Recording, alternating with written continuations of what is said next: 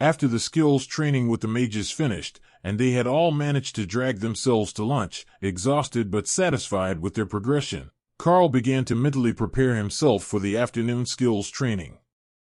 Hawk was happily resting on the table with a chunk of roasted meat, but Karl could tell that the bird's mind had already wandered to the monster blood-treated delicacies that had been stored in the taming space for him to snack on all afternoon while his leader learned how to fight. Do you think that they will let you go out with the new bee training patrols? I know that you're training alone, and on a different learning program than everyone else in the first-year class, but we also heard the teacher talking today about how they might black badge you soon, and then you'll be able to lead a group into the woods. The actual classes always have wilderness assignments, but they can't go without an awakened or stronger team leader, so most of the first years have to beg for favors from the upperclassmen, or wait until the teachers organize an outing, one of the girls asked. She was also a black-badged awakened mage, but looked older than many others in the Misfit Mages class, so she might be in her third year, not her second. I will have to ask Sergeant Rita about it. I didn't know that the others had to leave the academy grounds to do things in their first year, so it's all news to me. Other than the combat training class, where I don't actually spar with many of the other students because I'm physically strong and untrained, you guys are the only student interaction that I have, Karl explained. Oh, that makes sense. This early in the year, you wouldn't be doing much of anything but learning the basics. It's mostly the alchemists, druids, garden witches, and such that have to go outside into nature to train. Their skill set requires it, the mage agreed. Yeah, and the more esoteric mages often don't leave the library for more than an hour or two a day for their entire time at the academy. They just learn as much as they can about spells, and then never actually use them for anything. I should have worked harder to be one of them, it would be less exhausting, one of the boys added. If you can, you definitely want to go outside, though. There are all sorts of good things out there, especially for a meat lover like Hawk, and you'll get extra credit for leading the group, which you can spend at the supply room. Sergeant Rita's voice came from behind Karl. Are you lot trying to steal away my student? He's got a long way to go before he's ready to go out into the wilderness unaccompanied. The mages laughed and everyone pointed at the bird on the table. Did you know that the wind speed hawk can use wind barrier? With that in Rend, it's already tougher than most of us. Plus, it's a magical beast, and there's still a whole Karl to go with it, one of the mages explained. Rita gave the mages a stern look that said she wasn't going to be changing her mind on Karl going on wilderness outings, no matter whether he got the black badge or not. Your plates are empty, and Hawk has finished basking in the attention, so pack him away and get to the training class. We will be testing your memory today, Rita ordered, then left Karl to clean up and follow behind her. Looks like the mention of going outside got her upset.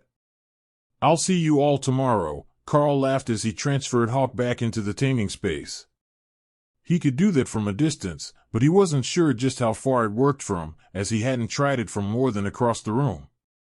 That was another skill that he would have to practice with Hawk eventually, once their bond and bodies were strong enough that they could operate individually and didn't have to rely on each other for everything. Well, maybe they wouldn't wait on the bodies to get stronger. Wind speed hawks were better known for their skills than their durability, but the sentiment was the same. Karl jogged down to the training area, where Sergeant Rita was waiting for him with a few older students, and the regular class was just beginning to assemble in the locker room to get changed. Give me 2 minutes and I will be back out, he called as he saw the sergeant already changed and waiting. Bare feet and shorts, shirt optional, one of the older students called back. That was the normal sort of training outfit for the mixed martial arts class, so Karl didn't think much of it as he got ready and came back out. Not bad, still young but a good bit of muscle mass, lean and solid, one of the older students noted when Karl returned without a shirt. It would just get in the way while sparring, so he was carrying it with his towel and water bottle, both sourced from the shelves in the changing room along with the training outfit. Rita looked over Karl and the training group. All right, first we will start with a quick sparring session to see how much of your training you actually managed to remember. I remember giving you some resources that will help you retain knowledge, so I have high expectations. Karl couldn't tell how strong these students were supposed to be when everyone was in training outfits, but the boy he was paired up with was only a little larger than he was, and slightly more heavily muscled. None of the students in this training class were pure bodybuilder physiques. It would interfere with their flexibility. That didn't mean much when there were supernatural abilities involved. Many of the warrior classes got strong physical enhancements as they practiced, as good or better than the feedback that Karl got from Hawk. This will be a 3-minute round. Now, start, Rita announced. His opponent darted out a jab to test Karl's reaction speed, which he blocked while moving forward for a knee strike. Being smaller, it was to his advantage to get as close as he could, where the other boy's reach advantage didn't mean anything.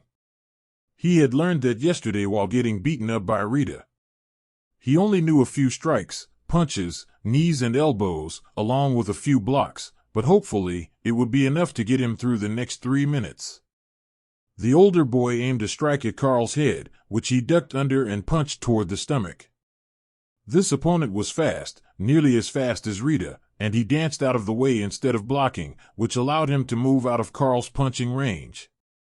It put Karl on the defensive as the boy counterattacked, but either he was weaker than Rita or he was holding back, and he didn't manage to land a solid hit for the next minute as Karl threw a few kicks and tried to get back in close again. It wasn't working. The boy had figured out the trick to keeping Karl away with knee strikes, and the two were at an impasse when the round ended. Not bad. But neither of you could land a hit to save your lives, Rita admonished them. He's short and stupidly fast. If you want someone who can beat him up in a sparring match, ask the monk classes, not me, the boy complained. After 2 hours and a dozen opponents, Rita finally stopped calling more people to the ring. All right, I have all the combat data I need. It looks like Karl here has a pretty good memory and instinct for someone who has clearly never won a fight before in his life. That's good enough for us to get started on the next round of instruction, she announced. The next round. What exactly are we going to have to do next? I'm already struggling to win a fight unarmed. I'm not sure that throwing more knowledge at me is going to help, Karl asked. Rita laughed at Karl's concern. No, we're not going to force you to learn even more in the next few days.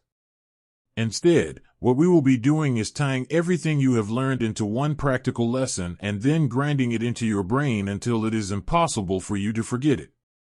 You need to be able to block attacks while fighting and work with Hawk at the same time. Like a mage that has been tasked with both offense and defense, you will be working overtime, and you need to build your situational awareness. Karl nodded like he understood, but Rita saw right through his subterfuge. What I mean is that you must be aware of where all threats are at all times, or either you or Hawk could get yourselves into a lot of trouble. You're not indestructible, and enemies will try to lay traps for you. That means you can't let the Hawk act freely on instinct. They will know what to expect from that. You have to guide him while also protecting yourself and maintaining a solid offense so that you can fight your way out of trouble if it finds you, Rita explained. Well, that sounds like a lot of work, so it must be important. How am I going to do that? Karl asked. Practical skills training class. You will have accuracy and speed training with the mages in the morning, martial arts training in the afternoon, and then an entire day of practical skills training every week. Now, tomorrow is normally the odd day for most students, where they take their elective subjects instead of their core training. For you, that means practical skills. Then the day after is an off day, so catch up on rest and healing, and you'll be back with the mages on Monday morning. At least there was still an off day. Now, you can call it an early day and go get something to eat. Tomorrow will be a long one, and the first time is always the hardest.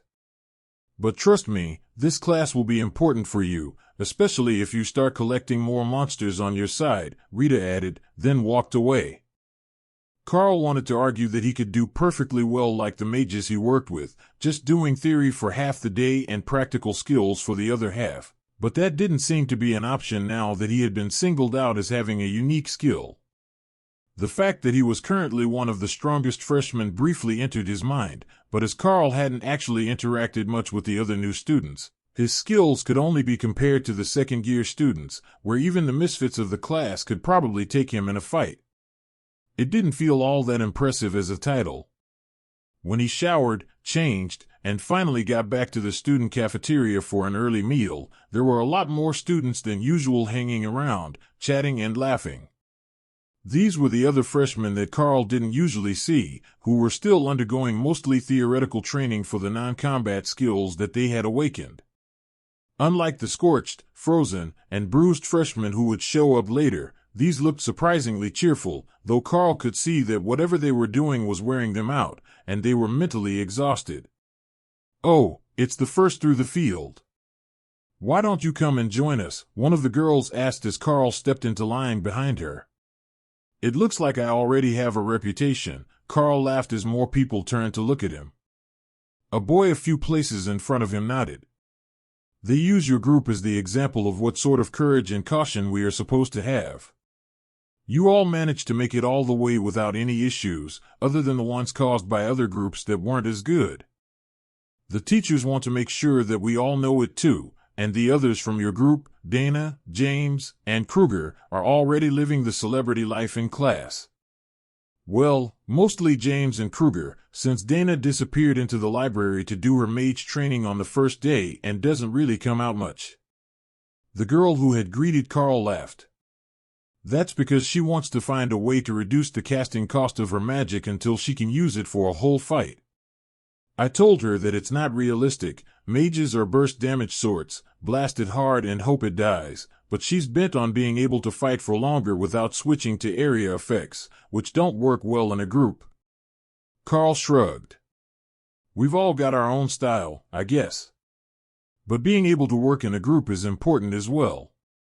I heard that later in the year everyone gets a chance to go out on missions for extra credit, and that is normally done in a larger group with one of the seniors." The students in line all nodded eagerly as the girl replied.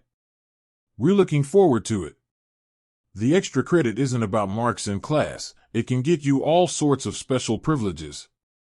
"Well, it can get us all sorts, but I heard that you already have an assigned tutor and customized classes, so you don't need to worry about the two biggest ones that everyone wants. It's not all sunshine and rainbows. A full-time tutor means full-time customized classes on their schedule, not yours." "I would love to be able to slack off," Karl laughed. The students around him snorted in amusement. Even without them, the teachers are right on top of anyone who tries to slack. It's like they know the instant that you're not working as hard as you could be, and they're trained to jump on you and make you catch up. The pure amount of homework that we all got the first few days because we treated class like school was insane. The next morning Karl was waiting at the training grounds just as Sergeant Rita had instructed, when a large group of first-year students arrived together, and a handful of senior students with black badges came walking in with casual smiles on their faces. "Looks like we've got a new addition. Which group are you here to join?" one of the black-badged students asked. "No idea. Sergeant Rita just ordered me to be here," Karl replied with a shrug. The students all gave him an assessing look, trying to guess what his skill and power level was at, but even with his recent growth spurt, he just looked like a handsome teen boy, not yet old enough to be called a young man. Then the teachers arrived, two mages and Sergeant Rita, who had a bundle in her arms as she walked over to Karl. "Flip your coat inside out. You will be the flag carrier for Team 5. Here is your actual flag for the mission, wear it as a cape, and I wish you luck." "As I said, the first day is always the hardest," she informed him with a smile. "Oh. We get a rookie for today's training?" one of the senior students asked. The larger of the two mages, an old man who must have been a natural mage and not one of the injected elites, cleared his throat and everyone fell silent. "Most of you know the rules. Odd-numbered teams are on defense. Protect your flags as well as you can. The flag carriers are your team leaders. Even-numbered teams are on offense. Your senior will lead the team. This is a group training exercise, as you alone won't be able to face down every threat that comes your way during training. Sergeant Rita will hand out the tokens at random, while the seniors know their numbers already. Senior Jeffrey is out on a mission, so Karl will be taking his place for the next few weeks. Rita walked through the groups of first-year students and passed out tokens, which everyone pulled from a bag. Then the students grouped up based on the token they drew. The fact that it was completely random, and that they wouldn't have any guarantees of a decent grouping, was already giving Karl a headache, but it looked like the others were well aware of the situation, and they were already making plans for how they would work with what they had. That was the point of the lesson. When there was an emergency call, whoever was close to the emergency answered. You didn't get to pick and choose a front guard, healer, and mages. You just fought with what you had, and there was no extra time to figure it out. Karl's group was Dana, the mage girl who was behind him on the first day, along with 7 large boys that all had shields and hammers or spears. Oh, come on, one of the other students groaned as they saw the group forming. How did Group 5 end up with every defender in the entire class? One of the mages agreed. His group was 5 mages and 3 boys with short swords and daggers. If they were attacking, it wouldn't be too terrible, but they were Group 3, and they would have to defend a flag without anyone who could take an attack head-on. The flag carrier for Group 4 laughed and pointed at his group. 8 first-year mage girls, which left a grand total of 2 girls not on his team, Dana, and a warrior in Group 2. But they had picked the numbers out of a bag, so if there was any trickery going on, it was not easy to detect. It looks like today's game will be an interesting one. Sometimes the luck of the draw means that you have to improvise. While Group 5 has the shields, they don't have a lot of mobility, and they only have 1 spellcaster. It's not impossible to overtake them and capture the flag, you just have to get creative. Karl draped the black flag with the Golden Academy logo on it over his shoulders as a cape and tied it off, then joined his group to see what they could do. You will have 2 minutes to prepare, then we will move everyone to their starting positions, the older mage announced, while the other mage started to lay out a mat on the ground that had all sorts of fancy symbols drawn on it. All right, what can everyone use for skills? With so many mages it will be difficult to just turtle. They will target me pretty quickly, Karl asked. The joys of being the new guy. They'll all be gunning for you because you're the only leader who doesn't know what he's doing. I'm assuming that you've been training for this since we got here, but the other leaders are all in the 2nd and 3rd year. As far as skills go, I can create fog, or magic missiles, Dana explained, then swept her dark curls back from her face to tie them in a ponytail. We're all common warriors, and we've all got the same 2 skills, slash, and guard.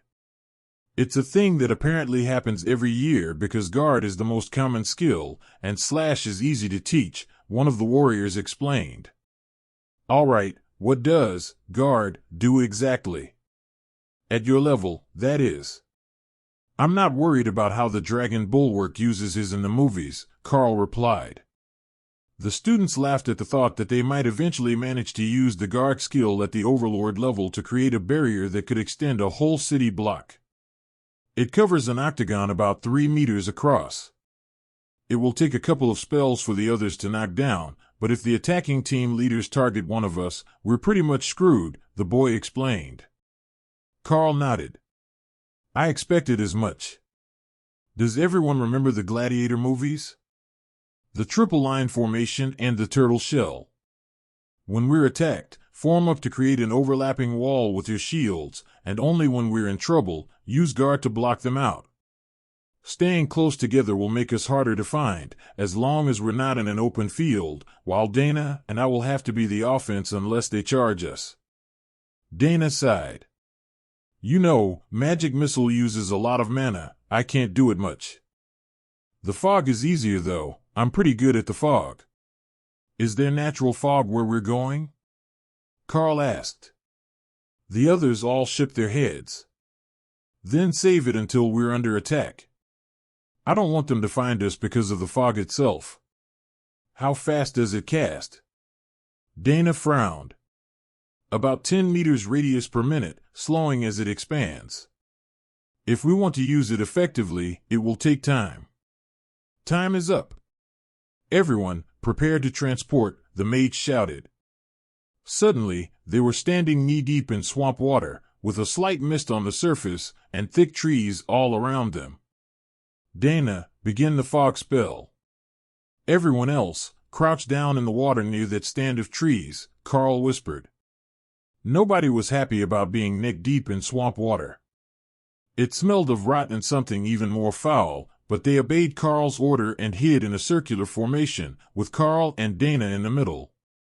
Karl released Hawk and let the bird stand on his shoulder for a moment. Hawk, go scout the area for attackers. They're the groups with nobody wearing a black cloak like mine. Don't let them see you, and come back within 5 minutes, he whispered, speaking out loud so that the others could understand what his plan was. You have a pet bird? Dana asked. I do. It's part of my class skills. But it's also a real bird, so I don't want him hurt, Karl explained. The bird scouts the area to let us know when someone is likely to find us so that we're not ambushed. The fog hides our exact location, even if they can figure out right away that it is unnatural. Being in the water makes us difficult to target and gives us the chance to launch the first strike, one of the warriors deduced. Exactly. Dana, don't make the fog as thick at the edges, make it get thicker as you approach the trees behind us. If they are targeting by the center of the fog, I want them to miss us by at least a few meters. If we're lucky, they'll find each other first, and we can face weakened groups, Karl added. Dana softly chuckled as she worked. This is such a dick move. What's next? Tearing vines from the trees to hide under. Karl didn't even have to say anything. The warriors immediately got to work pulling some vines free. Not tearing them from the island, but pulling them up so that they could sit a blanket of vines over the group and pretend they were part of the island. The fog cloud was growing quickly, but the groups were spread out over a square kilometer of swamp, and they weren't alone. There were common grade monsters here as well, bullfrogs and beetles, who made a lot of noise and distracted the groups that were trying to search for the defenders. A few minutes in, Hawk swooped down from the sky, landing on the vines that had been pulled over Karl's head, and then disappeared into his taming space. I'm full. I'm going to nap now, he announced. Did you eat bullfrogs instead of working? Karl asked. I worked. Nobody is coming this way. 2 of the other coat people are close together, and the others are all going that way. The bird replied as it settled into the nest. Hawk says that the other 2 defender groups started close together, and everyone else is headed that way. So, it's 3 on 2 on the other side of the area. They likely won't come looking for us until that fight is over. Is there anything that we can do to help Dana keep up her energy and expand that fog? Karl whispered. Nothing. It's not too draining though, I just need to keep focusing on it. By the time that they come looking for us, it will be big, but if they don't lose people, they will be able to just walk in a line and find us. The warriors shrugged. That was actually fine by them. The ranged attackers wouldn't be able to see the fight from more than a few meters away, and they were close combat fighters anyhow. Being found at the last moment was just what they wanted. Hawk, go rest up in the trees. Keep an eye out for the other groups while you rest, since you can't keep your appetite under control between meals. Karl instructed. Fine, I will go watch. The bird was going to need some sort of discipline training soon, Karl decided, but he had no idea how to train an intelligent monster, or what would even work to keep the food-motivated creature working hard and not gorging itself at the first opportunity. The fact that it had managed to hunt a common-grade creature without any issues and return unharmed was a good sign that the wind-speed hawk's power was growing quickly, though. Much faster than was normal for the species, and Karl was quite certain that it had to do with their bond. There was far too much that he didn't know about this power, but as Hawk settled into the tree and began diligently watching the ongoing battles with his keen vision and relaying the play-by-play back to Karl, He began to understand a little more. Hawk did what he wanted and whined constantly for more food, as was the way of all baby birds, but when Karl actually gave him an order, the bird obeyed. It was just that Karl didn't give enough orders, or enough details, so Hawk could take full advantage to twist them in the way that he wanted. Like the first mission, to scout and return. He did exactly that, and probably didn't miss much during the seconds that it took to ambush the bullfrog. Then he promptly tried to take a nap because it wasn't forbidden, and that was what a hawk naturally wanted to do after eating. When they were training with the mages, Hawk never acted up, but Karl was giving him instructions every few seconds to keep him in place to block the sections that he couldn't cover himself. Without the open-ended orders, the problem didn't exist. The fight on the other side is almost over. The old one has taken away most of the people, but there are 4 young people headed south now. They're not coming this way yet, but they're looking for something. Hawk informed him. Hawk says that the others are headed south after their battle. Only 4 are left, and they're following the edge of the designated area, Karl whispered to the others. Only 4, one of the warriors behind Karl asked. Yeah, I'm not sure which 4 yet.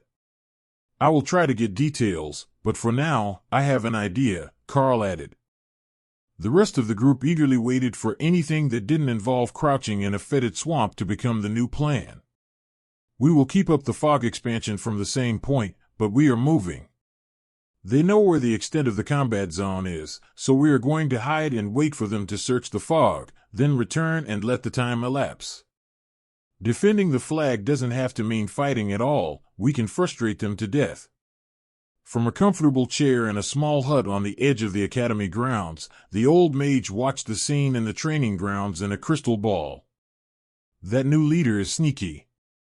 I like the way that he thinks, but he might be too afraid of combat, he noted. Sergeant Rita snorted and shook her head. No, he's just avoiding any extra work. See the hawk he's got up in the trees. The 2 of them can communicate. He's playing cat and mouse with the other team because he knows there is a timer, and they won't double back on an area they've just searched. If they don't catch the trick, the time is going to run out with his people just sitting in the swamp, she explained. The younger mage nodded. His task was to protect the flag for the duration of the match, not eliminate the attackers. It is a valid strategy. It reminds me of when we collected that grimoire from the Thalian temple, and then just sat on the beach for a week drinking margaritas until the search teams moved on. The older mage laughed softly at the memory. Their world had a rich history of magic to go along with the dangers of the magical beasts that lived in it, but as cultures shifted, the magically adept had gathered into their own enclaves, and left large parts of the world to rely on developing technology to survive. When they did survive, that was. Many of the magical societies in the ancient past had believed that the human population shouldn't exceed a few million for the entire planet, in order to keep the game preserves and rare species that they used as hunting grounds and reagents for their spells intact. So, when those left behind with no magic and insufficient weapons were eliminated, they didn't take any action to prevent the disasters. That bit got glossed over in the history books, described as a failure of allied nations, rather than magic users banding together to the exclusion of everyone else. But that was mostly because the few powerful magic users who stayed in places like the Golden Dragon Nation were instrumental to helping the civilization survive while they developed enough technology to stand on their own. Karl led his team south through the swamp, hiding behind trees as the attackers moved through the fog, and then waited as Hawk relayed their efforts to double-check the area. As the foggy area in the swamp was not only suspicious, it was the perfect hiding place for a group of warriors who didn't want to engage in ranged combat. Among the 4 attackers, there were 2 group leaders, who were both warriors with ranged attacks, and 2 first-year mages.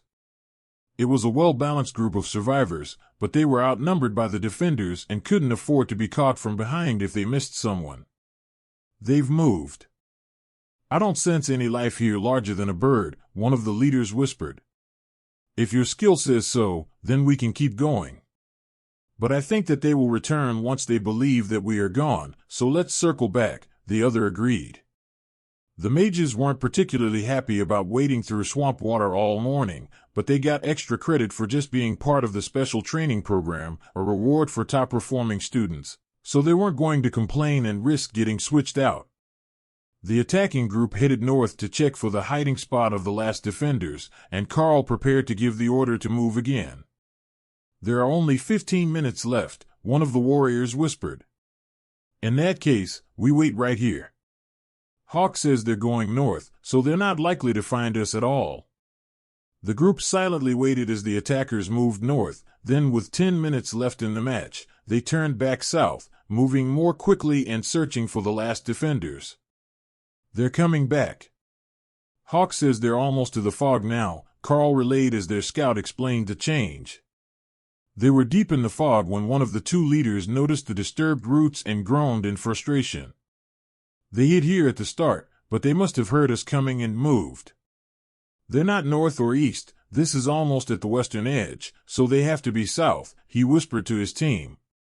"So, we search for them in the fog again?" one of the mages asked. "No, they should be outside of it, the fog hasn't spread that far. Just don't let them ambush us because they might have split up to set a trap instead of being in a tight formation." The attack group moved cautiously, but they were moving directly toward the spot where Karl had hidden the defenders. Unlike the first spot in the swamp, they were not in the water here, they were lying among the thick foliage on relatively dry ground, counting on Hawk's warning to prevent them from being caught in a disadvantageous position. "Hawk, once the fight begins, you attack with Ren from above, but keep your distance. They can attack back, and I don't want you getting hit." Then Karl whispered to his team. "Once we spot them, everyone to their feet, turtle formation. Dana, prepare your attack spell, and I will as well. Go for the leaders first, they're the real threat. We will leave the mages to Hawk, since they likely can't take a hit." The warriors smirked. They hadn't seen Karl in action yet, but he had to have something going for him if he had been picked as a substitute team leader for the day. The attackers came into sight, and the defense group rose to their feet, forming up and lifting their shields. "They're in a full circle formation. It looks like they're onto your tricks," one of the warriors quietly joked. The other had managed to master a movement technique that would allow him to move with incredible speed for a few seconds, so he could attack from unexpected angles. Karl, of course, had no idea. He had set the turtle shell in case the mages had tricks up their sleeves so that the team could create a full dome of protection with guard. Now, both team leaders ordered at the same time, and guard barriers went up at the same time that two blinding sword lights tore across the intervening gap, and 6 red streaks came down from the sky toward the mages' backs. Karl slashed an uppercut toward the attackers, sending his own, Rend, attack into the incoming sword light. The collision dissipated the claws, but dimmed the light of the sword attacks, before the second, Rend, stopped them entirely. The warriors on Karl's team smiled in victory as Hawk's attacks took down both of the mages, activating the defensive charm on their uniforms and sending them out of the battle. "Son of a bitch, what just happened?" one of the attackers shouted, unaware that they had been ambushed. They looked around frantically, unsure of where the next attack would come from. Hawk was still in the trees behind them, unwilling to fly out and make himself a target if he didn't have to. It distracted them for just long enough that Karl could launch 2 more attacks of his own, forcing them to defend, while Dana prepared her magic missiles. She took longer than most to cast them, but when she did, her strength was much better than average. The attacking team leaders couldn't do anything about the magical projectiles, as their blades were already out of position from trying to parry Karl's, Rend. They took the hits, absorbing them with their enhanced physiques, then jumped sideways to dodge the next attack by Hawk. "That's just low. How did you trick the monsters into being on your side?" the boys complained, while Karl's team laughed. "Didn't they warn you? Karl has a pet hawk, it's the talk of the first-year dorms," Dana joked. Their banter was interrupted as they were all surrounded by glowing magic and moved to the staging area where they had started the battle. "The match is over. I let you chat for a moment, But the victory goes to Defense Team 5, the older mage announced. How did we lose? The attackers demanded. You might not have noticed, but there were more than 2 sets of rending claws in the air when you evaded. You jumped right into the second set, and my defensive magic absorbed it for you, so it didn't flay your backs open. You, Karl, was it? How long will it take for your hawk to get back here? The mage added. Karl focused on his taming space, and Hawk appeared, disgruntled about having been left behind. The training area was part of the circle around the academy though, so he had only been a kilometer away, and could have been back in a matter of minutes. If I didn't call him, only a few minutes. We were only transported a kilometer or so. That is an incredible spell, by the way, Karl replied. The younger mage smiled at Karl's enthusiasm. It is a magical item that came from an ancient ruins.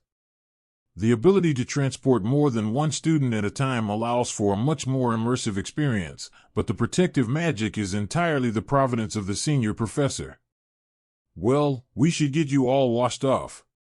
It's not often that a team decides to actually hide in the swamp. Normally they choose a more stand-up fight on the dry land.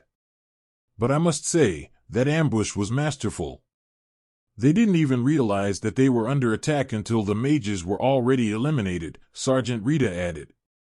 Yes, while the laundry team might not appreciate your ingenuity, the execution was flawless. I think that the young sergeant has made a wise recommendation, adding a scouting and ambush specialist to the team leaders. Simply having warriors and mages who knew each other's style was a bit dull, the old mage agreed. Sergeant Rita nodded. All right, everyone, get cleaned up.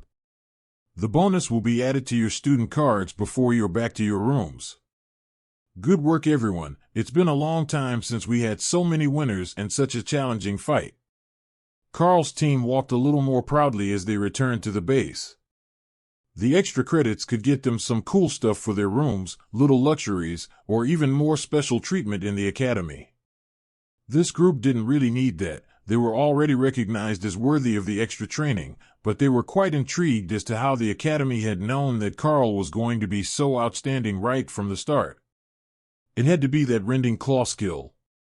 That was deadly, and he could block the attacks of 2 awakened rank team leaders at once, without exhausting himself. The fact that there was also Hawk, who could do the same, was just an unfair advantage in the minds of the other students. What sort of class gave you a combo set right from the start? But if they got to be on his team again, there was a good chance that they would get the extra bonus at least once more this semester. So far, all of their battles had ended in a Pyrrhic victory, with the attackers only having a few remaining students when the fight was over. The bonus wasn't cumulative, each winning student got the same, unless the teachers decided that they didn't do well enough to deserve it. So having all 9 of them get the bonus was a huge victory for their pockets. How about we meet at the study hall after we shower? There are some good places to relax and study for the afternoon. If you'd like to join us, one of the warriors asked. Dana smiled at Karl. What theory classes do you have? I haven't seen you in any of the magic ones, so it must be a physical attack skill that you use. Karl tried putting on his best innocent face, but the others caught it immediately. You don't have any theory classes handing out homework, do you? Are you in all practical classes? Dana demanded, with jealousy showing on her face. I have skill interception training in the morning, martial arts in the afternoon, and then Sergeant Rita assigns me lessons as she sees fit. It's not really a class, just a bit of study on things I should know, like monster anatomy, Karl explained. One of the boys laughed. Well, you've got it better than Dana. She's got theoretical magic and practical skills in the morning across from our classroom, then she's in modern dance and cosmetology all afternoon. Dana blushed, while Karl gave the cute mage an assessing look. She wasn't the sort of stunning beauty that would grow into a supermodel, but even covered in mud, he couldn't deny that she was the sort of adorable that you just wanted to hug on sight. How he had missed it the first day, he had no idea. Perhaps it was one of the side effects of the divine injection, like his extra height. There was only one reason that she would have to take dance and cosmetology so early in her first year. They wanted to train her to be an idol, whether she had previously wanted to or not. Just be glad it's not you.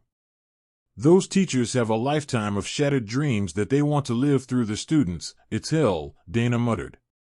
I'm not sure that I'd look good in eyeshadow and lipstick. But I will join you in the search for a good study spot. I've got a bunch of books waiting for me to read them, Karl agreed. Once he was finally freshly showered, and the filthy uniform was sent to the laundry room, Karl headed down to the designated meeting spot, where he found only Dana waiting.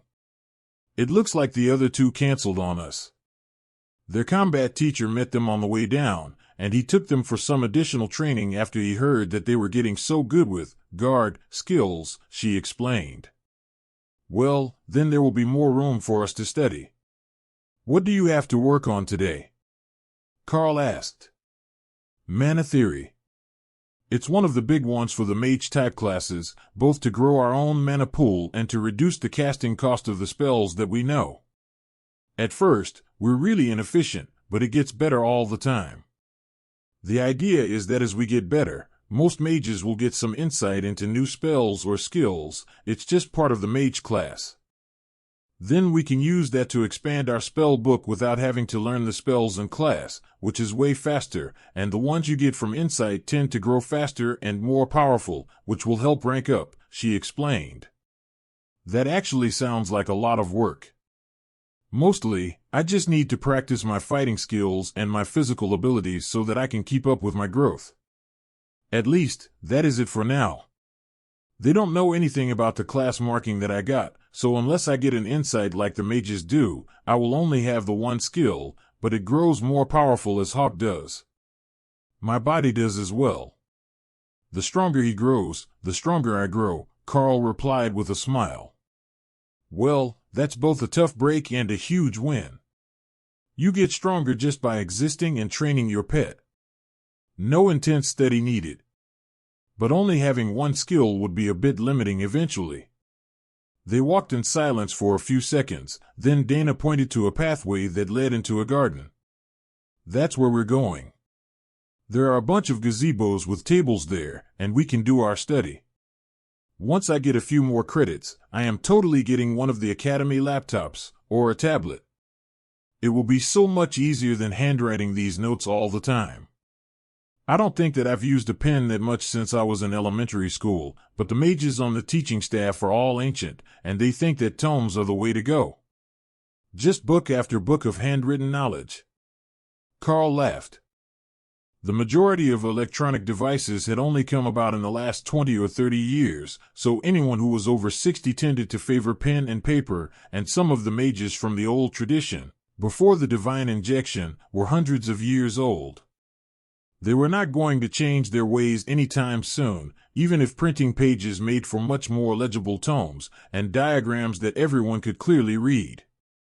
Part of the mystery was trying to sort out the bad handwriting, secret codes, and shorthand of the author. It kept magic inaccessible through the ages so it wouldn't be misused.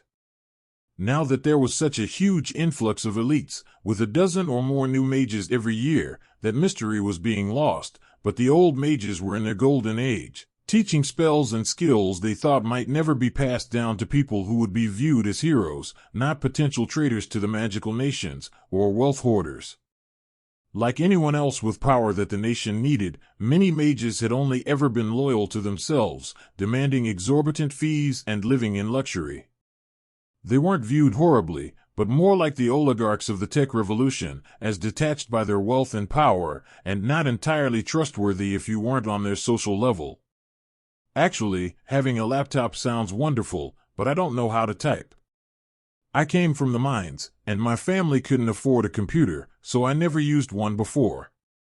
I know most of the kids from the city use them all the time, but not us. Dana smiled and nodded. I forgot that you grew up there. My family ran a clothing shop in the city, so we needed computers for everything. Taking orders, tracking inventory. That was just one of the many downsides to living in a rural mining town. Infrastructure spending didn't make it to them, except for the railroad improvements that got the coal and metals to town. The twin mines were a core asset of the nation. One was a massive coal seam that ran the power plants, the other extended the other direction across a fault line and held a load of precious metals. It was everything that a growing nation could need, but it belonged to the government, and none of that wealth made it back to the people actually doing the mining. Dana led them to a small gazebo tucked into an alcove in the hedge maze, and when they sat down, the enchanted bushes grew around the small building, blocking them from passing students and giving them privacy to study. "This is wonderful, and it smells so good," Karl sighed, thinking of both the coal dust at home and the filth of the swamp. "Yeah, lilacs are my favorite to begin with, so it's difficult to beat this place," Dana agreed with a smile as she set out her textbooks across from him. Karl set out his current study guide on common monsters around the academy. This was the book that all the student groups who got to go out on expeditions were required to memorize, and Sergeant Rita had demanded that Karl learn it as well, even though she had no intention of letting him leave the academy grounds so soon. What she wanted him to learn was all the abilities of the monsters so that he could formulate a plan for his own growth. Once he had that, Karl assumed she would make good on her promise to find him another monster cub to try to add to his collection, one more durable than Hawk. Studying monsters was fun, but between the smell of lilacs and whatever shampoo Dana had used, Karl was finding it difficult to focus. Hawk didn't care at all, as he found his nest more comfortable than the lilac bushes were likely to be, but Dana smelled wonderful, and her presence in this private gazebo had Karl more flustered than he would care to admit. But he did his best not to be a creep and work on his studies, carefully making notes about each of the monsters in the area that might be somewhat worthwhile, while memorizing the others, in case he ran into them in the future. The more that he knew, the more likely that the sergeant was to relent on her stance of keeping him here for training instead of letting him go outside. Not that the academy wasn't beautiful or well-equipped, but Karl had rarely been outside the mining town while he was growing up, and he had seen many kilometers of wilderness on their way here. Just getting to see it with a group would be an adventure, like the camping trip that his father promised on that mythical day off that he never got. The two studied silently for hours, until the sky started to change colors as sunset approached. "Well, that's our cue to go back inside. If we don't get going soon, it will be dark before we get to dinner, and they don't light any of the academy grounds except the paths between buildings." Dana sighed, annoyed to have to stop her work. "You seemed really into your studies." Karl noted. "Yeah, the other two are good combat partners, but lousy study partners. They don't take anything seriously, and they never stop talking. Just being able to sit and study is a pleasant change." She agreed. As soon as they packed their things and stood, the bush around the gazebo opened again, allowing them access to the maze, but the moment that they stepped out, the world got incredibly dark, as if the sun had already set an hour ago, and the gazebo had been providing its own light. "Crap, I can't see anything," Dana muttered. "I think it's just because we're behind the bushes and in a cloud's shadow. Once we're back outside it should be better. But I can see just fine, so if you take my hand, we should be able to make it out," Karl suggested.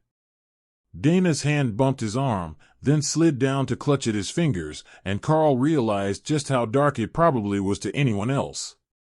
None of the colors that he could see were ones he had names for, but the light was coming from the grass under their feet. It must be a form of bioluminescence that was outside the normal human range of sight, which meant that the darkness here was likely unnatural. They hadn't mistaken the time, someone had cast a darkness spell on the maze. Dana's hand was surprisingly soft and warm in his as Karl led the way back down the path, and her breathing was becoming more frantic as she nearly stumbled in the grass. "Don't worry, I've got you. Just relax and follow my steps," Karl whispered. Dana moved to his side, so Karl wrapped his arm around her shoulders, not letting go of her hand as they made the last few corners to exit the maze. Their spot hadn't been far in, with little chance of getting lost in the maze itself, but the walk had still been quite the pleasant memory. Dana sighed with relief when they made it back into the fading evening light, but she didn't move to step away from Karl until they heard someone softly laughing nearby, behind one of the trees. "Congratulations, you are the first ones out of the maze of romance. And such a cute young couple as well." The person behind the tree laughed. "Maze of romance?" Dana asked softly. "Didn't you know? This is the Academy's most famous make-out spot, thanks to the hidden bushes. We cast a darkness spell over them whenever we get bored to see who comes out as a couple, who leaves their partner behind, and who thinks that darkness blocks sounds and takes things one step further." The senior classmate explained. Dana blushed, but Karl had a brilliant idea. He leaned over to whisper in her ear. "If everyone believes that we're coming here to make out, nobody will bother our studies.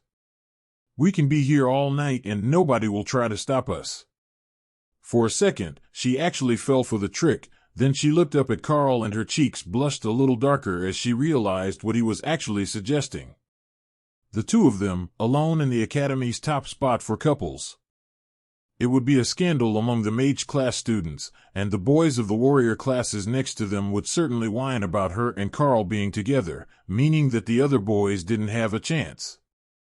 But she didn't want any of them, and Karl seemed content to let her actually study, at least most of the night. Dana pushed the thoughts of what they might do during the times they weren't studying and nodded her agreement with his plan. "Tomorrow is an off day, we can come after breakfast to study," she whispered back. "In that case, I will pack a lunch." The two of them turned to leave, just as the sound of two people arguing came from near the exit of the maze. Whatever couple was coming out next was not happy with each other, but neither Karl nor Dana was interested in other students' drama tonight. They didn't even notice that they were still holding hands until Dana turned toward her unit in the dormitory and was briefly pulled back by her grip. "Sorry, I forgot. I will see you in the morning," she stammered, then ran down the hall to her room. Karl was nearly too excited to sleep that night, and he was at breakfast first thing in the morning, just after the sun came up, and he decided that it must be somewhat acceptable to leave his room. But he wasn't the only one that was excited about their first day off since arriving at the academy, and the common areas were already packed with students planning what they were going to do for the day. The consensus was that they should explore every bit of the grounds today so that they could find all the best spots for the next time that they had a bit of time off, but that would put a serious damper on his plans for a calm day of studying with Dana. She joined him while he was eating, looking just as tired as he felt after a sleepless night. "Good morning. It looks like we misjudged the best spot to study today." Dana greeted him as she sat down with a bowl of oatmeal and a beverage that was so incredibly bright green that Karl was certain it must be toxic. She softly giggled at the concerned look on his face, then sipped the drink. "It's an energy drink. They keep them in the fridge over there for students who spend too much time awake studying. It's not as bad as it looks," she explained. Karl nodded reluctantly. They had them at the corner store at home, but he'd never seen one that color before. The miners liked the ones that were mixed with coffee or juice, depending which side of their shift they were on. Karl tapped his mug. "I will stick with coffee, thanks. But if it's going to be far too loud to study in the garden, why don't we go to the patio in my room? It's plenty large enough, and there's a spell that isolates it from the rest of the campus. It's perfectly silent, and there's a good table out there." "That actually sounds really pleasant. My room is incredibly loud. You can hear the explosions from the students on 3 sides practicing, and I swear if it was any worse you could hear them breathing." Neither of them noticed the many envious glances they were getting as they left the cafeteria, or the flurry of conversation surrounding whether they had known each other before they arrived at the academy, or if they had met for the first time on the way in. With all the studying that they needed to do during the first few weeks here, gossip was all that they had time for to distract themselves. The students were taken straight from school to the academy, so they had none of their old belongings with them except what they had at class. Some of the students from the larger towns had brought packed school backpacks full of memories, and they had to cram it all into the academy-issued backpack when they left the train. But Karl hadn't actually owned anything worth keeping. The only real restriction that the elites advised in advance was not to bring clothing, as the chosen students would be required to be in uniform at the academy, and outfits would be provided for special events. There was a single picture up on the wall, and the upgraded furniture in the room when Karl moved in, so at least his room wasn't as bare as some of them were, but it was the patio greenhouse that he was hoping would impress Dana the most. She stopped off quickly to get her books from her room, and followed Karl into his suite, staring in surprise at the dark colors and padded leather bed frame. "Well, this is, unique. I take it that there is room to study on the patio?" she asked. "Plenty. After you," Karl replied with a smile, and pulled the curtains open. Dana's eyes lit up as she saw the plants outside, and she rushed out onto the balcony to take a look. "Hey, this is a moonberry tree, and one of the fruits is ripe." She gasped as she stopped under a tree with small fruits that were slowly turning from green to white. "Oh yeah, I meant to look that up and pick it when it was ready." "Do you know that fruit?" Karl asked. "Moonberries are supposed to be super healthy and good for the brain. I saw them one time being brought to a fancy restaurant downtown," she replied. "Then go ahead and pick it, we can split it as a snack." Karl agreed. She reverently pulled the fruit down, and followed Karl down the path through the trees and bushes to the gazebo with the table. "These gazebos are really popular here, aren't they? It's the same style as the maze," she noted. "The chairs are comfortable, though, so I can see why they picked it. The greenhouse, as they call the garden out here, has been passed down between residents of the balcony suites. I didn't bring any of this, I just water it and pick up the leaves for drying, since most of the magical plant leaves are good for something." Dana looked out over the school grounds and smiled. "It really is absolutely silent here. I can see the students walking under us, but I don't hear a thing. This is a fantastic study spot." Karl smiled and opened his tactics textbook, the next in the stack of lessons that Sergeant Rita had left for him to do in his out-of-class time. This one would have been useful to have read before yesterday, which made him wonder if he was actually slacking too much on his studies. She hadn't set any sort of due date for anything, and she wasn't giving him tests, so he hadn't thought about it. But perhaps she was, and the training lessons were the tests. Karl felt like a bit of an idiot for not having at least read the titles of all the books he was given. If he had known what they were, he could have read the ones that seemed most likely to be needed for the next day in advance. Dana cut the moonberry fruit into pieces, and they snacked as they studied the morning away, feeling instantly refreshed every time they ate another piece. The tree only had a dozen or so fruits, so it wouldn't be possible to eat them every day, but one every off day to wipe away the stress and fatigue of the week didn't sound bad at all. The tactical manual was incredibly boring to read, and Karl was a quick study with the help of a refreshed mind and Hawk's input on the best ways to hunt prey, so his mind began to wander. There were so many different plants here, and while he had looked through the journal, he didn't memorize the use of all of them, especially the ones that didn't have any fruit on them at the moment. So, he switched books, reading through the details of the journal on the greenhouse instead, and discovering that there were a lot more fruits like the moonberry, but most importantly, there were a variety of teas, tonics, and potions that could be made with the various plants, though some required a particular magical affinity. The previous resident had been what the seniors called a witch, and she had been quite adept at brewing potions, but Karl had very little experience with that. His kitchen at home wasn't big enough for more than one person to work in at a time, so he hadn't ever tried to usurp his mother's position making breakfast, and 2 of his meals a day were provided by the school and the mine, respectively. Pre-cooked and ready to eat. That was one of the advantages of working a short shift in the mine yard after school. You got a guaranteed hot meal, and it would be portioned for a hard-working adult. As he searched through the textbook, he noticed that Dana was getting increasingly excited and beginning to glow slightly with some sort of magical effect.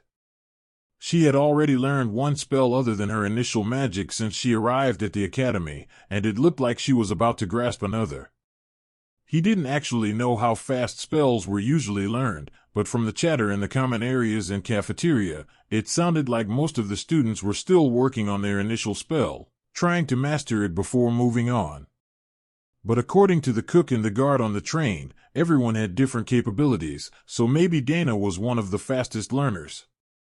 The cook made it sound like he had never managed to get through even the basics of the spells he could have learned, due to a lack of aptitude, but she seemed to be the opposite. The easiest way would be to just ask. "You're really moving through the spells, onto a third one already," Karl remarked. Dana looked up and smiled. "I've got an excellent memory, and while my power isn't as strong as some of the others, I am excellent at new magic.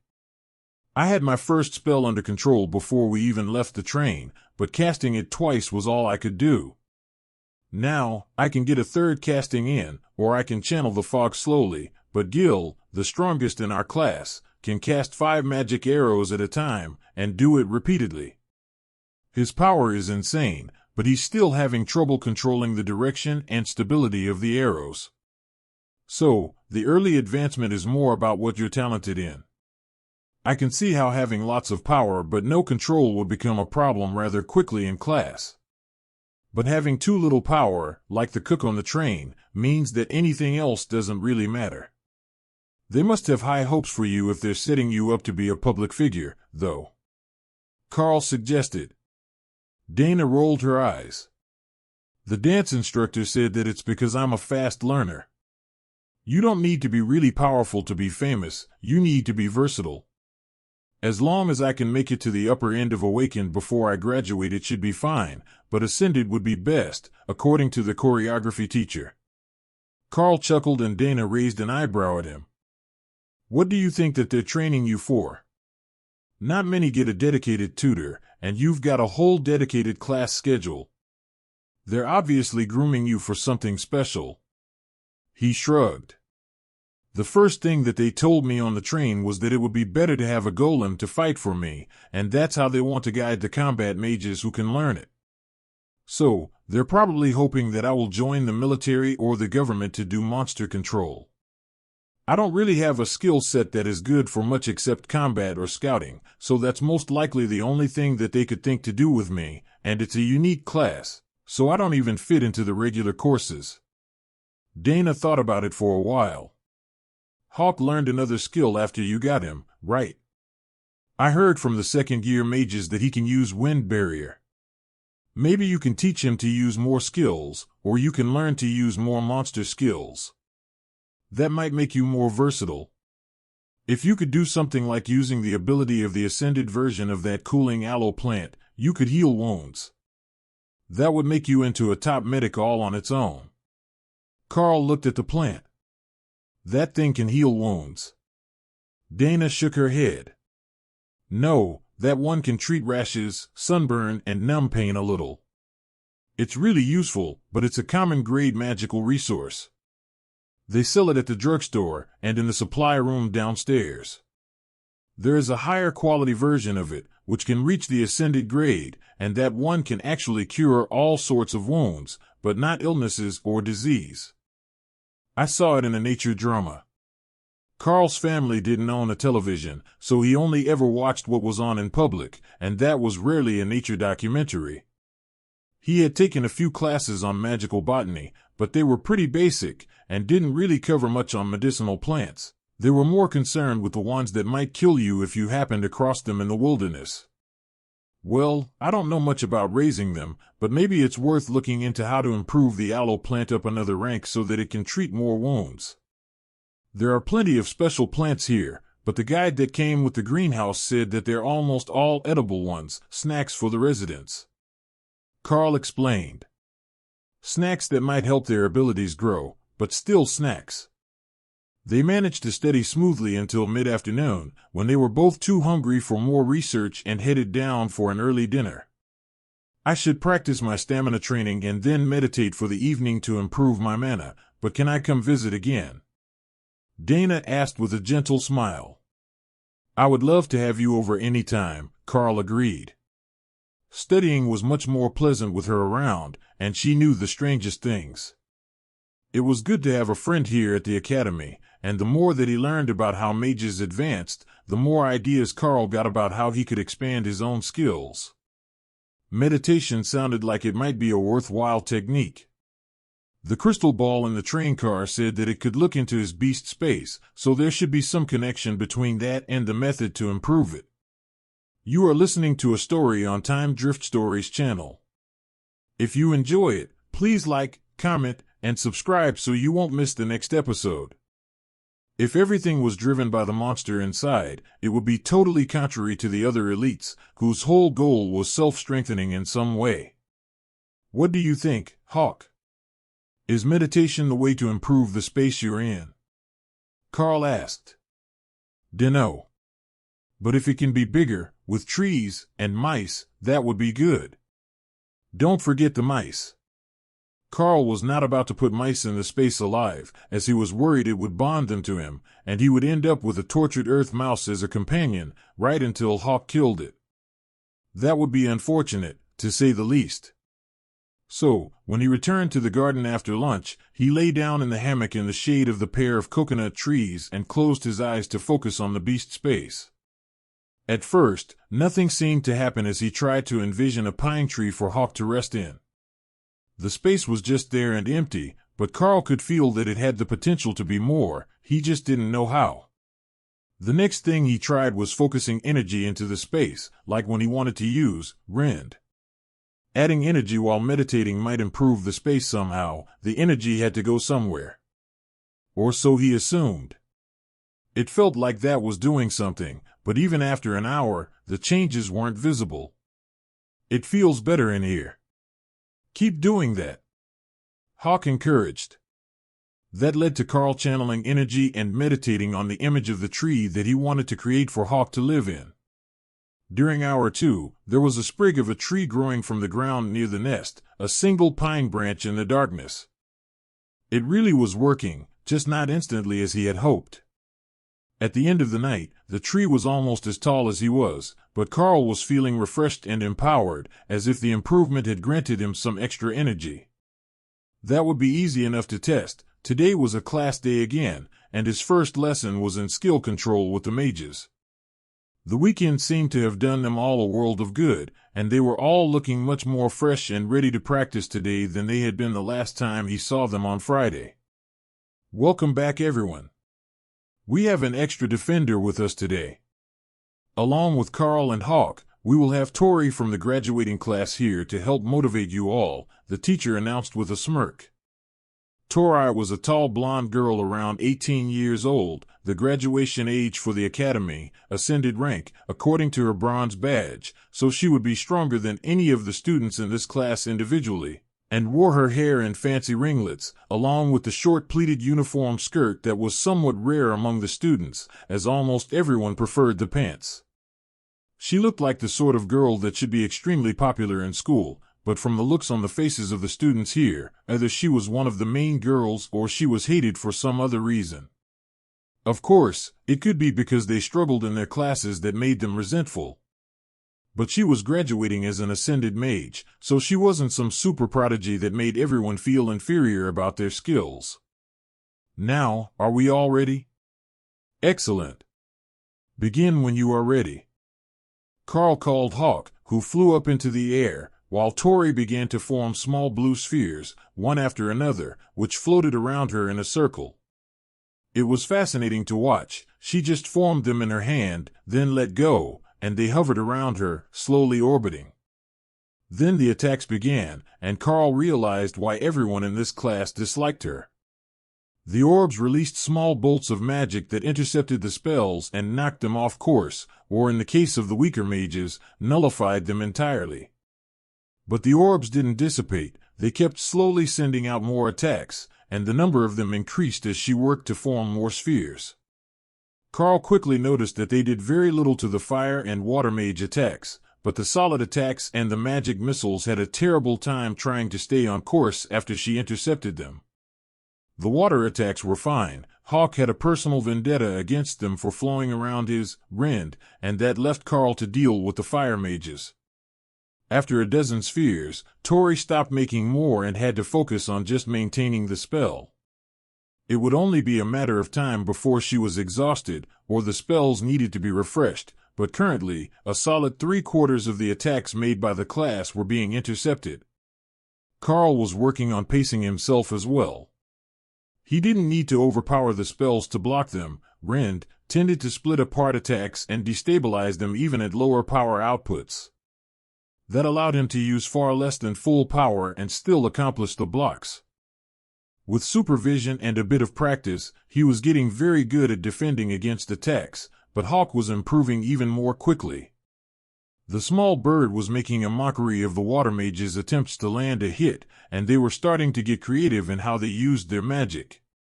Finally, one of the mages managed to turn his water bullet into a collection of small raindrops, which hit the target like a shotgun. After the rend attack only took out a third of them. The mage had mastered a new spell entirely on his own out of pure frustration.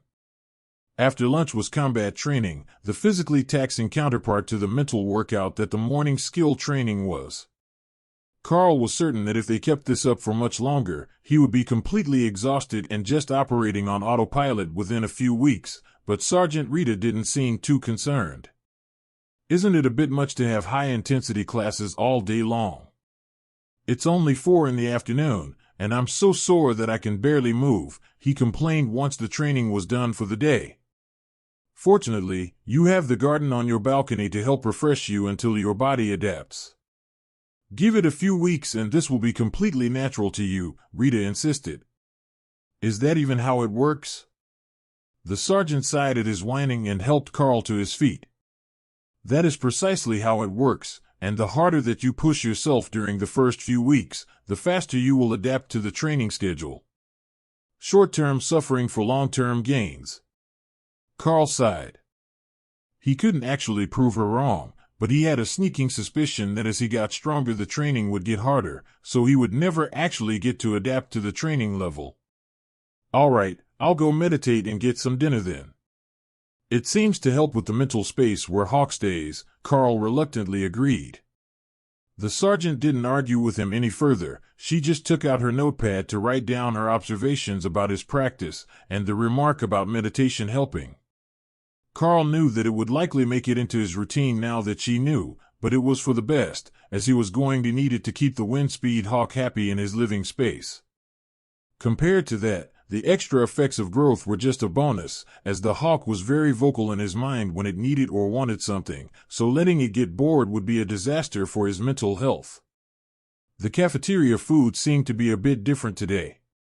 He had ordered the pasta special with a side salad, but the meal tasted a bit different than he remembered, and the energy content was definitely higher. Only a few bites in, Karl was feeling like someone had electrocuted him and energy was pouring into his body. He finished the meal and was going to go for a jog to burn off some energy, but it seemed like it would be more worthwhile to meditate and try to integrate some of this energy into the taming space. Hawk was the main source of his power and advancement, so the more that he could do to help the beast grow, the better off he would be by the time that he graduated. But Karl was beginning to understand why some classes never managed to advance or even unlock their skills. If he hadn't picked up that egg and found compatibility, would he have ever guessed that petting monsters was the answer? Probably not. You would have to be an idiot to try, and the academy certainly wouldn't have given him the opportunity to touch a living monster, just on the off chance that it worked, and he didn't get killed. Once he settled down in the hammock, his preferred meditation spot, and began to focus the extra energy in his body toward the upgrades for Hawk, he found that the excess was transferred very quickly, and in only an hour he found himself hungry again. He could meditate as usual, but the tree was growing quickly in that mental space, and there were some blades of grass around it now. If he just kept loading up on energy, he could probably do much better now than he had before. What had changed wasn't clear, but he could ask the kitchen staff if the menu changed. It might just be meat from a different monster that was more compatible with him. If that was all that it took, he could request it all the time. The kitchen worker looked at him a bit strangely when he returned so soon after a heavy meal, and Karl gave her an apologetic shrug. It seems that with the breakthrough in my abilities over the weekend, I've got some catching up to do.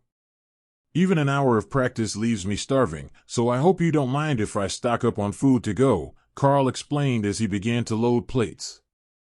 Just tell me what you need, and I will bring it up in the service elevator, the older woman informed him with a smile. Did you change the recipe of the pasta special? It seemed different than I remember, he replied. Nope, same ingredient batch as last week. We didn't get anything in for that dish. Did you want to try a selection and see what works for you? I know that some of the classes get a taste for new things as they train. The berserkers in particular like extra spicy foods, and the more powerful they get, the spicier they want it. That sounds like a great idea. If you can give me a bit of each of the specials to start, I will pick the ones that seem best, Karl agreed. She began to load a plate with a little bit of everything, and Karl took it back to an empty table, where he began to work through them one at a time.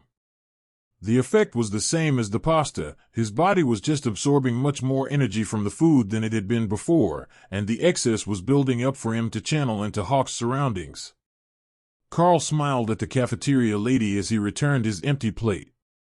I think that the pasta and the meatloaf are the two best specials of the day, but whatever changed in my body, they're all better for my training efficiency. How much do you need for the evening? She asked, lining up plates on her counter. 2 each should be enough for the night.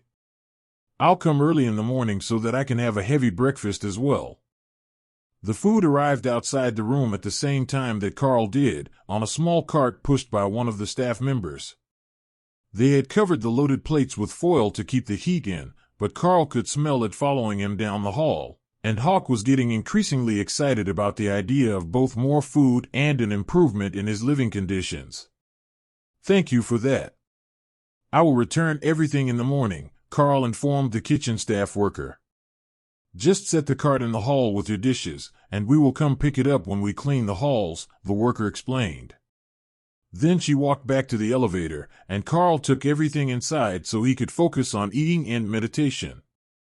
The food smelled delicious, and even the first serving, which had filled his body with energy to be burned off, wasn't enough to actually sate the hunger. Once he was settled into a comfortable meditation position in the middle of the bed, Karl began to focus on the improvements to the taming space. The excess energy was pouring freely from him into the space, causing the tree to grow, and the patch of grass underneath to slowly, but steadily, expand. Once that burst of energy was gone, Karl paused to pick a plate from the pile.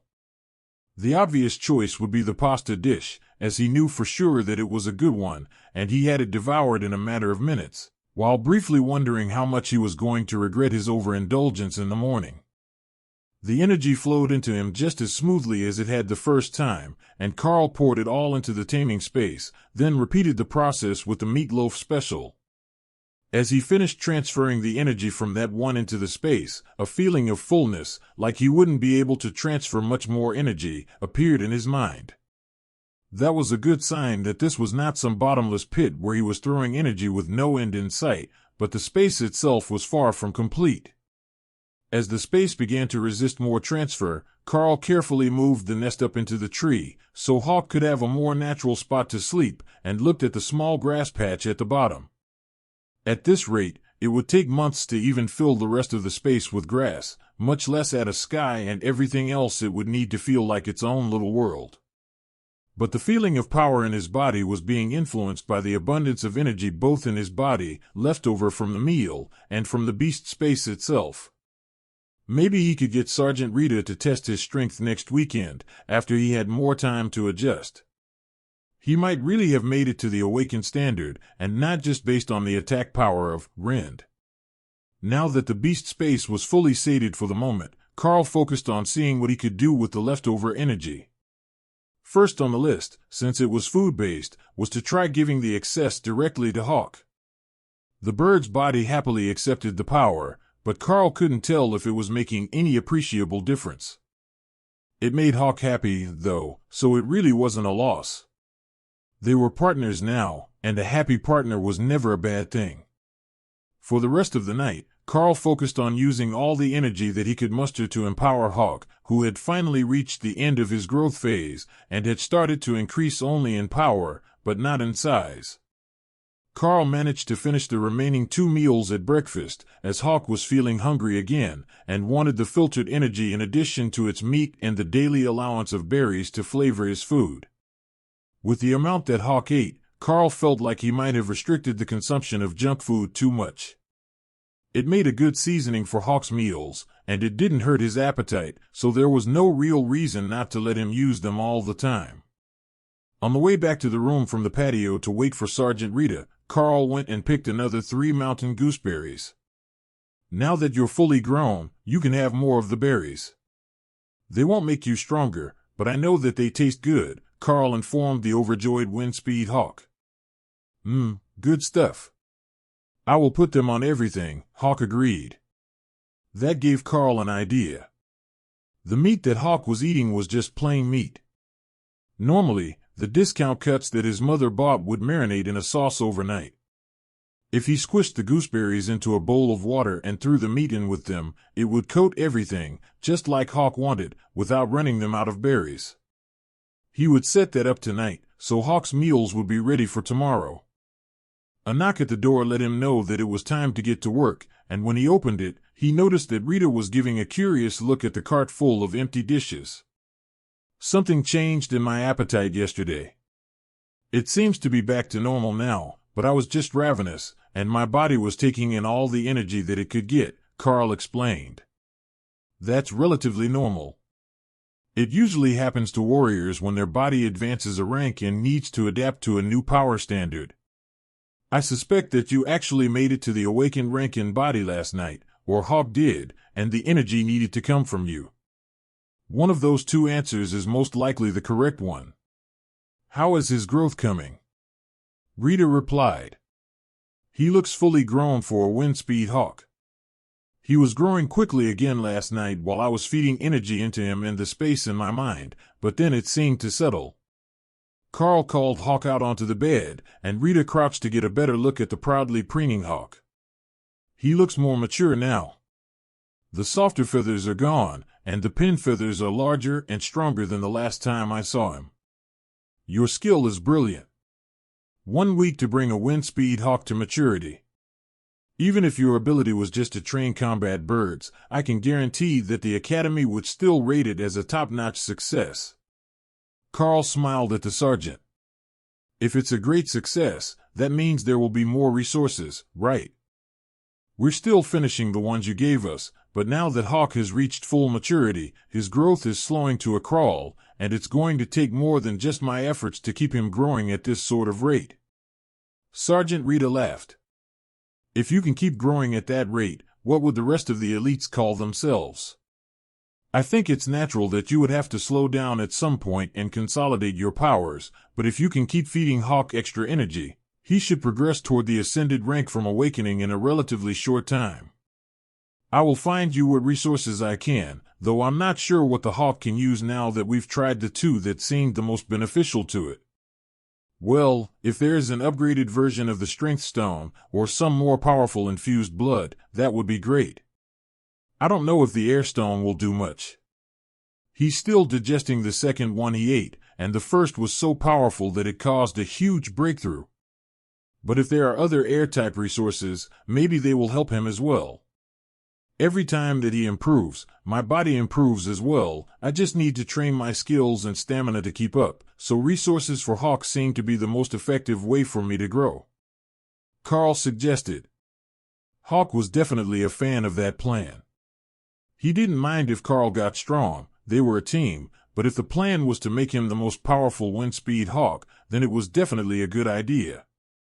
The next stop was back at their usual training grounds, and Hawk was looking forward to being able to show up the mages of the class with his new skills. Now that he was fully grown, and his power was getting better, he could block many more shots to protect the targets. Karl could tell that it wasn't actually about the target, it was more about Hawk wanting to show off his skills and get praised, or cursed, by the mages. Both were fine in Hawk's mind, as long as they were recognizing his might. That was the important part in the hawk's mind, reminding them all that he was the predator here, and all the mice were his. I swear that hawk is picking on us. It gets better by the day, just to remind us all that we're beneath it. One of the mages announced, sweaty and exhausted at the end of the class. It's a wind-speed hawk. Do you really think that it has some innate grudge against mages? One of the others scoffed. Everyone turned to look at the water mages, whose fluid attacks drove the bird particularly crazy, and then back at the questioner. I mean in general. It's pretty obvious that the hawk has a hatred for water attacks. But I doubt that he hates mages in general. Karl smiled. If only they knew that Hawk really did see himself as innately better than humans, who couldn't fly, could barely see, and didn't even hunt their own meals. The fact that Hawk himself didn't hunt his own food was a matter of luxurious living in its mind, so that didn't count. At least, to him, it didn't. Instead of returning to rest, Hawk decided to circle in the sky for the afternoon while Karl trained his martial arts skills. His great hope was that he would finally find something that was able to be hunted in this academy. Unfortunately, there were no rodents, no pests, nothing at all wandering around the grounds. The spells that the mages had put on the academy, and the constant use of powers had long since scared everything away from the academy itself, and he didn't have permission to go out into the fields around the grounds to hunt for a snack. Karl's words had been "be where I can see you," and that didn't extend out into the fields on the far side of the wall. If Karl had told him to stay where the others could see him, Hawk might have just given up and gone back to rest inside. But while the hunting didn't work out as he had hoped, Hawk did find a few good things. There was a nice tree along the side of the strength training grounds, where he could rest his wings in the shade. There was a carving on one of the buildings that almost looked like him, there was an old lady who kept taking pictures of him, and finally, the truck docks. Once he could figure out how those things worked, he would be in for a treat. Even from up in the sky, he could tell that the buildings behind the docks were just packed full of good stuff. Karl mostly ignored Hawk's adventures, and only occasionally reminded him not to make trouble for anyone, or take food from strangers. Not everyone would know that he was Karl's hawk, so some might try to poison or attack him like he was a wild monster. Sergeant Rita had another book full of information for them to study, this time on monster biology, in hopes that they would stumble across something that might help Hawk continue to grow at an accelerated rate. Every elite wanted to be famous, powerful, or both. That was the whole point of the training regimen here. So, her job as a private instructor was to do what she could to help Karl keep advancing and live up to the potential that the senior staff believed he had when they observed him on the train. If the final result was intense early growth, leading to stagnation and a growth plateau, that just meant that they didn't understand the next step in his training. But the next time that they saw a class like this one, they could use his experience as a baseline and start growing the new elite from there. Karl sat on the balcony of his room with a stack of textbooks, trying to determine if there would be some surefire way to help Hawk advance from the awakened stage to ascended without a large delay. From what he knew of the wind-speed hawk, their progression usually came from improved skills with rend, along with an increased ability power level. The mana-infused monster blood should help with the second part, and they were doing daily training, which no wild hawk would ever have a reason to do. Mostly because they hunted for food, not for sport, so they wouldn't use their skills 100 times a day.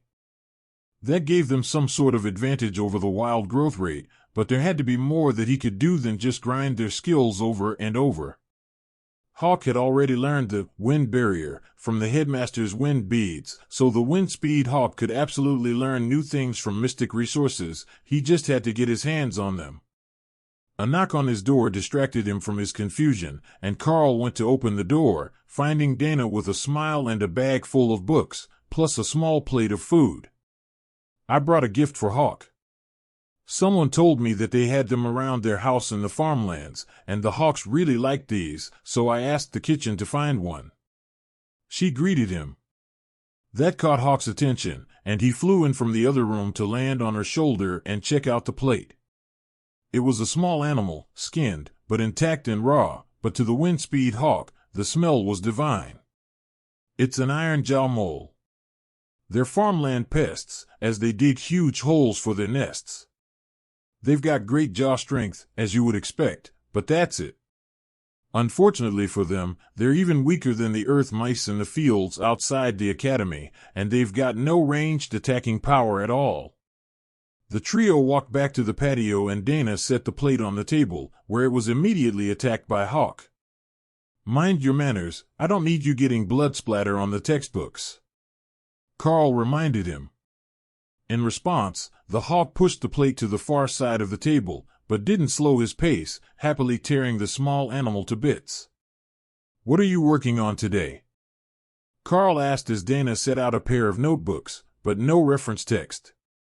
"Mana control. According to the teacher, I still use too much for every spell, and that inefficiency is why I'm having trouble with multiple spells and my channeling speed. For now, they've asked me to just focus on magic missiles and fog, and not to expand my spell repertoire yet, or I will ingrain bad habits into new spells. So, I want to get my efficiency increased as quickly as I can," Dana explained. Hawk looked up with interest. That topic sounded like it would be useful to him too. He could kill more water balls that way, and taunt the mages. Taunting mages was way more fun than Hawk had expected it to be, especially when they weren't allowed to attack him directly. That sounds like good advice. I need to find a way to keep Hawk progressing now that he's reaching full growth.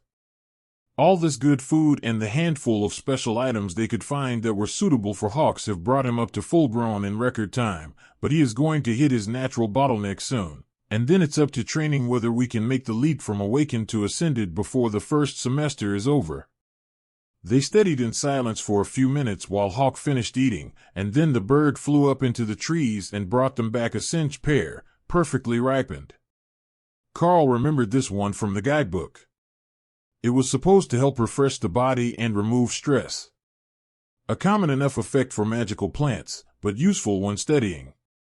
Karl cut it into thin slices, and Hawk took one small bite before ruffling its feathers and turning away.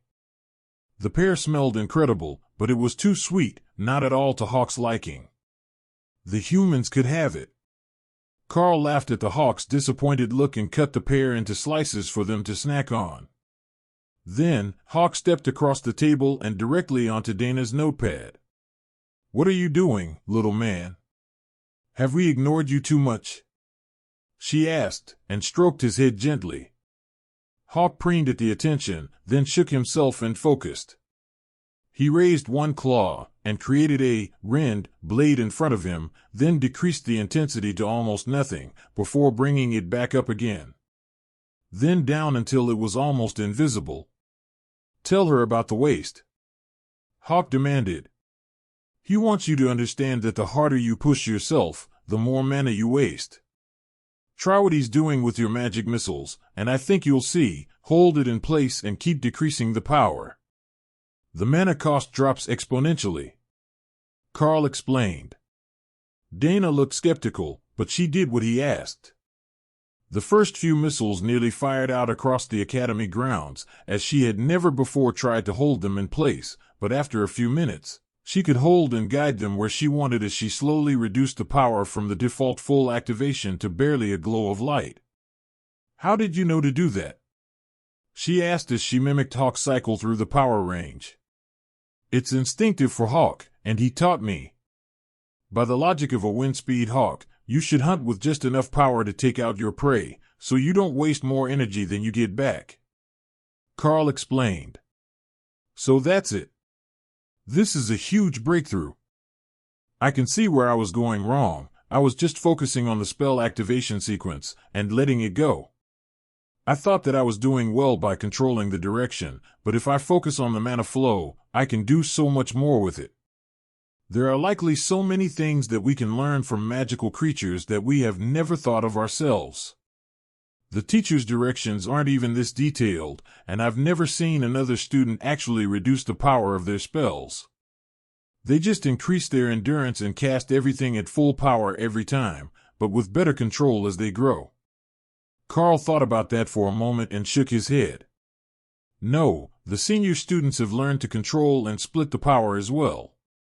I guess they just thought that it would be too difficult for a new mage. But it makes casting spells way easier. Even if you do it at half power, you should be able to cast at least 5 missiles for every one that you could before. Dana and Hawk spent the rest of the evening practicing their skill control together, while Karl focused on finding more about the growth cycles and power increase triggers of various magical beast species. There were so many, but Karl was certain that if he worked on it, he could find some sort of pattern to the triggers. It should be either something to do with their skills, their body's alignment to an element, or some sort of environmental factor. He didn't believe that it was completely random and that it was all up to luck. With study, they should be able to trigger the advancements deliberately. The meditation and movement of energy to Hawk was certainly going to help, though he couldn't tell how much. But every meal since the advancement had given him a surge of energy, as he was absorbing the nutrients and embedded mana much more efficiently than a regular human would.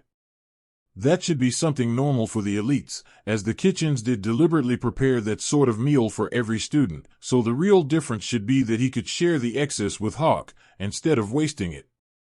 Once it started to get dark, Dana finished making notes on what she had learned, and then returned to her room for the night, while Karl prepared to eat one more late-night meal and meditate on transferring that extra energy to Hawk to help him grow. The only problem was that they would have to wait until there was a noticeable change to find out if these methods were working, and even then, they wouldn't necessarily know for certain which of the methods were the ones that had the largest impact. There was no exact measuring method, which was why they had just loosely grouped monsters into categories based on their power rankings. But that also meant that near the boundaries of those rankings there could be some uncertainty, unless the body or power went through a notable change. For example, when a devil cat went through the process of moving from awakened to ascended, it grew a second tail. That was a pretty simple and surefire way to tell. Many birds would gain a distinctive pattern on their feathers as they grew more powerful, and most mammals would increase in size in a sudden growth spurt. Wind speed hawks didn't go through most of that, they kept their appearance, except for the claws. Once a wind speed hawk reached the ascended level, their claws would turn from a dull black to a translucent obsidian, and that claw material was an exceptional resource for elites learning similar skills. It could be ground up and mixed with monster blood in the same way as the strength stones, and drinking it would increase skill understanding. Haha, yeah, make them eat my claw clippings. They grow back quickly. Hawk giggled in Karl's mind, equating the broken claw parts to human toenail clippings. Just a shed waste product that it no longer cared about. Well, if we can help you grow to that level, we can help the others out then. We will show them how far ahead you are, just by being yourself. Karl joked, stroking the bird's ego for a moment before he began to meditate. In the morning, they both felt refreshed and a bit better than they had the day before, so that became their routine. Mornings with the mages, afternoons of martial arts training, and then evenings of book studies, while Karl worked on learning all that he could about magical beasts and the triggers that could cause them to advance, while Hawk worked with Dana on their mana control. His rate of growth was incredible, and while he had an advantage to begin with, thanks to his species, Hawk was rapidly outgrowing anything that could have been expected of a juvenile wind-speed hawk. Normally, they wouldn't need to use the rend attack more than a handful of times in a day, as it was primarily for hunting, and occasionally for self-defense. But by the end of the week, he could keep it up for hours at a time. Dana was also progressing at a crazy pace with his help, and she now had full control over her magic missiles. It was quite impressive to see her hold them in place, or move them around the room with her mind. The process still drained her much faster than she would prefer, but it was a vast improvement on the first day that she started working with Hawk, when she didn't understand at all how she was supposed to control the mana flows. So, it was with greatly improved confidence that they headed for the meeting spot for the next practical skills meeting. The same group of 54 students were gathered in the field, waiting for the teachers to arrive, and Karl took his spot next to the other team leaders. Sergeant Rita arrived a few minutes later with the two mages, driving one of the academy's cargo buggies filled with gear. We have something new and fun for everyone today. These are the new experimental products from the Weapons Development Department at the Golden Dragon National Research University. What you all are going to do today is go on a little field trip. The danger will be a bit higher than usual, as you will be leaving the academy grounds entirely, and not just going to the outskirts. But the university has asked us to test whether these new weapons with their fancy technology can actually improve the user's strength by a whole rank. Sergeant Rita announced. The mages were more than a little skeptical, as their powers were based on mana flow and control, which were both internal factors. They didn't use weapons in the same way that the warriors did. If it was just for the warrior classes, it would be a great safety measure for elites in general, but not specifically for them. However, when they took the tarp off the cart, there was a box with everyone's name on it. The university really had come up with something for everyone, and the students began to become excited to see what it could do. Karl made his way to the stack of boxes, where Sergeant Rita was organizing everyone into a single file line to get through the stack more efficiently. She handed him a large box, and he stepped aside, trying to decipher how to open a box with no visible latches. The answer turned out to be a fingerprint scanner in the middle of one side, hidden beneath the paint. To students who grew up in the city, it was obvious, but the small towns didn't have any need for such high-tech security in their daily lives. They just taped the boxes closed and called it secure.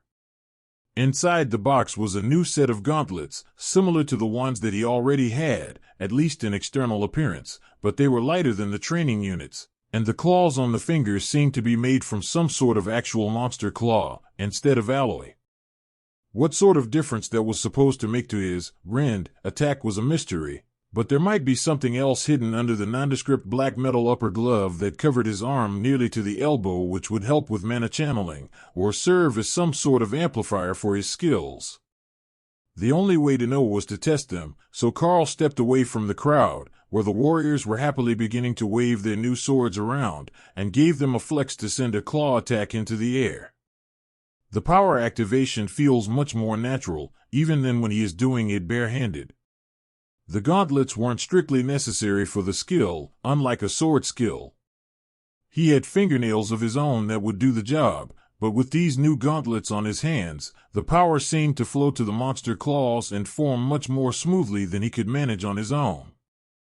It didn't feel like it was more powerful than usual, and the energy he put in was the same, but his recovery felt like it was faster than usual, as if the weapon was returning some of the expended energy to him.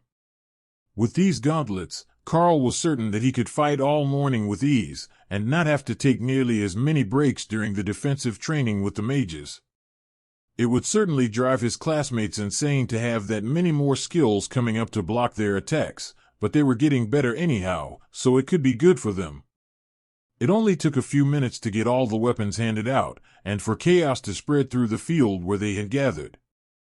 There were sword attacks and spells flying all around, a large stone golem standing to one side, and the ground was trembling from someone's magic. It was insanity, but the teachers were content to wait until the students had all begun to calm down before they said anything else. All right, calm down, everyone. You know what's coming next. But this time there is a twist.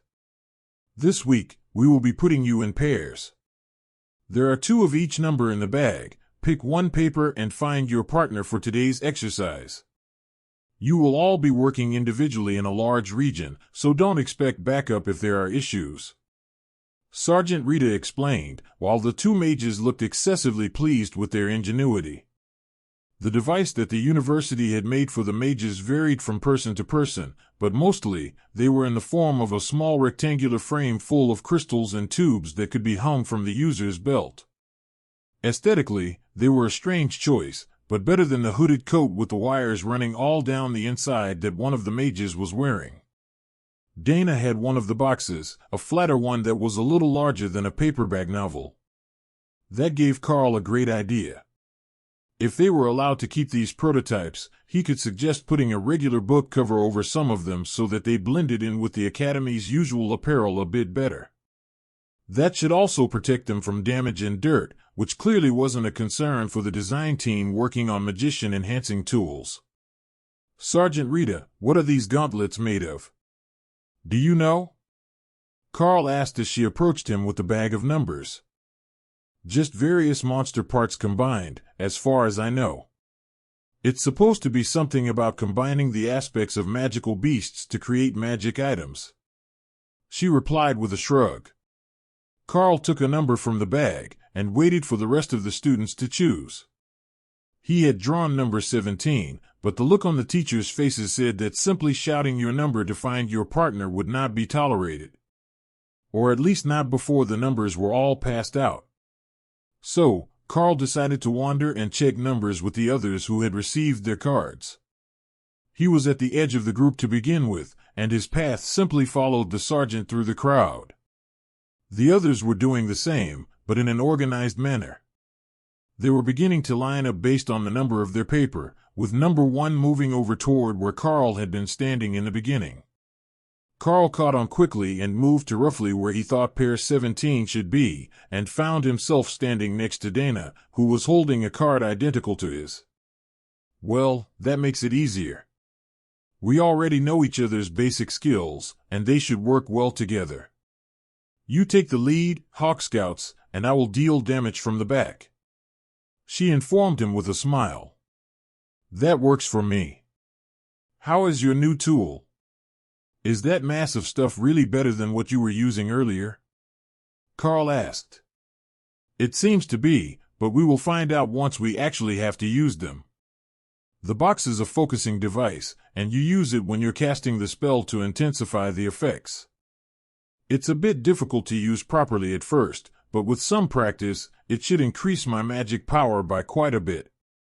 Dana replied. Now, we just need to find out what we're going to test it on.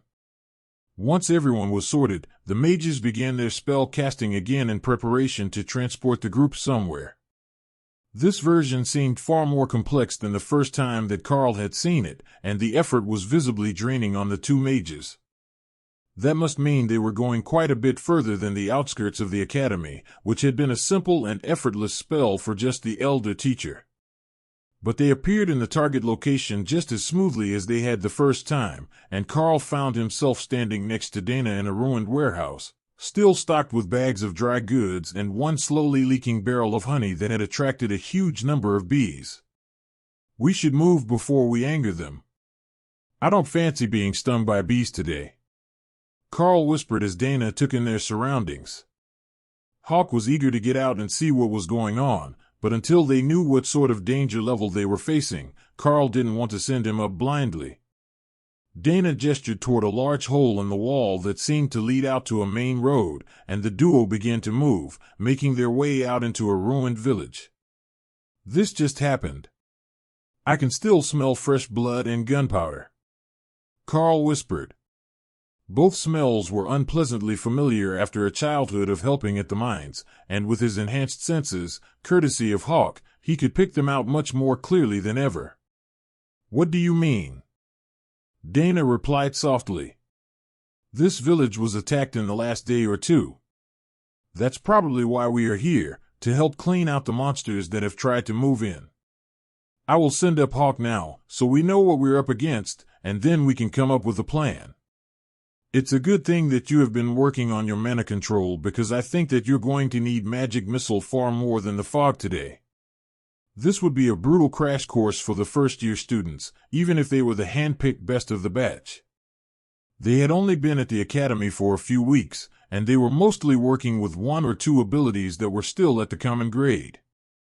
That should mean that the threat level here wasn't too high, but if it were just common grade monsters, the townsfolk should have been able to chase them off. Perhaps the response hadn't come quickly enough and the elites had dealt with the stronger monsters too late, leaving just the dangerous local wildlife for the students to clean out. There are angry pigs. We're killing them, right? Then eat them. Hawk reported. Tell me exactly where they are in relation to me, and how many. I also need to know how strong each is, or how many of them are awakened or higher. Karl replied, training the Hawk how he wanted the scouting reports to be structured. 9 pigs, all injured. 1 with awakened power. 200 meters in my direction from the building. Oh, there are more monsters south. If you go that way, there are 6 goblins, none awakened. They're lazy, making a campfire. You know the routine, work first and then eat.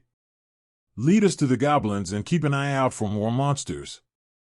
The book said that goblins travel in large bands, so there are likely more of them around. Karl replied. There are some wild pigs that Hawk wants to eat, but there are goblins on the south side of town. That would explain why things went so badly here.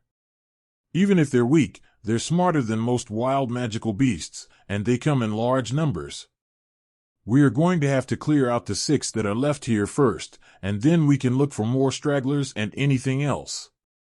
Anything else, meaning survivors, but it would be uncouth to say that out loud so early into their mission.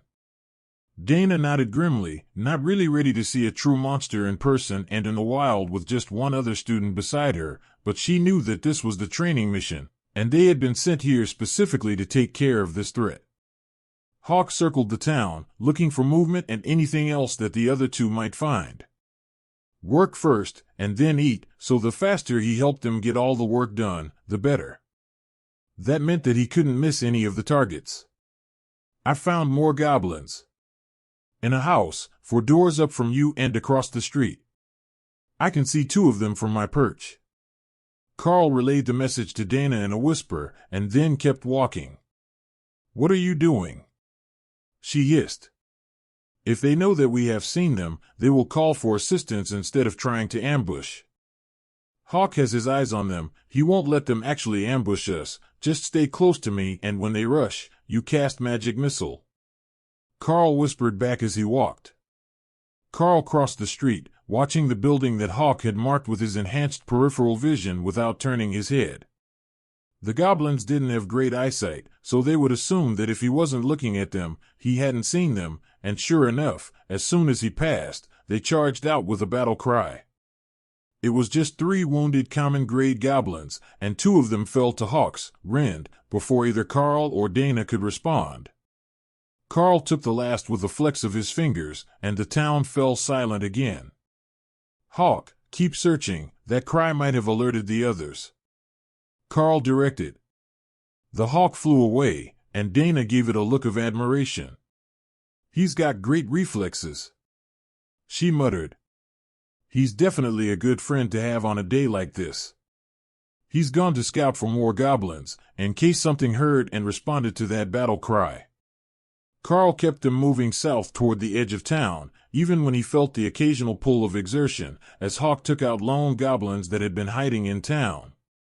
He was not happy about the situation, as they smelled terrible and were inedible to him, but there was the promise of iron-tusked boars in the distance as soon as he found and eliminated them all. They really prepared a brutal test for us today. Hawk has found 5 more wandering goblins so far, and we're still not to the larger pack of 6. Take out whichever ones you want when we arrive. Your spell is slower to cast than Rend, so I will let you lead off the attack, and then I will keep them from getting to us. How are you doing on the multiple missiles effort? Karl asked. I can still only control 2 at a time, but once I get the spell started, it should be much faster to send the next volley. Are there any awakened rank goblins in the pack? She replied. According to Hawk, they're all common grade followers. There is no sign of a stronger leader. The elite who came here first likely dealt with the stronger foes and then left the rest, or they ran and came back. Karl replied. Karl caught a glimpse of flames in the distance, on the outskirts of town, and put a finger to his lips to signal silence from here forward. The goblin camp was loud, preparing for something, and they didn't even have a guard out when Karl led the way to the edge of the clearing where they had set up. Once they were close, he crouched, getting low to the ground so that his uniform didn't stand out quite as badly, and did his best to move silently. It was clear that there had once been many more goblins here, but presently only 6 remained, easy prey for the 2 elites. Dana focused and put a pair of magic missiles into the back of 2 of the goblins near the fire pit, while Karl took out the one closer to them. Then he aimed for the one who reacted the fastest, and another who was trying to run. Dana got the last of them in the back, and Karl rose to his feet to go make sure they were really dead. There would be nothing worse than having what they thought was a defeated enemy come from behind and ambush them, but as he made his way through the camp, Karl immediately began to regret moving in for a closer look. He had forgotten what goblins eat, which was mostly the flesh of the villagers they slaughtered, and the stench was overpowering. But after motioning for Dana to stay put for the moment and watch for reinforcements, he checked all the bodies, giving them all a quick stab with a pilfered goblin sword before moving back to their hiding spot. They're finished. Let's move back into town and take care of the rest of the targets, then we can kill the pigs and have some lunch before waiting to see what else we are supposed to be doing here. I think that this should be it, but I was expecting a bit more guidance. He explained. So was I. When they said that there wouldn't be much of a chance that we would be meeting the other students, I didn't think that they meant we wouldn't even be in the same town. What does Hawk say about the situation? Dana replied. Nothing else is moving. I even went up high, and there was nothing else around but the pigs. I even stopped at the houses, and there was no sound of heartbeats or movement inside. Does that mean that we're done, and we can have lunch now? Hawk replied, hopefully. Meet us before we go deal with the pigs. There is an awakened one there, and it might not be safe for you to go alone. Who knows what sort of ability he might have. The wild iron-tusked boars were happily rooting through the town's garbage pile when Karl arrived, with Dana right behind him and the hawk circling overhead. The largest of them was Hawk's target for lunch. It was newly into the awakened rank, and gave off a sense of power that Dana recognized long before Karl did. It has magic. I'm not sure what, but it can use some sort of magical spell. She whispered. All right then, we ambush it. All three of us at once will attack the largest boar, and then we will deal with the others. How is your stamina holding up? Have you rested long enough since the fight with the goblins? Dana nodded. I held back, so the expenditure wasn't nearly as high. I am ready to fight. She moved to Karl's left, then climbed up on top of a small stone shed and lay on her stomach to get a good angle of attack. That should keep the boars away from her for a moment, until they could knock down the wall, but she wasn't so high that she would get hurt jumping down. Hawk, your dinner is served. Attack the big one when Dana does, with as much as it takes to kill it. I will deal with the others. Dana fired a pair of magic missiles into the awakened boar, and 6 streaks of rend came down to meet them, converging on its neck as the beast reared back to block the missiles with its tusks. Then Karl attacked, throwing rend attacks into the closest 2 boars and moving forward to attract the attention of the remaining 3. They were all close to awakened in power, and their hides were beginning to toughen, but it wasn't enough to keep his attacks from penetrating. Then Hawk arrived, sending out 2 more attacks into the back of the charging boars, while Dana targeted the last survivor, a greedy one who hadn't stopped eating as soon as the others had. Well, that was anticlimactic. I thought that it was going to be a much harder fight. Dana noted. Don't jinx it, we are still not back at the academy. But I will cut up these boars so that Hawk can get a fresh lunch, and we will bring them back with us. How he was planning to do that was a mystery to Dana, but after Karl pulled a textbook from his coat for reference before beginning to butcher the pigs, she assumed that he had some actual plan. Then, the first of them disappeared, just vanished in front of her eyes, and Karl moved on to the next. What the heck was that? Where did they go? Dana gasped as an entire 100-kilo boar vanished for the second time. There is a mental space granted by my powers. That's where Hawk stays when he's not out playing. I can store things in there, like meat, and it doesn't go bad. There's only one small issue that I've found. Only food can go in there. I tried to put my textbooks in, and it wouldn't work. But meat can go in and out no problem. Karl explained.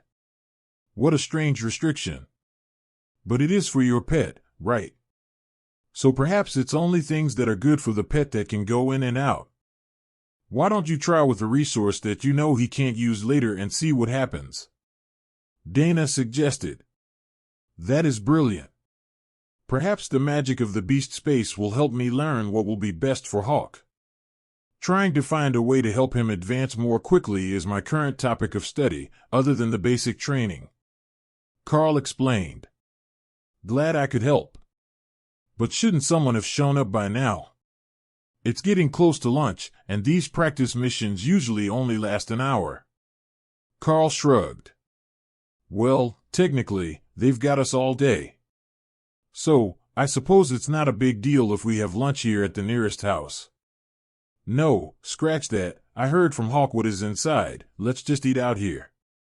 Karl used his sword to cut some sliced pork to grill over a fire, using branches as skewers, while Dana prepared a fire.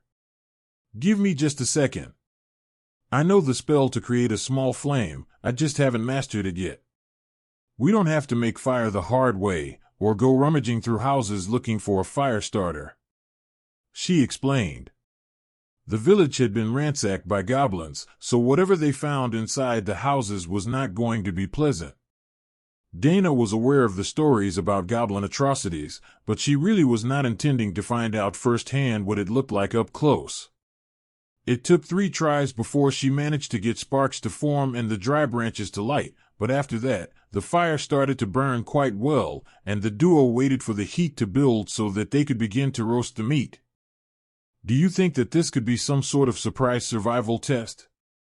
Tomorrow is the day off, and we don't have classes for another day and a half, so there wouldn't be any delay to our learning if they had us stay here to hunt for an overnight trip. Karl suggested. I hope not. I don't know about you, but I didn't bring any sort of camping equipment. Dana joked.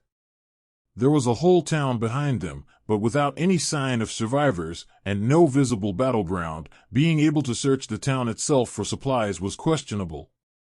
There was no telling how much was left in town, and how much had been taken with the ones who fled. Well, if nobody comes for us by dinner, we will have to go looking for supplies to get through the evening. I don't know if we want to stay in town, as the ruined town will draw more monsters searching for food.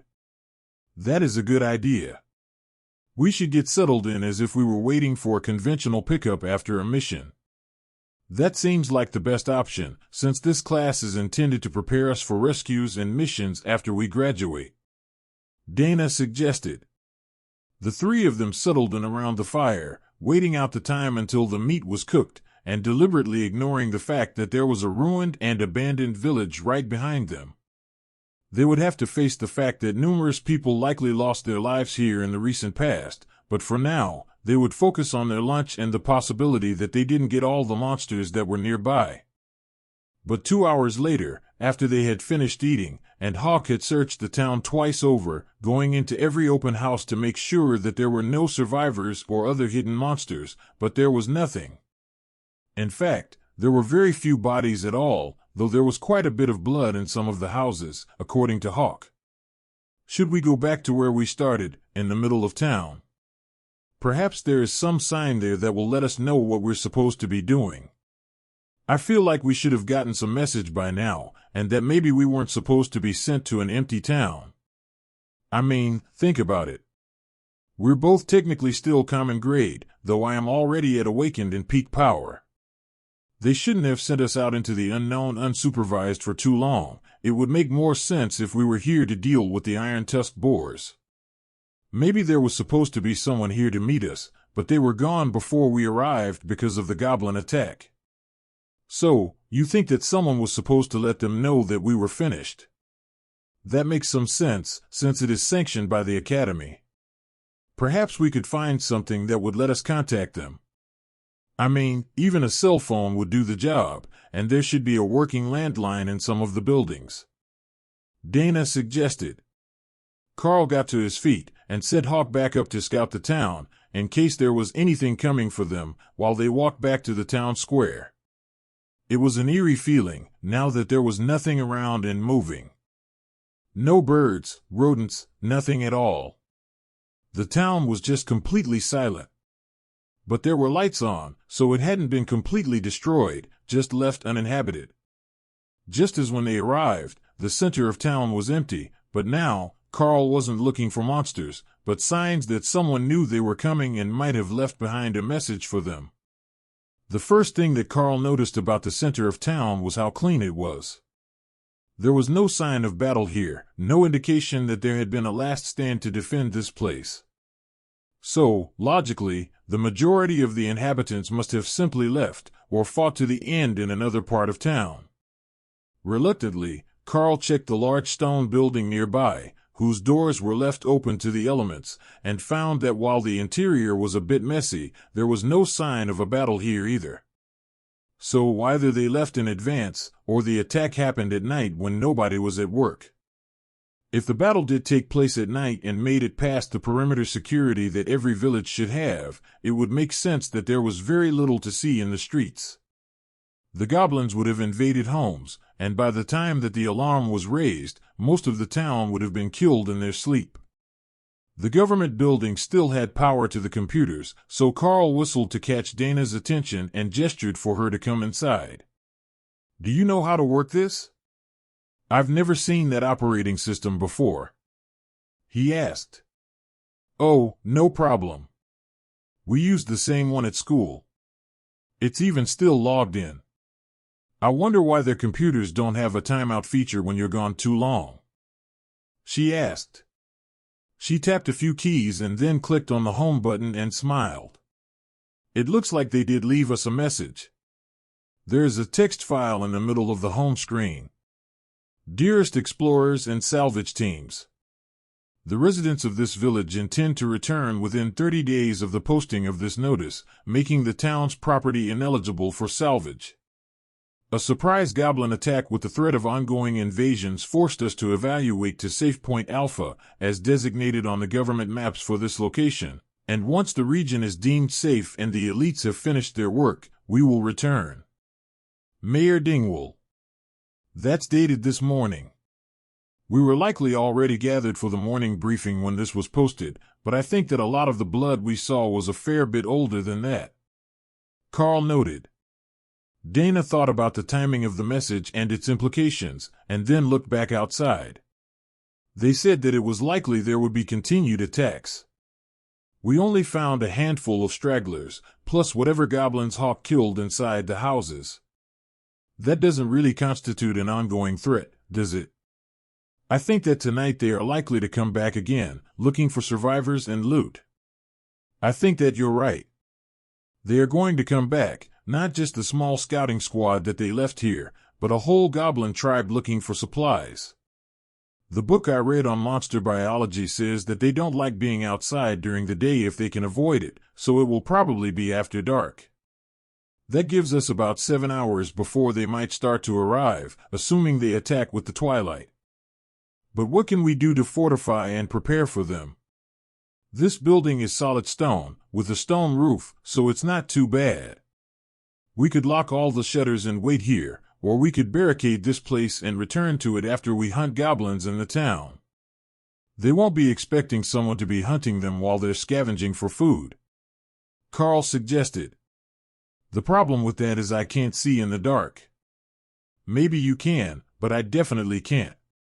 I would be working blind, and I'm not a close combat fighter, so I can't really stay behind alone with my skills," Dana reminded him. "Why don't you create a huge fog bank that hides the entire town? It will make the goblins easier to hunt one at a time, so I can send Hawk to ambush any of them he finds out in the open, and then we can fight whichever ones manage to make it here. They won't realize their companions are under attack right away if they can't see them, and the shouting won't lead them straight to us, so we can fight them in smaller groups. Unless there is a better building here in town, but it looks like the rest of them are mostly made of wood, and I wouldn't trust that the goblins won't burn them down to get us out if they're desperate." "All right, that plan works. I will start building the fog now, since it lasts until I want it to dispel. Once it hides the whole village, we should be a little more safe." "How well can Hawk see through the fog?" Dana asked. "Keep it closer to the ground and it's fine." You are listening to a story on Time Drift Stories channel. If you enjoy it, please like, comment, and subscribe so you won't miss the next episode. If you can see for 10 meters in the fog, that means that if it ends at 10 meters in the air, Hawk can see through it just fine. Even 5 meters off the ground should be enough to blind the goblins and still leave them visible from the air. It was a devastating advantage to attacking from above, and the goblins wouldn't be expecting a monster attack on their raiding party. Not many monsters would attack goblins, as they weren't edible.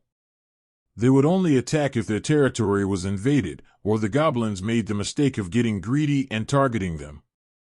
We should prepare a fire as well. Lanterns, something that will allow us to light the room so that we can see properly around the entrance once the fighting starts. The power might go out at any time if they're attacking. Goblins are pretty smart, so some torches would be a good idea. Dana added, "There's an auto repair shop just down the street. I will get a bunch of oil and rags, then tie them around branches. That will work for torches to light the area, but I will look for an oil lantern as well. I'm not sure that they will have one here, but they were pretty common in the mines." The mechanic's shop was just down the block, and Karl approached as silently as possible, in case there were still goblins inside. Hawk said that he hadn't found any, but he was also under orders to either stay high in the air or out of sight so that he wouldn't get attacked before the real battle started. The building was an old cinder block building, darkened with years of soot all around the 3 bay doors, with a small office to one side. What he needed would likely be in the shop itself, but he also wanted to find a proper lighter and some food that wasn't just roast meat. There should be a vending machine inside, and if anyone came back to see it broken, they would just assume it was the goblins, since they trashed everywhere else in town.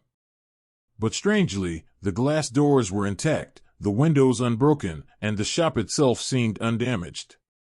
That could be an issue if it was all locked up, but when Karl tried the side door to the actual shop, it opened smoothly, revealing a dimly lit set of 3 bays, each with a car parked in them. Karl went to the first, and found a cigarette lighter in the cup holder, which went to his pocket. Then he noticed a grease barrel on a 2-wheeled dolly. That was perfect. It would burn slowly, it stuck to the rags for torches if the power went out, and there was a whole drum of it here on wheels. Karl loaded a large bag full of rags on the grease barrel, then went through the door to the front of the shop, where the distinctive smell of a workshop faded, and a pungent odor of herbs prevailed. Maybe that had something to do with why this place wasn't trashed. It was worth a shot, and Karl quickly found the source of the smell, bags of herbs soaked in fuel, giving off a rather obnoxious odor. There were spares in the front office, ready to be assembled, so Karl grabbed 2 and a small can of fuel to activate them. Then he made his way to the vending machine, which was unlocked and open, seemingly prepared for the likelihood that someone would be here before they returned. So, he grabbed a few bags of snacks and stuffed them in his coat, just in case they were here all night. "Hey, is anyone here? We're elites from the academy, here to deal with the monster issue," Karl called, just in case someone was hiding in this well-protected shop. There was no answer, and the room was deathly silent, so Karl returned to his work. He needed at least a few long sticks for the torches, and those should be found in the parts department. Any long metal or wooden rod would do, and as luck had it, they stocked cargo bars for securing freight inside trucks. 2 meters long, made of light metal and easy to disassemble to shorten them up a little. They would make great torch bases, so Karl grabbed 4 and brought them to the grease bin along with the scent buckets. There was a large length of chain nearby as well, so Karl added that to his pile of goodies and headed back out the way that he came in, carefully closing the side door so it didn't make a loud noise. Dana's fog was already spreading out from the government building, covering most of a city block and pouring down the streets. Given a few more hours of work, and she would certainly have the whole town covered, making Hawk's work easier this evening. "I've got what we need. Snacks, torch materials, and even a couple of bags of herbs that should get soaked in fuel to keep monsters away. The shop was completely untouched, so I'm pretty sure that they work. We can set them up in the entryway to the building and see if they keep the goblins away for the night," Karl explained. "Perfect. Once I finish with the fog, I will need some sleep, so if you want to rest now, I will wait for Hawk's signal that something is coming. It's going to be a long night. Dana reminded him. Good point. Hawk's warning should wake me up, but if it doesn't, just poke me or something. I'll rest on the couch at the back of the lobby, out of sight of the doors, in case something passes by. He had left the door open a crack, the same as they had found it, and there were only a few lights on in the lobby, but there was still a chance that a monster passing by the door would notice them. Wait, first put the herb bags where you think they need to be. It will be too late to mask our scent if we do it later in the evening. She reminded him with a grim look. Karl was still hoping for the best, that there wouldn't be anything coming back tonight, but Dana was prepared for the worst, and that was a full goblin tribe arriving to clean out the town tonight, and finding them holed up in this one stone building. The bags were quick to prepare, and the scent rapidly filled the lobby, making Dana's nose twitch in irritation at the pungent odor. But if it kept monsters away from their resting spot, it was a good thing, and they might actually be able to rest until Hawk gave them the signal that something was coming. He was resting in the beast space right now, preparing for his night of activities, but he would come out once Dana was finished with the fog, or the evening approached. Some foods could only be hunted at night, and the wind-speed hawks, as a species, had a great sense of when the transitions would be, as that was the point when the nocturnal animals would be active, but groggy and not quite as alert as usual. But he didn't get to sleep that long.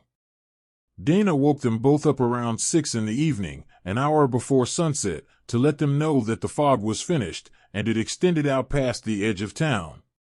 Now, she was going to rest until the attack started, while Karl and Hawk could take over. You know what to do. Head up into the sky and make sure that nothing is going to sneak up on us. Let me know if you see anything moving out there. The hawk took off into the afternoon sky, making a larger loop around the town to see if anything was approaching, while watching for anything that might take the opportunity of the fog to move about. He was pretty sure he hadn't missed anything during the day, but there were always ways to hide from him, so perhaps like a mouse in a hole, there were hiding monsters in the town just waiting to come out. He had gone 10 kilometers out, moving in a spiral pattern as he circled the town, when he found what they were waiting for. I found it. A whole bunch of goblins are headed to the town now. They're just putting out their fires and starting to move. Do you want me to follow them? He asked. Karl frowned. That was close to the worst-case scenario they had imagined when they prepared for the evening. Keep tabs on them, but make sure that is the only thing coming our way. We can likely deal with a pack of goblins, but if there is something stronger than a common monster, we could be in trouble. He replied. Karl had an impression of where Hawk was in relation to himself, so he knew the goblins weren't too close to the town yet, and he had some time before they arrived, but not enough that he could count on making any real fortifications. What he should do was call the academy and make sure that this was part of the plan. Since they didn't know if the teachers were aware the town was empty when they were sent, it would be best to make sure. All he had to do was find the academy's phone number somewhere, assuming it was even listed. Contacting the elites wasn't something a regular person could just do casually, so the number might not be easily available even with the computer here in the lobby. They should have most of an hour before the goblins reached the town, so he would wake Dana up in half an hour to get freshened up and have something to eat before the fighting started. The goblins are splitting up. They will be going all over town, but not in a big pack. Hawk did his best to explain the situation as the goblins got closer to the town's low wall. All right, you can start working once they are in the fog and separated. Just don't get hurt. I will wake Dana now. Karl replied.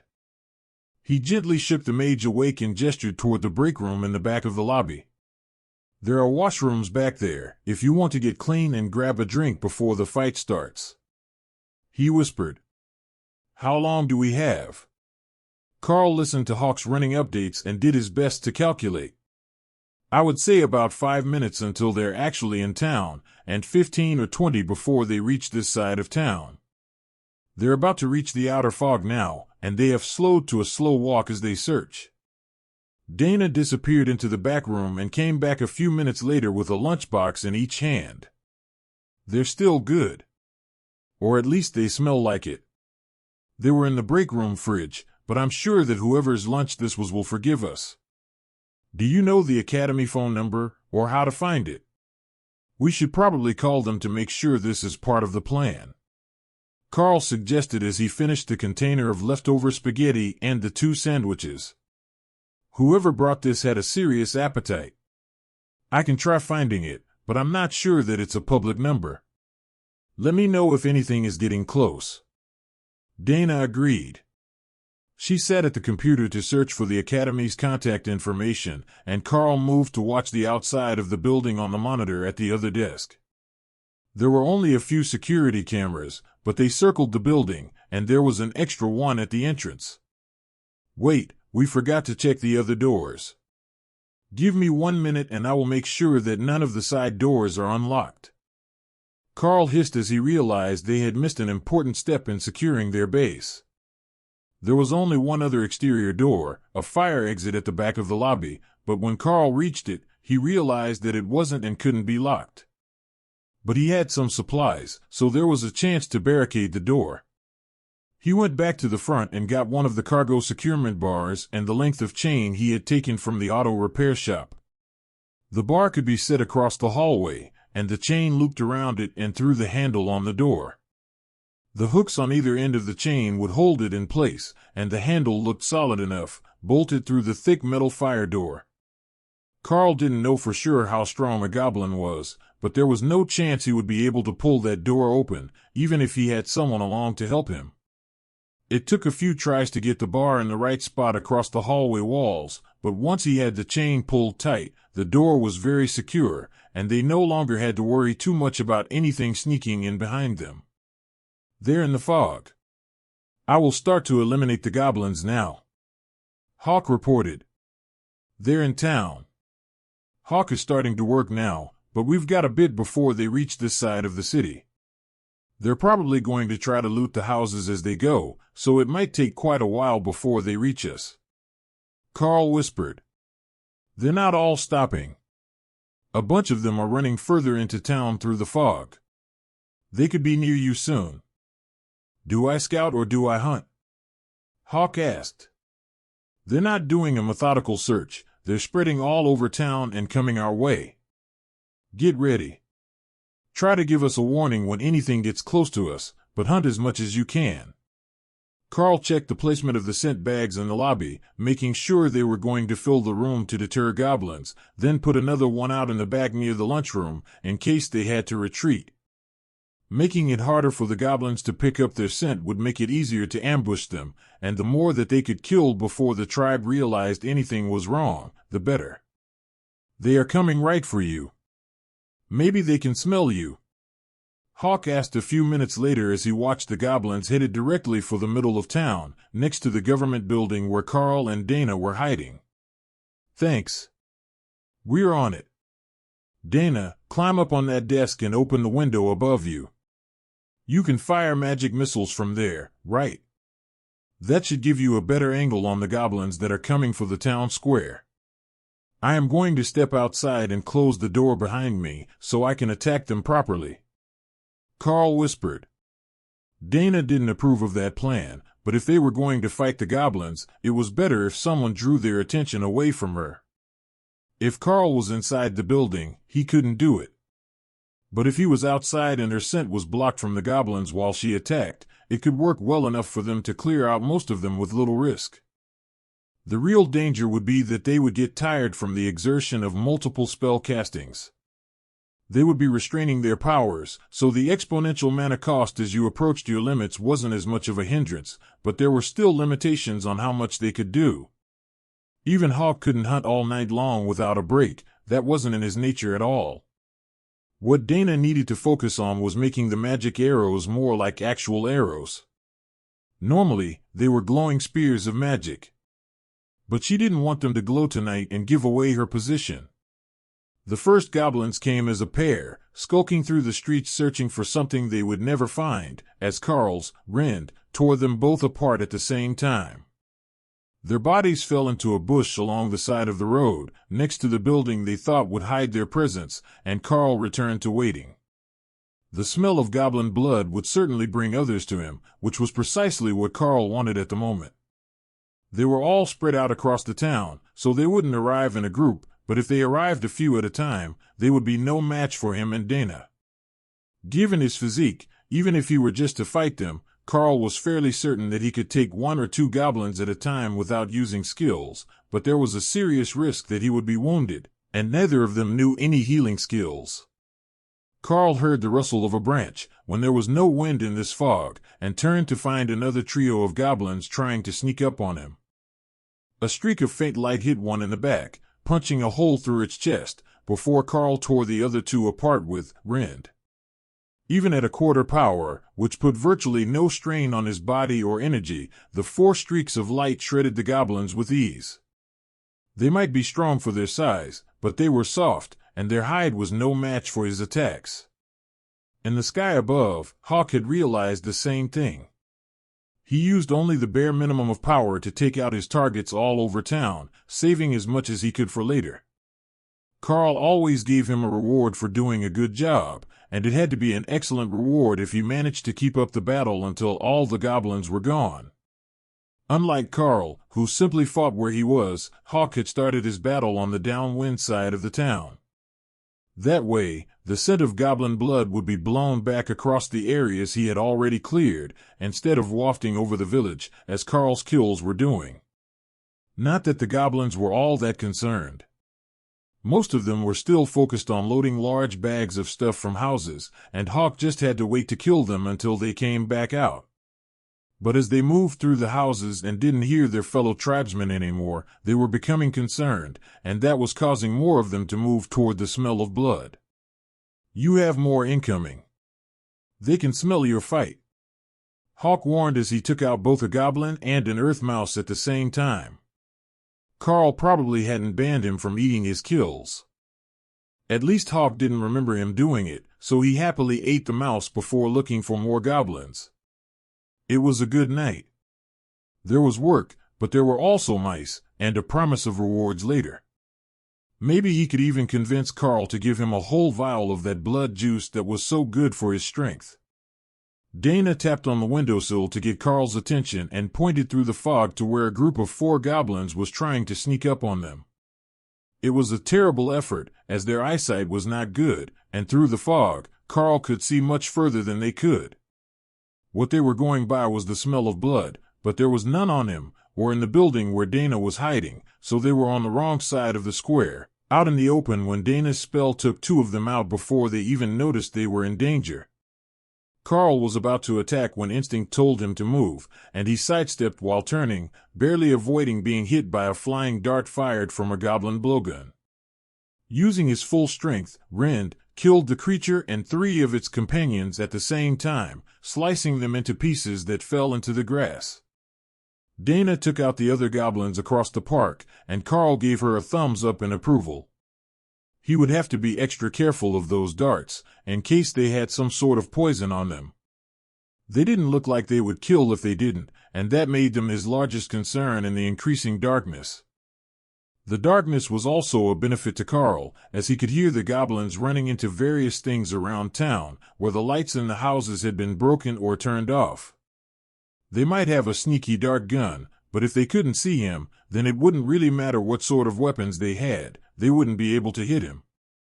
With that in mind, Karl shifted into the shadows of an alcove and waited for more goblins to be attracted by the noise and the smell of blood.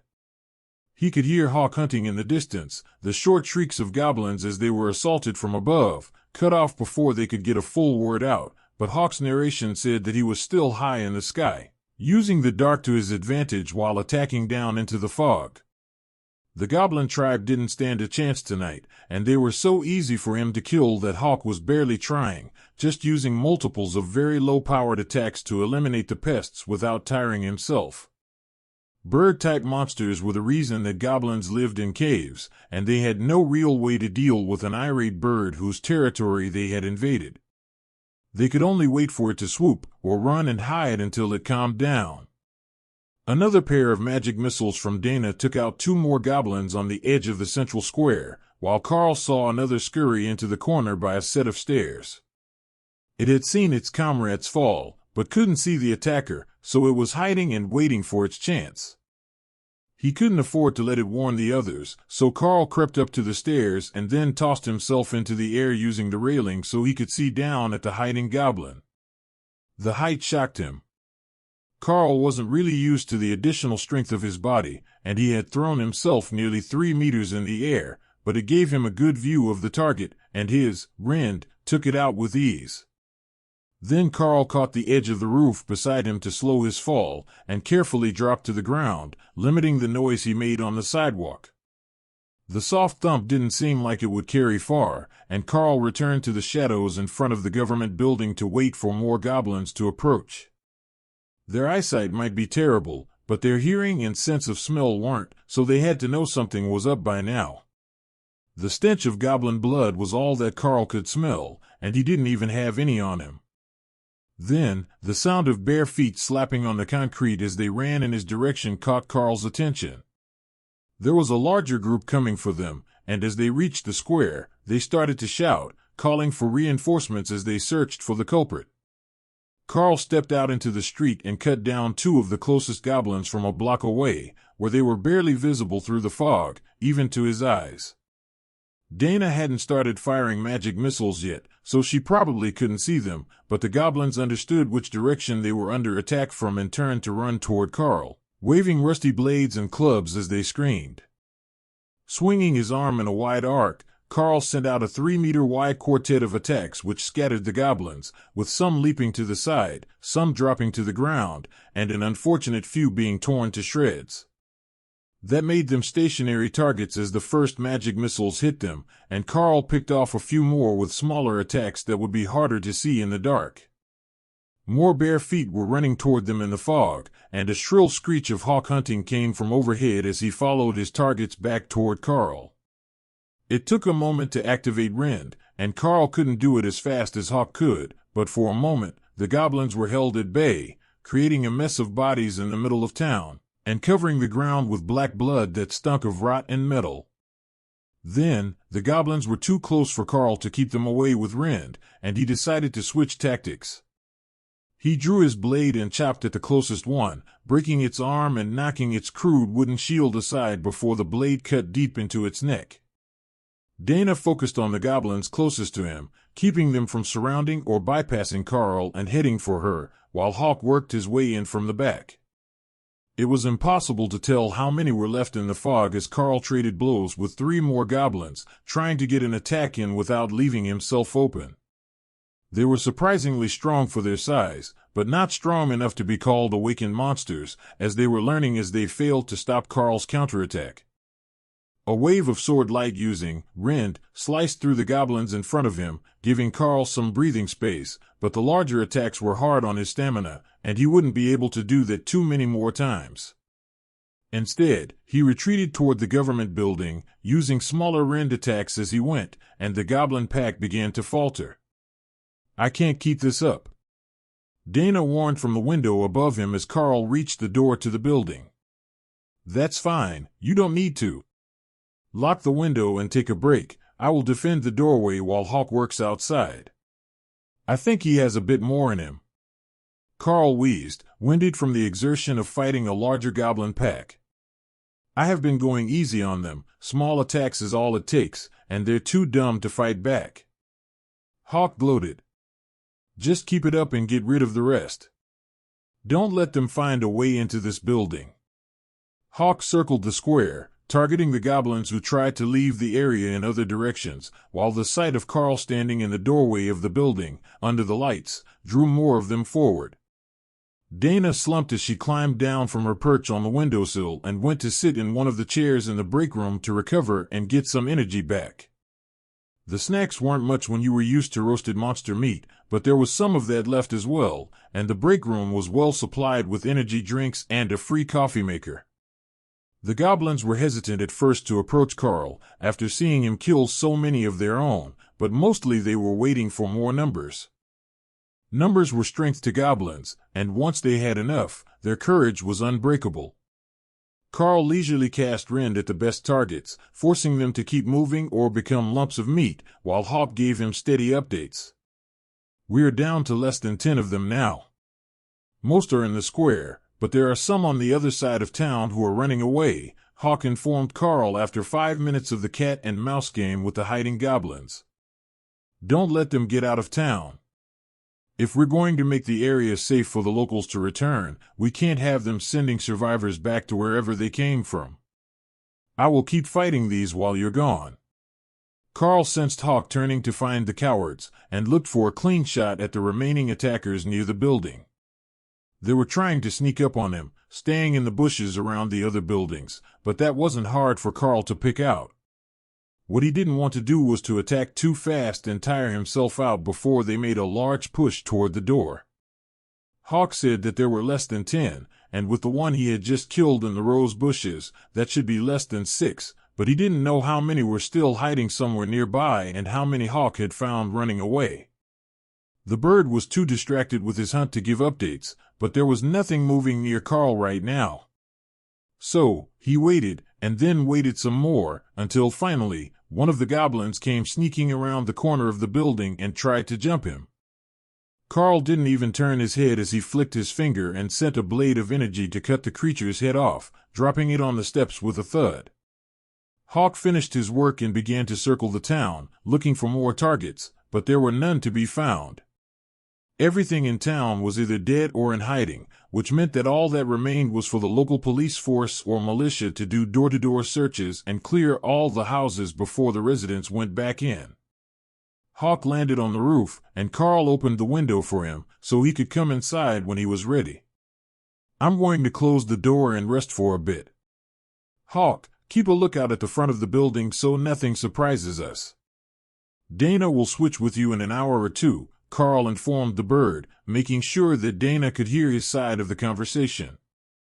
They both needed the rest, and though they wouldn't be getting much sleep today, just relaxing and meditating would help a lot. That's precisely what Karl had planned. Some roasted monster meat to get the energy flowing through his body, and then meditation to refill his and Hawk's energy storage. With a bit of luck, they would feel refreshed again in a few hours, and they would be ready to face the next day, after calling someone to come find them. For the next hour, Karl rested and meditated, regaining most of the energy that he had burned through, while Dana did the same. Then they both got up to check in with Hawk and make sure that nothing had been happening around town. "Make one more flyover of the place, and if there isn't anything changed from last time, you can return to the beast space and sleep for the rest of the night. I think that we've gotten through most of the threat now, and I will take care of getting us back to the academy in the morning," Karl informed his feathered partner. Hawk flew off, making his rounds over the town, while Dana went to search the computers in the office to find a useful phone number and Karl guarded the door. "I've got something. There's a government emergency line here, a direct dial red phone. Do you want to make the call, or should I?" she asked. "You can make the call. Let them know that we're students sent out on a mission, the town appears to be clear, and that we could use a ride back to the academy." Karl listened to the one-sided conversation and tried not to laugh as Dana struggled to get anyone to believe her. "No, we are students from the academy sent here to clear the monster infestation. Of course, I know the town has been overrun and it was evaluated, that's why we're here. We are elites from the academy. Let me try this again. Sergeant Rita and Professor Mills sent us here on a mission, using a transport spell. We have finished clearing out the goblin tribe, and we need a ride back. Just contact the academy, don't make me take this to your supervisor." "Oh, he's right there, is he? Put him on the phone. This is the awakened rank mage Dana, assigned with the awakened rank warrior Karl, to do monster control of this town. The goblin tribe has been eliminated, and we need you to contact the academy to pick us up. Our phone was damaged. Yes, over 50 goblins were found and killed. The entire tribe is dead, unless there are some that left the area entirely. There are no more signs of goblins here. Yes, I understand very well what making a false report and impersonating an elite could mean. But as I'm not doing either, please send for an academy transport. Fine, sending for a military police unit works just as well. I will remain on the line until they arrive. At that point, Karl couldn't hold it anymore, and he began quietly laughing, using his arm to stifle the noise. Not for long, though. The sound of helicopters in the air alerted Hawk to incoming visitors only a few minutes later. Return to the beast space, I don't want any misunderstandings. They're all idiots, and they're not listening to Dana, Karl instructed. At least it will be light soon, so they won't be dumb and blind, Hawk replied. Dana sighed over the phone and dissipated the fog so that the helicopter could see to land. Yes, I know there is an unnatural fog here. I created it and I am dissipating it now. They will be able to land in under a minute, she was explaining over the phone. I will send Karl out to flag them down with a torch. That should be pretty recognizable, right? Yes, we prepared for a power outage, should the monsters be smart enough to cut the main power. You're not all that bright either, but you're right here on the phone with me, aren't you? Don't underestimate the monsters. Karl laughed as he grabbed a pole and tied a rag around it, then dumped it in grease and lit it up. The torch created a bright flame with thick black smoke as the excess grease burned, but it was impossible to miss in the rapidly thinning fog. The helicopter didn't land, it just dropped a group of ropes, and a team of men in black uniforms with rifles in hand dropped into the town square and formed a defensive ring. They seemed a bit too paranoid by Karl's estimation. They should have been informed that the threat was already gone, but they seemed to take their jobs very seriously. Academy Warrior Karl. The team leader shouted over the noise of the helicopter. That's me. The helicopter can land over there. We already cleared the town, so there shouldn't be any more goblins here, Karl shouted back.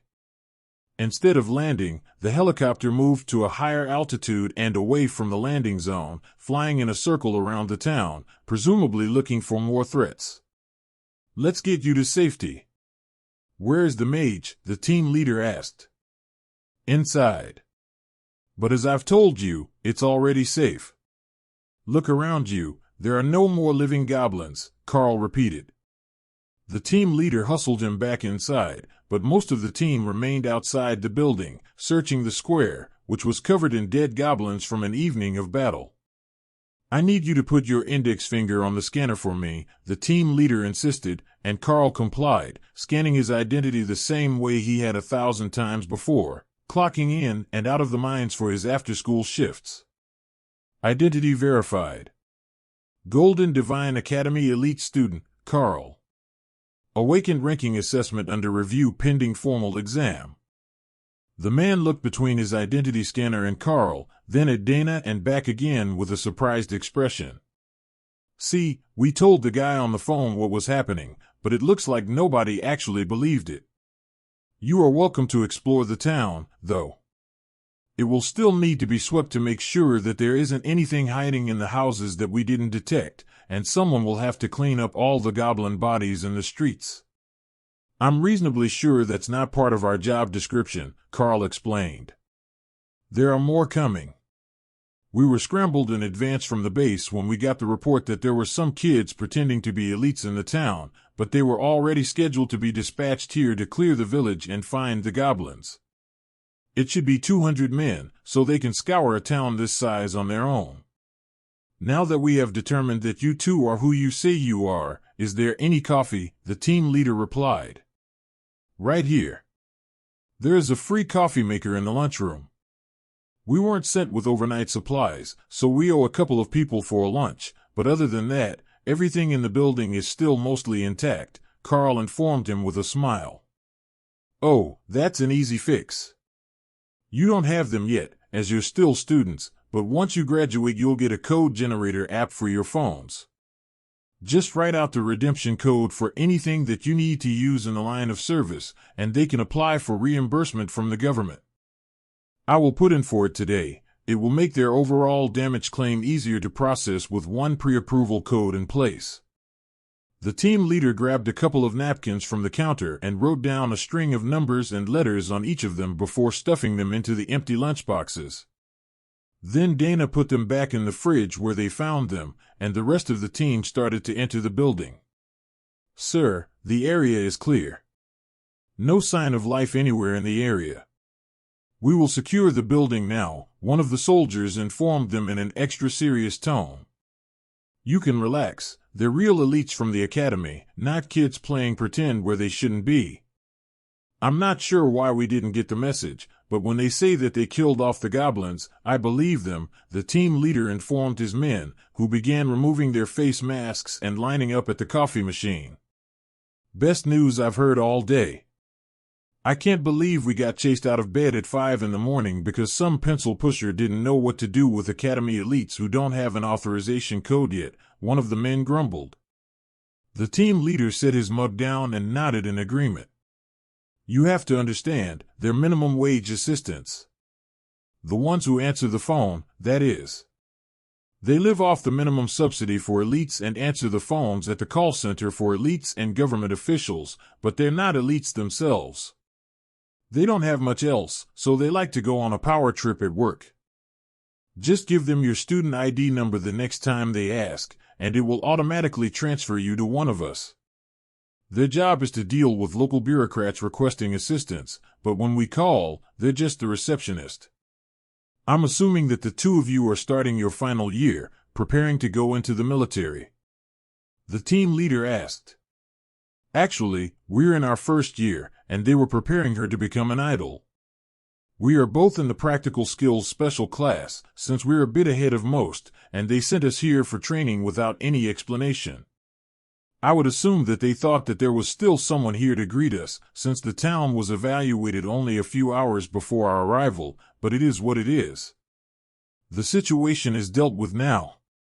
The Special Forces team all turned to look at Dana with smirks on their faces. "Oh, they're preparing for the next Archmage, are they? An idol's career is notoriously short, and her attitude is shit, so they're going to have to replace her sooner than expected. Don't get me wrong, her power is top-notch, and she will be one of the top elites for a long time, but as an idol, you can't be that horrible to your fans forever," one of the Special Forces team members laughed. "Does everyone just know everyone, then?" Dana asked as the soldiers laughed. "Well, there's only one academy for the elite students, you see. Other than the team leader, who is a bit older, we're all about the same age, so we were in school together. Once you're through the first year of cramped classes, you'll find that there is a lot of time to socialize and get to know each other. The most popular people in school become famous outside school as well, and there are only 100 or so of US per year who graduate at Ascendant or higher. You're both reaching Awakened in your first year, so you're almost guaranteed to be part of that group, and you will know a lot of soon-to-be famous people. That's just how it is as an elite." That made sense. Only one rank above Ascended was Commander, and they were the sort of powerful people that everyone in their hometown would know by name, either because they became politicians or because they were so fantastically wealthy that they owned half the town. The lithium mines had a commander rank warrior who took the experimental treatments during development of the serum as the mayor, but most towns only had a few elites stationed there for security. Between the government stipend for powerful elites and their connections, it wasn't hard for them to get wealthy in only a few years and live in luxury wherever they had been stationed. Other than the two that were on duty at the door, the rest of the Special Forces team gathered to secure the two young elites and drink coffee while they waited for the main force of the army to arrive. "Did you find anything stronger than a common monster here?" the team leader asked as he got up to pour another cup. "Just one iron-tusked boar that was clearly awakened. If there was a leader among the goblins that wasn't at the common rank, I didn't notice. They're a bit difficult to tell apart in the dark, especially with the fog, but I don't recall any of them surviving a direct hit," Karl replied. "Why did you choose to cover the town in fog anyhow? Wouldn't that just make your job harder?" one of the Special Forces team members asked. "Not really. It makes it harder for the goblins to see where they're going, so they're attacking blindly until they're almost on us. But I've got a hawk as part of my class skills, and he's great at hunting in the fog. You see, if it stays close to the ground, he can see down into it, while they are looking forward and unable to see much, Karl explained. Oh, so it is like the druids that have an animal companion instead of a beast form, one of the others asked. Sort of. It's a wind-speed hawk, and he's just made awakened rank. An actual magical beast, not just a hawk. Now we're talking. That would explain your confidence in hunting in the dark. Those things are a menace, the man grumbled, remembering a time when his team was attacked by one. They all sat and waited until the team's radios announced that the trucks were reaching the town limits, and the army was spreading out to do a full search of the town. Well, that's the end to happy fun time. They will want us all on standby in case they find something. They've got rifles, but they're not elites, so they will call for us if they find anything more than a lone injured goblin, the team leader explained. Then he led them all out into the open area in front of the building, what Karl had deemed to be the town square, which he now realized was actually used as an open-air market, but all the stalls had been packed away until its next open day. Today was Sunday, the usual off day for most laborers, so it would have likely been open if there were anyone left in town. But the empty space had made it much easier to fight last night and eliminated most of the good hiding spots for the goblins to sneak up on them. More goblin corpses here. Requesting sanitary cleanup. Goblin cleanup at 6th and Main as well. And at 7th and Main. Karl smirked as the reports of bodies strewn all over town came in, and the Special Forces team tried not to laugh. You really did just set a wind-speed hawk loose in the fog, didn't you? There are dozens of them here, which makes sense for two elites fighting together, but there are random bodies all over town, one at a time. You would have to be pretty sneaky to get them like that without alerting the others, the team leader commended them. It was an excellent tactic. With Dana's fog, not only didn't they see Hawk, they didn't see the bodies of their tribesmen either, so they just kept doing what they were doing until he had time to get to them. A few minutes later, the command vehicle, an armored sedan car, reached the center of town and promptly ran over a goblin corpse, spreading the stinking blood all over the undercarriage. I hope they don't want us to get in that. The smell is going to linger for days, Dana muttered. Don't worry about that, you will be returning with us to the academy. I already sent for approval from your teachers, the team leader whispered. A sharply dressed officer in his formal uniform stepped from the sedan car with a grimace on his face from the smell of the dead goblin his driver had just run over. Greetings, it is a pleasure to meet you both on your debut mission. I am Base Commander Colonel Ryan, in charge of the purge of the town today. He greeted them, sounding much more enthusiastic and less professional than either Karl or Dana had expected. Greetings, Colonel Ryan, but this isn't our debut mission. This was a training mission from the academy. We're not up for graduation this year. Dana replied with a sweet smile that seemed to relax the officer even more. Not a debut mission. Well then, I guess there is no need to plead for tickets to your inaugural event. But to have sent just the two of you for an incident of this magnitude is incredible. To think that a pair of elites in training could be this powerful. He gushed. Karl didn't miss how the Special Forces team all rolled their eyes at his flattery, but with his enhanced peripheral vision, he didn't have to turn his head to see them clearly, so the man didn't notice that Karl's attention wasn't on him. I have 200 men scanning the town now in pairs. They shouldn't take long to do a door-to-door sweep and search every home, then we can return to the base to wait for one of the older elites to come pick you up. The base commander informed them. Sorry, Colonel. There are already arrangements in place to bring them back with our team. We will be extracting them to the academy as soon as we have verified that the mission is complete and the town is safe for residents to return to. Unfortunately, there will be no time for photo shoots or any publicity events this time, but I'm sure you understand. Security is paramount for the academy, after all. That was when Karl realized what the colonel was after. He was trying to make friends among the younger elites, networking to expand his connections in the future. It was probably part of his job as a base commander to be in the know about everything that was happening at higher levels, but it was a bit strange for both Karl and Dana for someone with that sort of influence to have an interest in them.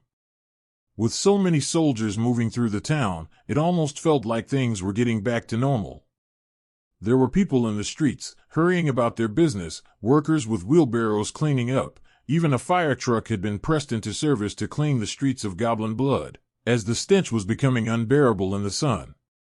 But in the minds of the common soldiers, it only reinforced how terrifying the elites were. These two were still students, and already they were tearing through entire goblin tribes that would have taken their whole unit to safely deal with. Everywhere they went, there were more goblin bodies, and even Karl hadn't bothered counting how many of them Hawk had dealt with since they arrived here. All that really mattered was the number that were still alive, and when they could be finished with this assignment and go home to a proper meal. In the distance, at the town's garbage dump, a filthy fire was sending thick black smoke into the air as the soldiers used diesel fuel to ignite the bodies of the goblins, purging them so they wouldn't spread disease through the area, and eliminating the worst of the evidence that monsters had actually overrun the town. From what Karl could hear on the radio in the base commander's car, they were instructed to clean up as much as possible so that the residents would feel safer when they returned, as if the disaster had been mostly prevented, not dealt with after the fact. It was one of the small political niceties that helped the people feel confident that they were being looked after, and in this case, it could have been much worse. If they had waited for the army, the goblins would have looted the majority of the houses and caused massive amounts of property damage during the overnight hours. The Special Forces team leader observed the progress with satisfaction. They will send a cleaning crew through in the afternoon, as it appears that the town really has been cleansed, but the soldiers will remain for most of the week, just in case. We can start getting ready to head back. Was there anything else that you wanted to make a note of before we leave? Yes, these herb packs. I want to either know what is in them, or bring one with me to analyze at the academy. They seem to be an effective monster repellent, and it kept the goblins from trying to go straight for us in the government building. Karl noted. The team leader opened the bag in question, sniffed, and then nodded. I have the recipe for this. It's a pretty common pest deterrent, but the herbs for it only grow in a few areas of the country, this being one of them. I didn't know that it would work for goblins, but it works very well on insect-type monsters, as well as regular bugs. The local mosquito repellent deterred goblins. Perhaps it just masked the scent of humans so that they didn't realize the area was inhabited. But if it worked, and Karl gave the team leader a thumbs up to signal that he would want that recipe later. Excellent. Then we are off to the academy. Base Commander, we will return this evening with a full report for you, the team leader announced. Thank you, Major. I will look forward to the detailed exploits of these two outstanding trainees. The helicopter returned as they were speaking, and landed on the roof of the building, which was accessible through an internal stairwell that was marked smoking area. You look more excited now than you did when we arrived, one of the team members noted. I've never been in a helicopter before. Dana and Karl replied in unison, then burst into laughter at their synchronized thoughts. Well, we can change that. Hop in and fasten your harness. The academy won't forgive us if you get injured on the ride home. The team leader informed them with amusement clear in his expression. Yes, sir. The helicopter lifted off and turned toward the east, flying high over the treetops, and roughly following a river. It's beautiful from up here. Dana spoke into the microphone, nearly drowned out by the noise of the helicopter. It's like nothing you'll get to see on the ground. You two did good down there. I don't know what the academy originally sent you to do, but I'm pretty sure it wasn't for the goblins. I checked while we waited, and the other teams of students all went to take out a handful of magical beasts and then called for a ride home the first afternoon. The team leader informed them, now that there were no more curious ears around to overhear them. I thought that might be it. There was a group of wild iron-tusked boars near the town. That was a nice light start to the day, and at first, We thought that might have been it, but then we realized that all the houses were empty, and they hadn't just brought everyone inside to wait. Karl agreed. So, you just started to scout the town for goblins and then killed them all until we showed up? One of the other Special Forces soldiers asked. We thought that we might have underestimated the teachers, so we cleared out all the goblins and then called in on the hotline in the government building, but they didn't believe us and threatened to send the military police. That ended up being you, and they asked that we stay on the phone until you arrived so they didn't have to put out a search warrant for us. Dana laughed. The soldier rolled his eyes in amusement. They're a bunch of idiots. I'm sure the boss went over proper protocol already, but calling them is usually a last resort. Getting in contact with a military unit or the academy directly will make your lives a lot easier. Do you think that they're going to give you a promotion after this? I see you've still got the first-year common grade badges on, but there's no way that either of you is still common grade. We saw the fog in the bodies. That is definitely beyond the skills of 2 common trainees. We will see. If they do, it will be great. You know how it is at the academy, power gets respect. So, if we can get them to give us the black badges, we will at least be able to show off to our fellow first-year students. Karl agreed. The Special Forces team laughed at their own memories of school. They were also among the first to advance, so they knew very well that there were plenty of social benefits that couldn't really be quantified about being the first with the black badges.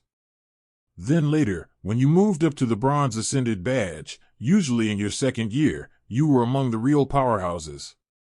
With the body enhancements of the warrior classes, Ascended rank brought about huge changes to their physique, and it was at that point when they could be called truly superhuman. Karl could already jump up onto the roof of a single-story house, but that was still plausible by elite standards. When you could throw someone over the house, then you were getting into the feats associated with the Ascended. We're not far from the academy now. It will be about another half an hour before we arrive, but you should prepare yourself for a lot of questions from the students. It is the off day today, and you're returning in a Special Forces helicopter. I wouldn't call that subtle, so your friends will want to know what you were up to. The pilot laughed as he gestured to a spot in the distance that should be the academy. The helicopter wasn't flying particularly fast, and the side doors were open, allowing the team members to let their legs dangle out the side while they were held in by a safety lanyard. Normally, that would be concerning, but Karl had seen them rappel down ropes from that same position, so it couldn't be too dangerous, no matter what it looked like. As they got closer to the academy, they could see all the students out in the yard relaxing and studying, and Karl could see all the heads turn as they noticed the sound of an incoming helicopter. It wasn't the sort of noise that you would hear every day, so it attracted a lot of attention, especially when it started to set down on the helipad next to the main building. The doors were open, so everyone could make out the 2 white and gold student uniforms among the dark green Special Forces outfits, and the innate need to know all the school's gossip kicked in. The teachers should be out here soon. They want a statement from you on what happened during the mission, so I wouldn't count on keeping your day off. The pilot informed them as the rotors began to slow to an idle. Yeah, I was afraid that would happen. But hey, if you guys put in a good word for us, maybe we can get those black badges right away. Karl joked. The men at the door unhooked themselves and stepped down to offer a hand to Karl and Dana as they exited the aircraft, while Sergeant Rita and 2 teachers that Karl didn't recognize were jogging across the field toward the helipad. It looks like we're in for it right away. Sergeant Rita is my personal tutor. Karl informed the team member beside him. She's not all bad. But if I recall, she really loved her physical fitness, so as her student, it might be difficult to see. The man joked. She is pretty good, honestly. But I've got a class that nobody has seen before, so she's always pushing for every bit of new information. This report will be a long one. Karl explained. Dana seemed to recognize the other 2 teachers, so they must be from the mage classes, and they were gesturing for everyone to come meet them, not just Karl and Dana. Karl, Dana, It is good to see you back in one piece. The mages said that they were monitoring your vital signs, and you weren't heavily injured, but we got the message that the town was overrun after we sent you. Tell me, what happened after you got there? Sergeant Rita demanded the moment that they were far enough from the helicopter to speak somewhat normally. We found a pack of wild boars on the edge of town, so we hunted them and packed them up for meat. Then we went to take care of the goblins that were around town and the group that they left on patrol. That part was easy, as it was almost all common-grade monsters. We had hawked clear the ones he found looting in the town, and then we went to the government building to see if they had left us a message or something. It's not like we're sent anywhere at random, so they should have known that we were coming. But we didn't find anything, so we assumed the mission wasn't over, and we set up a fog trap for the goblins that would return that night. We managed to eliminate the entire goblin tribe by morning, and then we called these fine gentlemen for a ride home. The Special Forces team leader smiled and nodded along, then gave Karl a gesture of approval. Short, succinct, but covering all the major steps of the plan. I approve, excellent summary. The soldier chuckled. I will expect a full report by tomorrow morning. But before that, we all need to have a meeting. It appears that the base commander has some fine things to say about you all, and it has raised some questions here at the academy. Sergeant Rita informed them. And that is my cue to retreat. Have a good afternoon, cadets. The Special Forces leader laughed. Oh, no. You're coming with us. We need a full report from your team on what they found when they got to the town, body counts, the state of the students' combat readiness, and anything else that the mages come up with. Since the students claimed to be awakened rank when they reported to the phone operator, we need to determine if they lied to a government official. The soldiers smirked at her assertive manner, as the sergeant didn't actually outrank them. She was just the messenger passing on the bad news that they would not be returning home so easily. Well, we've got just the thing for the testing, then. We have an entire Special Forces team of trained officers at the commander rank who are willing to test the 2 students right now if necessary. I believe that not even the stuffiest of bureaucrats will question our judgment if we can show the results. He replied. With that much of a power gap in their level of experience, it wouldn't be a problem for them to somewhat accurately gauge the performance of the attacks made by Karl and Dana, but this particular team had their own estimation method. I will have Lieutenant Keyes set up a series of barriers, each one at 10% increments of his total power. There is no doubt that he is in the middle of the commander rank, but there is a big jump between Ascended and Commander. The power nearly doubles. If they can make it to 50% of his barrier at full capacity, I would say for certain they can put out Ascended level damage. If they can make it to 25%, it should be at least Awakened level damage. That's straightforward enough, and then we can just have them repeat it to prove they have the stamina for a fight. I don't think that will be an issue either, after seeing that they could cover an entire town in magical fog and kill goblins all night long. The teachers from the mage department were much happier than expected with that plan. They were around the same power level, and they would have used the same general testing method, but having an official examination done by the Army would remove all questions about bias in the testing. They were the instructors of the students in question, after all. If someone thought that they had passed too easily, it could hurt the teachers' reputations. Sergeant Rita pointed to a building at the side of the compound. Let's do this in the practice gym. It's set up with all sorts of protective walls so nothing gets damaged, and we don't have the whole school as an audience. Karl shrugged, not concerned one way or the other. He knew that he could pass this test. But Dana was happy to get out of the public eye, just in case the teachers were not convinced that her magic missile was up to the standard for an awakened mage. She had been holding back quite a bit all night long, but the goblins were pretty soft targets, and they were easy to kill even with a third of her total power.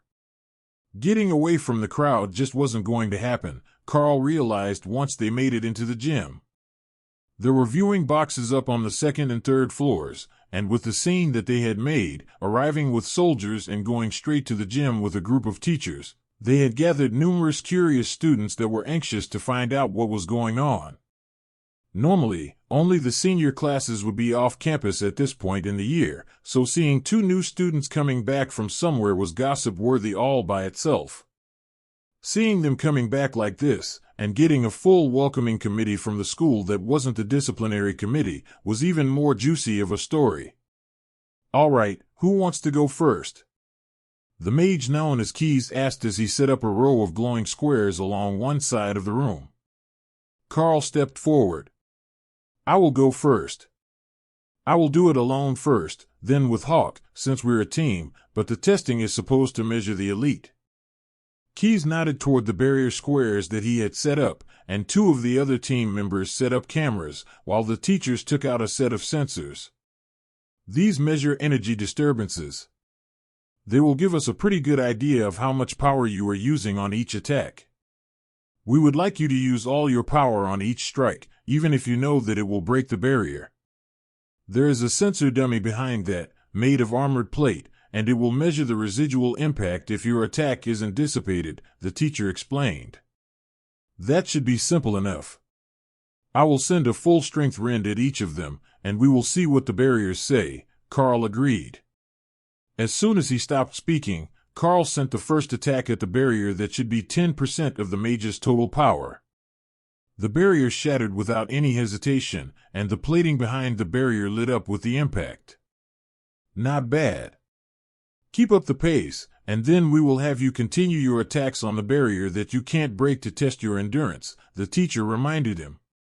The second attack likewise shattered the barrier without issue, but the third left the rend attack visibly dimmed. The fourth barrier seemed for an instant like it was going to hold, but it also flickered and collapsed, nullifying the attack the same way that Karl had been nullifying attacks against the school's mages during practice for the last 2 weeks. After seeing that, Karl knew that a simple rend was not going to take out the next barrier, no matter what he tried to do, and the teacher wouldn't call multiple concurrent attacks a win for actual attack power. So, he held the rend on the claws of his new gauntlets, and slashed at the barrier with his hand. The brute force did what the ability alone could not, and the fifth barrier cracked, but held together for 2 attacks, and only collapsed when Karl hit it a third time. Karl coated the claws on both gauntlets and fiercely attacked the 6th barrier, leaving claw marks on the magical shield that quickly reformed to a smooth surface. For 10 minutes, Karl beat on the magical barrier with no sign of it collapsing, then he stepped back to catch his breath. "That's what I've got," he informed the professors and the gathered Special Forces team. The Special Forces team leader nodded in satisfaction before speaking. "Impressive. Combining the skill with a physical attack noticeably increased the total damage output, and you've still got your pet in reserve. There is no doubt that you are at the awakened level. Being able to reliably break the 3rd barrier until you are exhausted would be enough for that. If you could have gotten through the 5th in a single attack every time, we would call it the minimum for Ascended, but you're not quite there yet, even with the physical and magical combined. We allow the warriors to enchant their swords, so the methodology is sound. You have our certification that you are indeed an awakened rank elite." The teachers and Sergeant Rita conferred for a moment, and then the longer-haired of the 2 nondescript teachers cleared his throat. "The teaching staff is in agreement. You are promoted to the awakened rank," he declared. "Student Dana, please step forward to begin your test," Sergeant Rita requested as the Special Forces mage recast the spells. You are listening to a story on Time Drift Stories channel. If you enjoy it, please like, comment, and subscribe so you won't miss the next episode. The team leader leaned over to whisper to Karl as Dana mentally prepared. The reason it has to be 1 attack is that if there was an actual mage on the other side of that barrier, they would be reinforcing it constantly to keep their defenses up. If you can't break it in 1 shot, you can't hurt the mage. That made a lot of sense.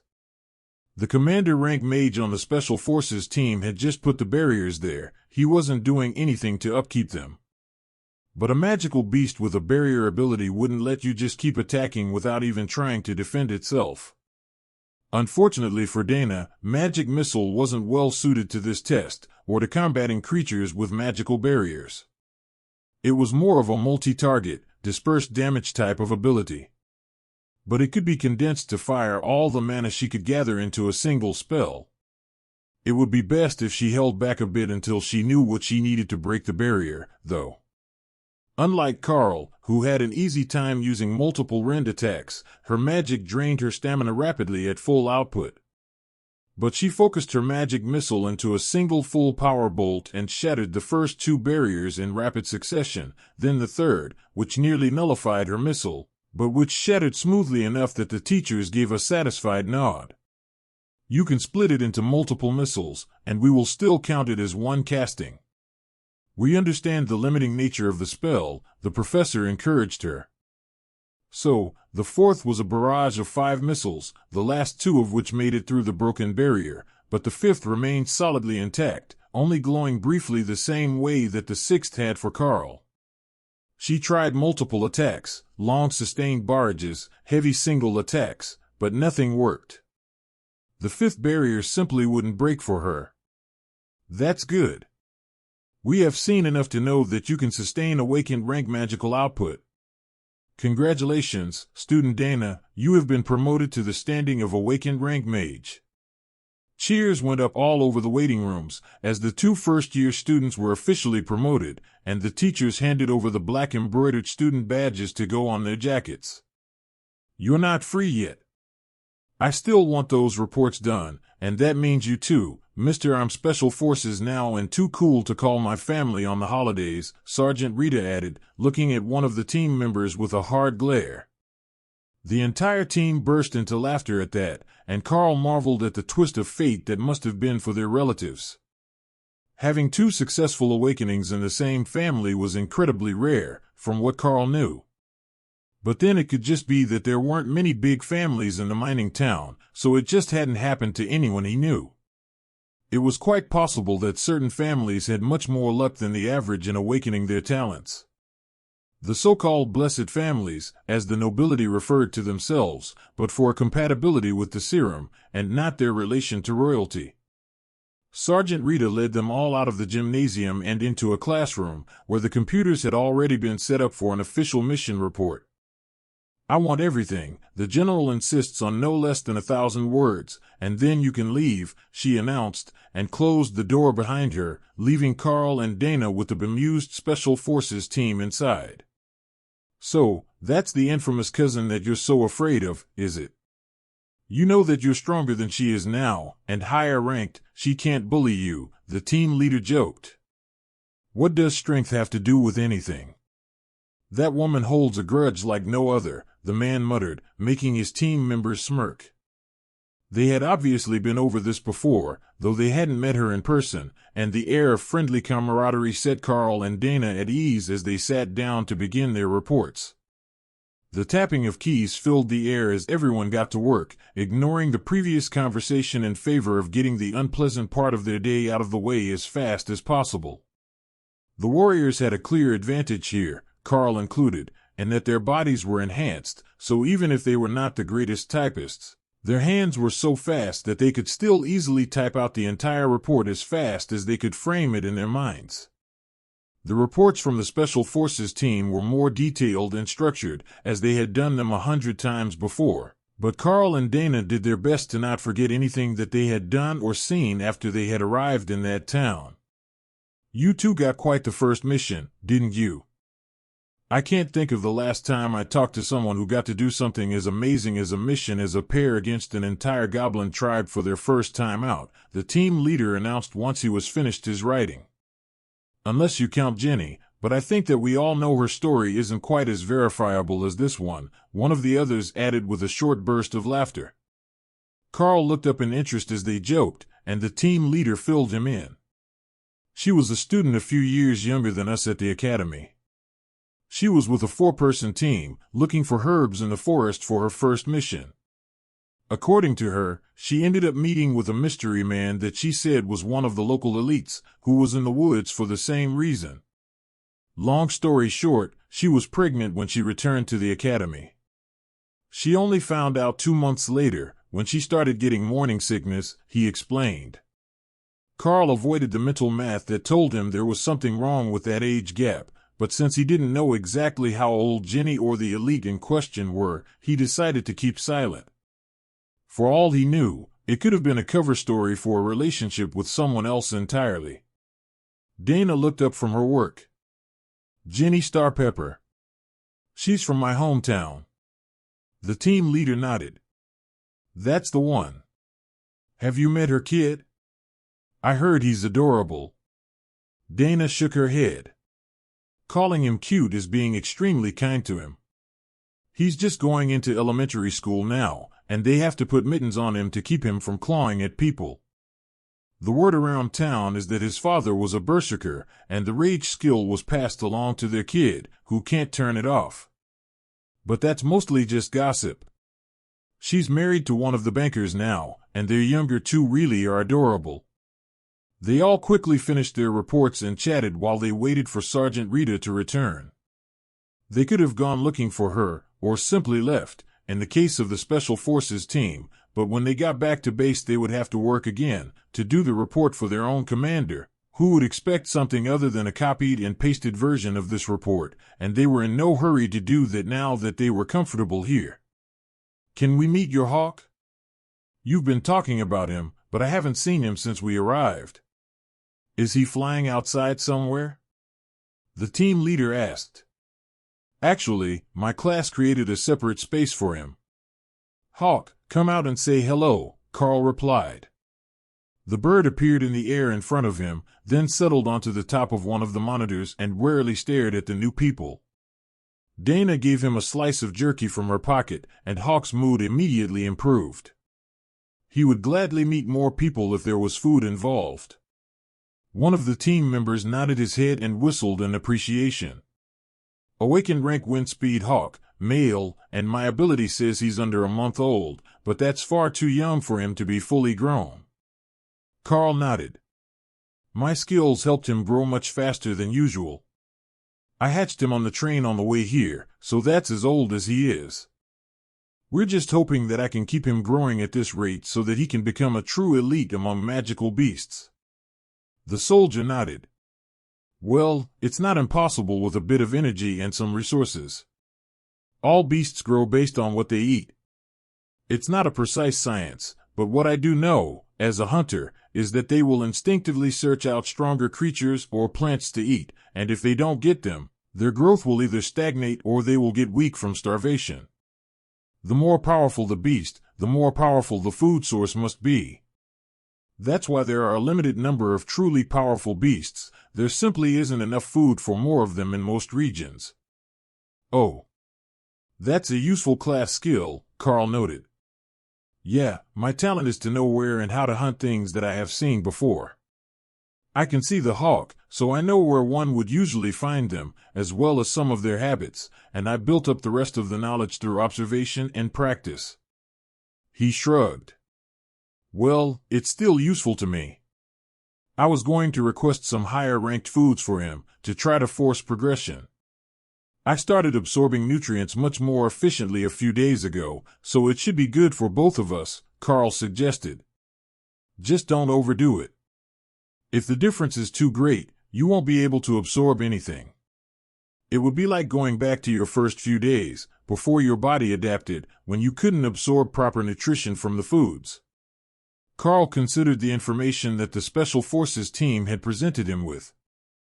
If it was true that the quality of the diet limited a monster's growth, it made perfect sense that most wind speed hawks never made it past the awakened rank. Their favorite food was the earth mouse, a common grade monster. Eating that every day would give them a steady source of nutrition, but of a limited quality. If they were going to advance further, they would need higher quality food, but their usual hunting targets couldn't provide that.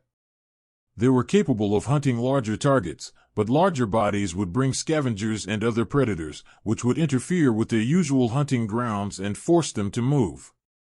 So, they would end up trapped in a vicious cycle where they could only rarely eat higher quality meals, and they would slowly grow to awakened rank as they got older. Hawk was certain that he would make it to the commander rank, just like these Special Forces men, but that was largely wishful thinking on his part, and unless Karl could provide the diet he needed, it wasn't realistic in the time they had at the academy, much less in the short term to overtake Sergeant Rita like Hawk wanted to. But the academy should be able to provide him with at least that much assistance. If the food in the cafeteria was common-grade monster meat, then just increasing it one rank should bring about a new growth spurt for the Hawk. That would be the first thing that he requested, other than more of the mana-infused blood with the strength stones in it. Hawk loved that stuff, like Karl had loved ketchup on chicken nuggets when he was little. Though, the bird's actual dietary requirements had slowed a lot since it hit maturity. Now, it was relying more heavily on the energy provided by Karl, and not eating multiple times its own body weight in a day. Hawk was still a little glutton, but when the total amount was under a kilo of meat a day, it was much more reasonable. At the rate that they were going, the awakened rank boar meat would last Hawk for months, and it seemed that the meat left in the space would not spoil. Or at least it didn't spoil as quickly as it would in a refrigerator. Since we're here at the computers, we should send a letter home. I can send it to the mayor, and he will print it for my parents, since they don't have a phone or a computer, Karl suggested. You know that almost everything about your life is currently confidential, right? They will censor any information that outsiders are not supposed to have, like the location or layout of the academy, plus any details of your training, the team leader reminded him. That's fine. Just a little update to let my parents know that all is well is enough. I know that some of the other students are more eager to get away from home, but I was just eager to get away from the mines, Karl laughed. The shortest of the team members reached over to pat him on the head. That is understandable. I came from an island fishing village. There are no options there but the fishing boats or the cannery. You work on one or in the other. The day I left was the happiest day of my life, but I still send a little something to my parents now and then. The others nodded in agreement. There are money transfer limits, but we can still send them enough to be doing well. My dad is an accountant in the capital, and he still loves his job, but he's one of the most boring people I know. My mom always tries to convince him to agree to going somewhere fancy for dinner when I visit, but he likes roast beef and potatoes so much he'd have them for every meal. One of the others laughed. Dana smiled as she wrote a short letter home, not directly referring to her rank or class, but letting her parents know that she was doing well, and that the academy was treating her well, with a beautiful room. She omitted the part about it being so loud that she preferred to study on Karl's balcony, but her parents would take that the wrong way, no matter where she was. Karl kept his nice and simple, telling them that he had finally gotten a proper growth spurt to catch up to the height of his classmates, and that he was making friends and meeting plenty of new people. The soldiers thought that was hilarious, given the circumstances, but it was the sort of letter that could be sent home entirely unredacted. Most would want to include details of their training or their rooms, which would be scrubbed by the academy staff before the message was sent. While they both knew that they wouldn't be getting a letter back anytime soon, as the academy wanted them to focus on their studies, not the life they had left behind, it was still comforting to know that their parents didn't have to worry about them. Karl looked over his letter with satisfaction, then hit send and clicked the button that confirmed the message would be viewed by academy staff before being sent to an outside address, even if it was a government email address in his hometown. All right, that should take care of the important parts. Now I just need to talk to the kitchen to work up a new diet plan for Hawk and I can start on the next phase of my studies, he informed the others, then sighed in relief. The team leader gave him a comforting pat on the back. That is always the fun part. We were the third year of serum injections, so when we were here, nobody knew anything about how to keep progressing. They hadn't even had any graduates yet the first year that we were here. But it's all about going with what feels right. For the mages, it's mostly focus and practice. For the hunters, druids, and rangers, being at one with nature is a major part of their growth. I think for Karl here, it will be mostly about keeping Hawk growing. The official position is that the serum is the future, but we've learned something interesting in the last few years. The classes can be passed on. Some of them can be taught to older people who never got the injection but have potential, and others can be inherited by children. I don't think that it will be long before they start looking for ways to optimize the serum to give the best classes to those with the most potential. Dana gave them an excited look. You think that is possible? I mean, if they could make a whole corps of golem mages, it would be huge for both the army and for major construction projects. I heard that was what they wanted to try to teach us all, just to see if we could learn the spell. More than just that. I think that they want to find an option that can be taught to people who aren't compatible with the serum. I know there have been some attempts to teach sword skills to students who don't have the compatibility with the serum. They've been a failure so far, the same as trying to teach them magic, but that could just be a lack of mana. Who knows, maybe they will happen upon something good, but that's in the future, and you two are too young to be worrying about your children's future. The team leader laughed. Their laughter was cut short when Sergeant Rita returned with the headmaster of the academy, as well as the old mage who worked the transportation magic and two men in expensive-looking suits. It is good to see everyone in such high spirits. We were just in a meeting about the incident when your reports came through the system, so these fine gentlemen came to speak to you all before they left. The headmaster informed them politely. If the headmaster was sucking up to them, these two had to be someone important, but Karl had no idea who they might be. There were too many important people in the world, from elites to government officials and even royalty. Royal Prince Axel, Overlord Drake, it is a pleasure to meet you in person.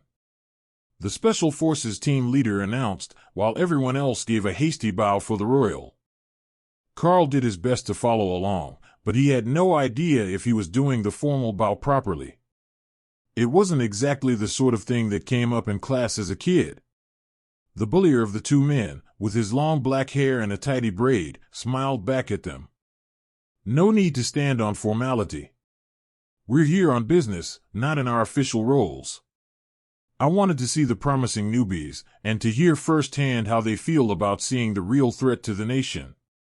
That must be Overlord Drake, as Hawk felt the man's power and warned Karl that he was dangerous. Overlord Drake, it's an honor. I must say, seeing goblins for the first time was more disgusting than anything. They smell terrible, especially when they're dead. Karl replied. Dana nodded her vigorous agreement, and the two men smiled back at them. That wasn't quite the response I was expecting. Weren't you terrified to have come across real monsters? The Overlord rank warrior asked. I don't think that it even occurred to us. The first group we found was only the 6 of them, and we were confident enough of taking them out, so by the time things got dangerous, we were already past the initial shock. Karl replied. Dana nodded her head and added. Goblins are horrifying creatures, but they're so filthy and disgusting that it kind of overpowers any sense of fear, you know. The prince, with a slight smile on his delicate features, shrugged his shoulders. I wouldn't know. I have seen many things since I graduated, but I have never met a goblin in real life. I am told that the smell of them is somewhat revolting. Why does he look like he's in charge? The big guy is way stronger than he is. Hawk asked Karl, unclear about the human hierarchy. His family rules this whole area, so he gets respect as a future leader, not for the personal power he has now. Karl replied mentally. Oh, like the cub of a big predator. I understand. That was close enough for Hawk to guess where everyone's proper spot in the rankings was. It was critical in his mind to know what was prey, what was not, and what looked like prey but could bring a very dangerous threat your way if you tried to eat it. Was there anything that we could do to help the 2 most promising students of this class grow? The prince asked the headmaster, preparing to leave now that he had made his determination of the character of the people they had been speaking about. Well, Dana is a standard mage. Her first spell was Magic Missile, the same as yours, so anything that you can tell her about your own advancement might help. Or perhaps the Royal Library has a useful spell that might assist her. But Karl is a unique class. He has a deadly pet wind speed hawk that imparts power to him as it grows. That could be more difficult, Your Highness. The headmaster replied. What spells do you know now? Prince Axel asked Dana. Magic Missile and Fog Bank. The prince thought about it for a moment and then held out a hand behind him, then realized that he hadn't brought his assistant into the room. If you have some time, I will give you a spell tome. It's a talent that I learned when I strengthened my inscription skills. In theory, if you are compatible with them, you can read it and immediately learn a new spell to a proficient level. He explained. I have all the time in the world, Your Highness. Dana chuckled. Right, first-year student. You won't be going far, or at least you won't be gone long if you are. I will have my assistants deliver the spare one I brought to your room later. Drake reached into the inner pocket of his coat and held out a small red book. It looks like this, but likely thicker than this one. This is the attack skill that we have been trying to teach all our warriors. It's a wide area attack skill, great for clearing groups of monsters. Perhaps Karl would like to try. Karl looked at the cover of the book, which was just blank red leather. What is it called? He asked. Rend. It's not a difficult one, but it is powerful, thanks to the bleeding effect that it has on targets that survive the initial hit, and we are hoping that all the warriors can learn it by the end of their second year. Drake replied. Karl sighed and shook his head. Rend is the basic skill of the Windspeed Hawk. It is currently the only skill that I do know. In that case, I think that I might have something good for you. After Rend, there is an advanced version of the skill known as Shred. They're similar in function, but Shred is much more deadly at the same rank and leaves jagged wounds that make it difficult to stop the bleeding if they lack magical healing. I will get someone to bring you a skill book to see if you can learn it, or teach it to your hawk. If either one of you knows it, you shouldn't have too many problems fighting above your level as an awakened warrior. Overlord Drake announced. Better than Rend. Is he being silly? Rend is the greatest skill in the world. Hawk complained. It's an improved Rend used by more powerful creatures. Trust him, it's a good thing. Karl replied. Then he bowed politely to the powerful warrior. I would appreciate any help we can get. I don't know what the limits of this class are, but if we can learn some more powerful attack magic, it would be incredible. The headmaster reached into a bag hanging from his side and pulled out a book that looked the same as the one for Rend, but with a bit of silver trim on it. I have a spare copy with me, just send the new one to my office and I will give this one to student Karl. The headmaster suggested. That is much easier. My assistant should still be waiting there, and he has one with him. It looks like the lull is over, if these two are anything to go by. It has been a few years since any really outstanding students began their training, and we were beginning to worry that it was only luck that brought us a flood of geniuses in the first few years. Overlord Drake announced. The headmaster handed over the book, which was warm and soft in Karl's hand, and everyone stared at him expectantly. Go ahead, try to open it and see what happens. The headmaster insisted. Karl gently flipped open the manuscript, and a flood of power flowed into his body. Skill learned, Shred, pet skill learned, Shred. Hawk popped out of the beast space and landed on Karl's shoulder to show off, making sure that everyone could see the blood-red feathers streaked through the cream color of his legs. Wow, I was not expecting that. But where did the book go? Karl asked. It vanishes if someone who can instantly learn the skill uses it.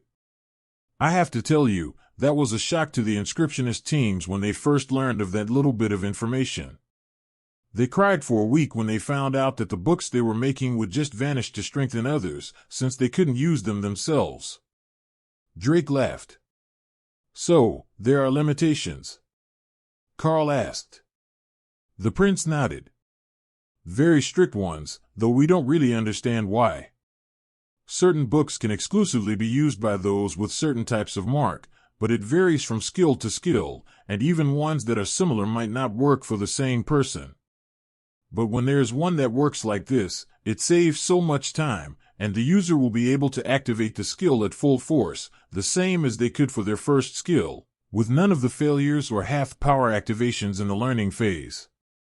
Dana was beginning to get excited about the prospect. And the elites that have an affinity for inscription can just make these.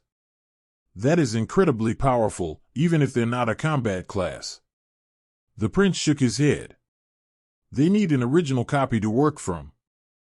The only ones they can make are ones that we have managed to find an original working copy for, or that were created with the help of an elite that has mastered the skill well enough to teach others.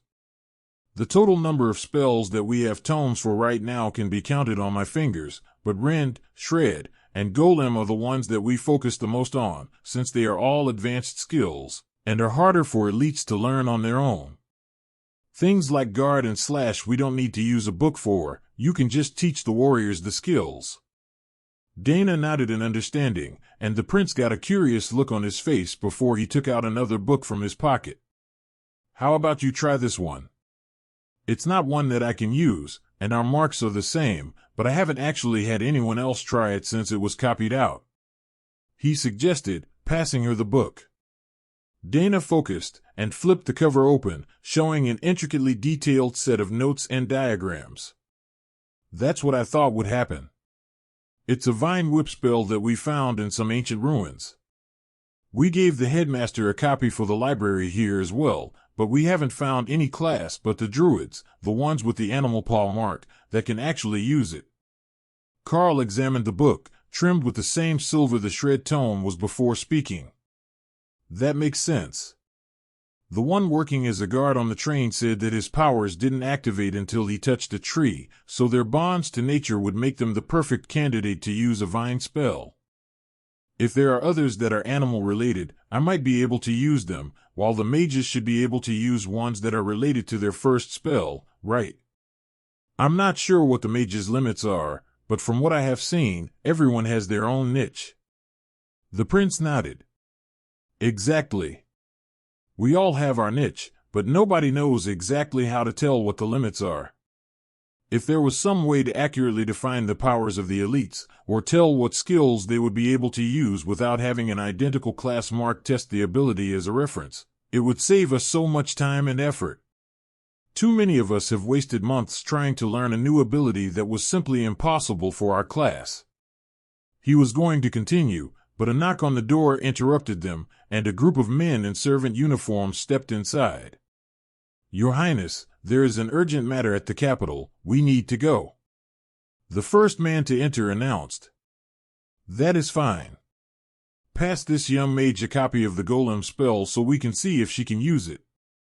Then we can leave. Dana accepted the golem spell book and hesitantly stroked the cover, hoping that she would be able to use this one the way that Karl did, Shred. After a moment of hesitation, she flipped open the cover, and the book vanished. Prince Axel and the other mages didn't look surprised, but Dana was nearly vibrating with joy as she learned the spell, improving her repertoire to 3 spells in total. Now cast it, and we can see how it turns out. Each mage has a different golem, based on their proficiencies, and it's the best way to tell the forward path for them. Prince Axel explained.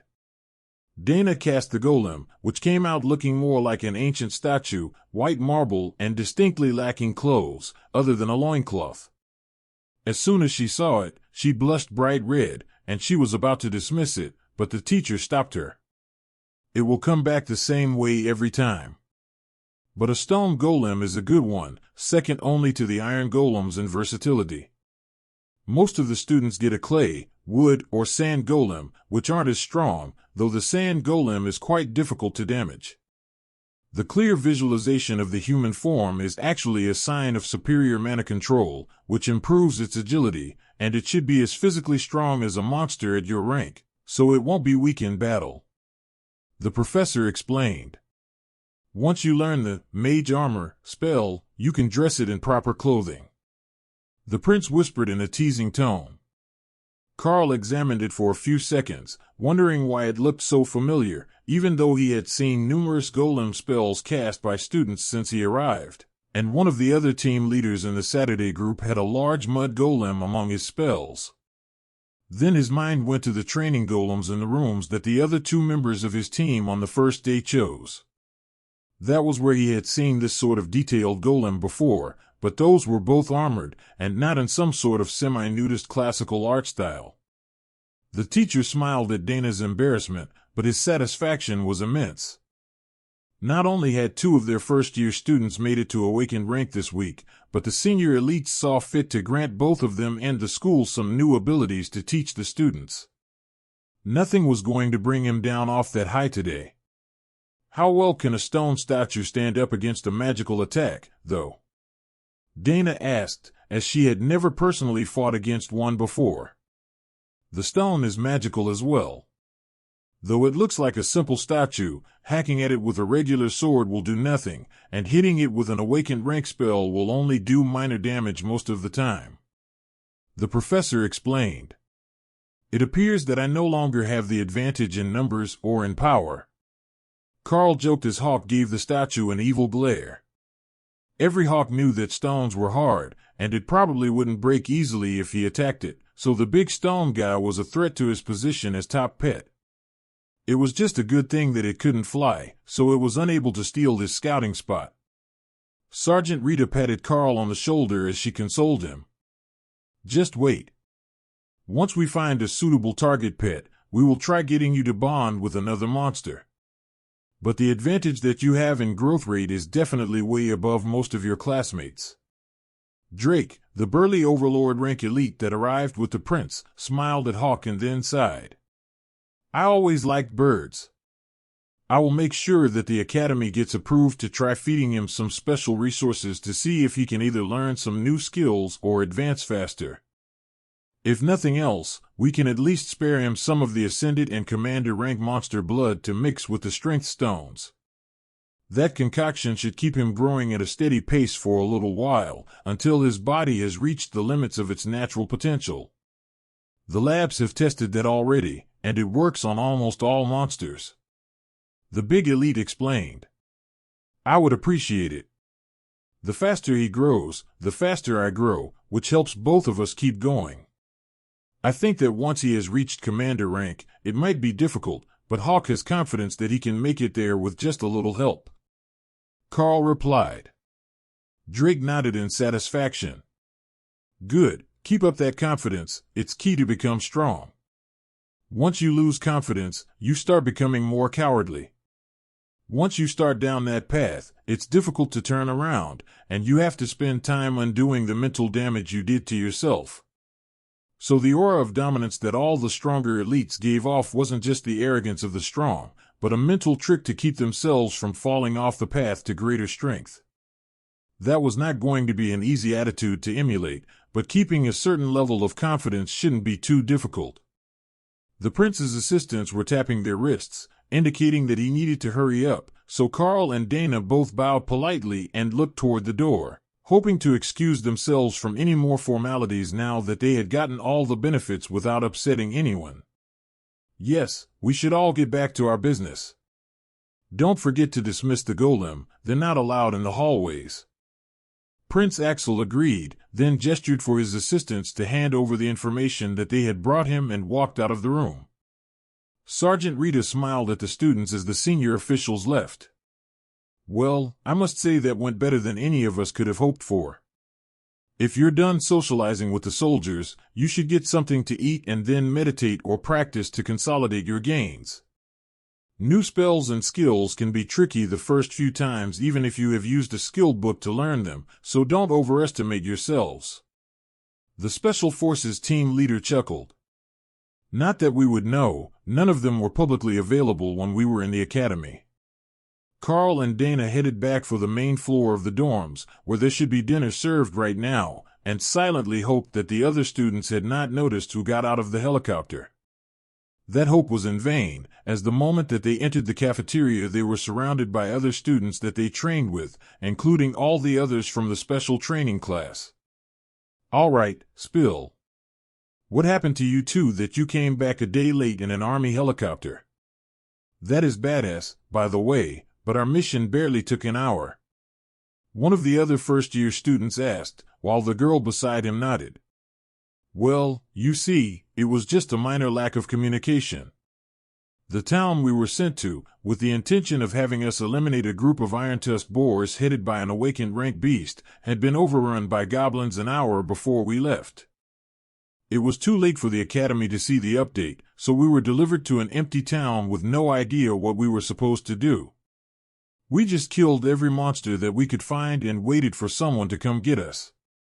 They didn't seem to be in a hurry to do that, so we called in the morning when we were sure that the goblins were all dead. Karl explained. And how does that relate to you both having awakened rank black badges now? One of the other students asked.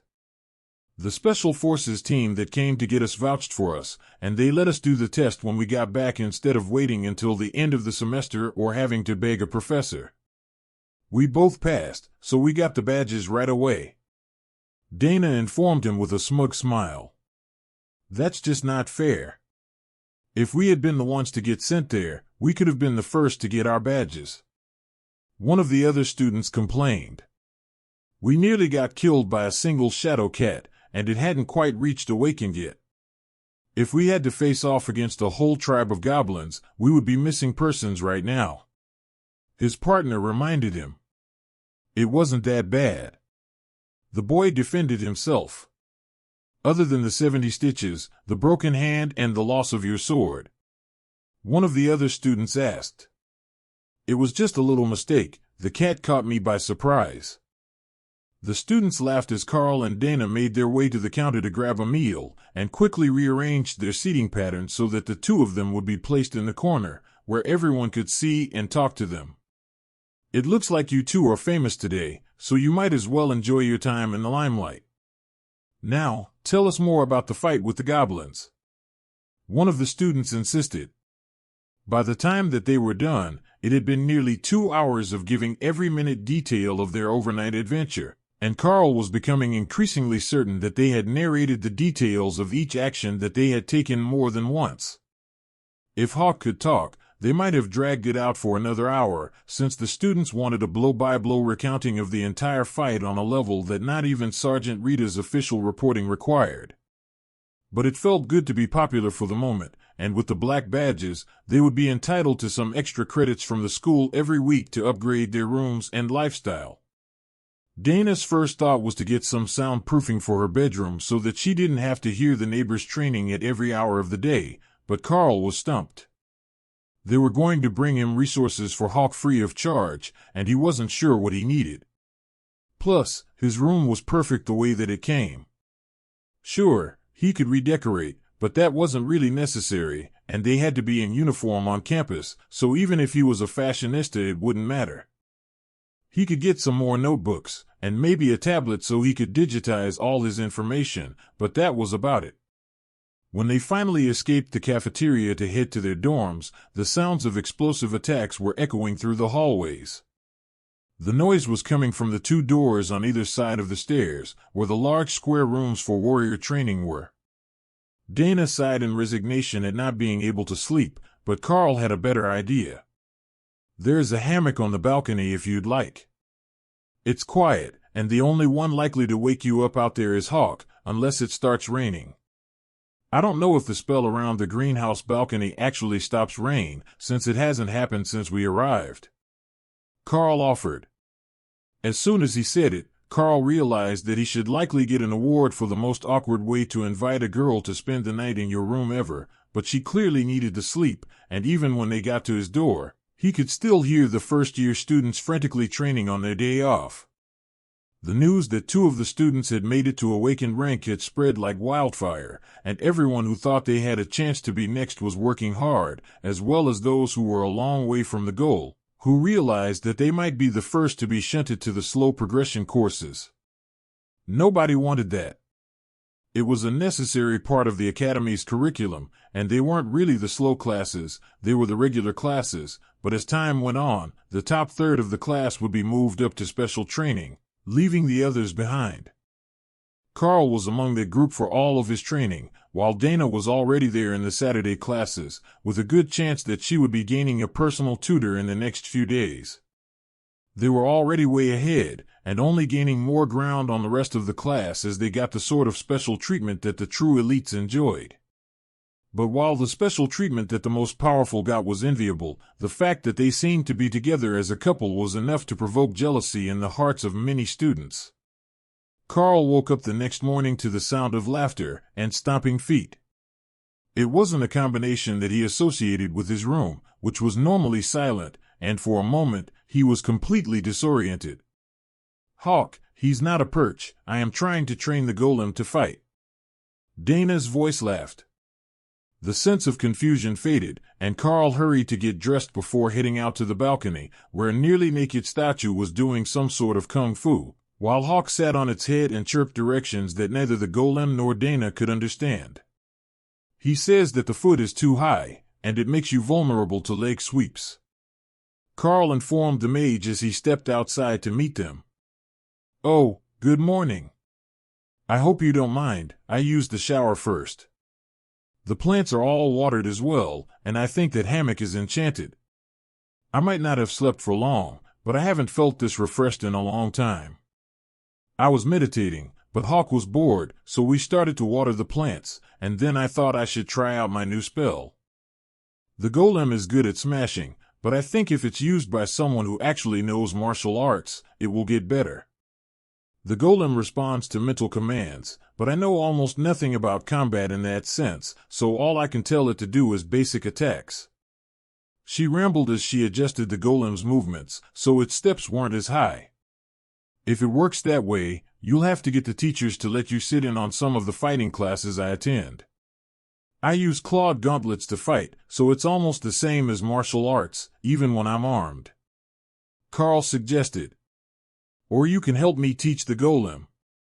Once I understand the basics, it should be enough to get started," Dana suggested, with a determined look at her summon. "All right, let's start with the 3 basic combat stances, and then we can move to the guarding positions, since he already understands the basics of punch and kick from the spell." Dana led the golem to mimic Karl as he moved, and the golem caught on incredibly quickly. They weren't intelligent in a true sense, but the spell allowed the golem to be slightly adaptive, and the more it fought, the better it would do the next time that it was summoned. The understanding was mostly the mage's, but either the system or the spell itself enabled it to retain skills it had gained when dismissed and resummoned. After about 10 minutes, Karl and the golem began to shadow box, holding back their powers so that they didn't actually injure each other, though they both had awakened rank physiques, at least in theory. Karl hadn't had to test that yet, but he hadn't been injured during training since the day that his absorption of energy from food had improved, despite taking just as many hits in training. However, kicks from sparring partners and a full power punch from a stone fist would be an entirely different experience, he assumed. "All right, now that I've had a morning workout, I need to shower, and then we should go get some breakfast before classes start. Will I see you again after class?" Karl asked. "I'll be back after dinner to study. I suspect that we're both going to be busy today, with all that happened this weekend." Dana agreed. She was completely right. By 4 in the afternoon, Karl was completely exhausted from the upgraded training regimen, and Sergeant Rita still had more plans for his day. "Now that you have been promoted to the rank of awakened, you are considered somewhat of a proper elite, though you are still in school. Normally, this class comes up in the 2nd semester, but we need to start going over the duties and responsibilities that come with the position of an awakened elite, and the chances that you could be called to assist with attacks whenever you are off campus. Well, theoretically you could be called to them when you are on campus as well, but there are plenty of senior students to go through before it would be your turn, as we award credits for outside duties, and there is a waiting list," Rita explained. "Wait, there is a waiting list for the emergency responses around the academy?" Karl asked. "That's the part that caught your attention." "Yes, the senior students all want to have them to pad their resumes, and for the extra resources that they can get. Especially if they're graduating at awakened or barely into ascended rank. But right now, it is important that you know the basics, like how to send a message to elite operations, the emergency contact numbers, and a few other things that would have helped you out on your last trip. I'm sure you're aware that the phone call could have gone more smoothly if you knew to give them your student ID number as an introduction, so you would be transferred to someone with a functional brain. But you could also have contacted the elite force stationed at the airbase directly and saved some time. Also, there were other elites in the area that you could have called on if things went wrong. They just didn't respond because the mayor sent the signal that they had all evaluated safely. With the civilians gone, the military could take their time. While the sergeant's explanation made a lot of sense, as it was undoubtedly safer to hunt for the goblins in the daylight, it would have made more sense to do the whole job the first day and not wait until the second day to deal with the rest of the goblin infestation after the homes had been looted overnight. But Karl assumed that this wasn't the only thing that they had to do, so he wouldn't hold it against the soldiers for showing up when they were ordered to. All right, let's see that data.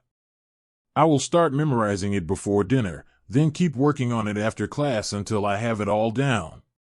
Karl replied, resigned to the overload of data that was coming his way. The information turned out to not be all that bad.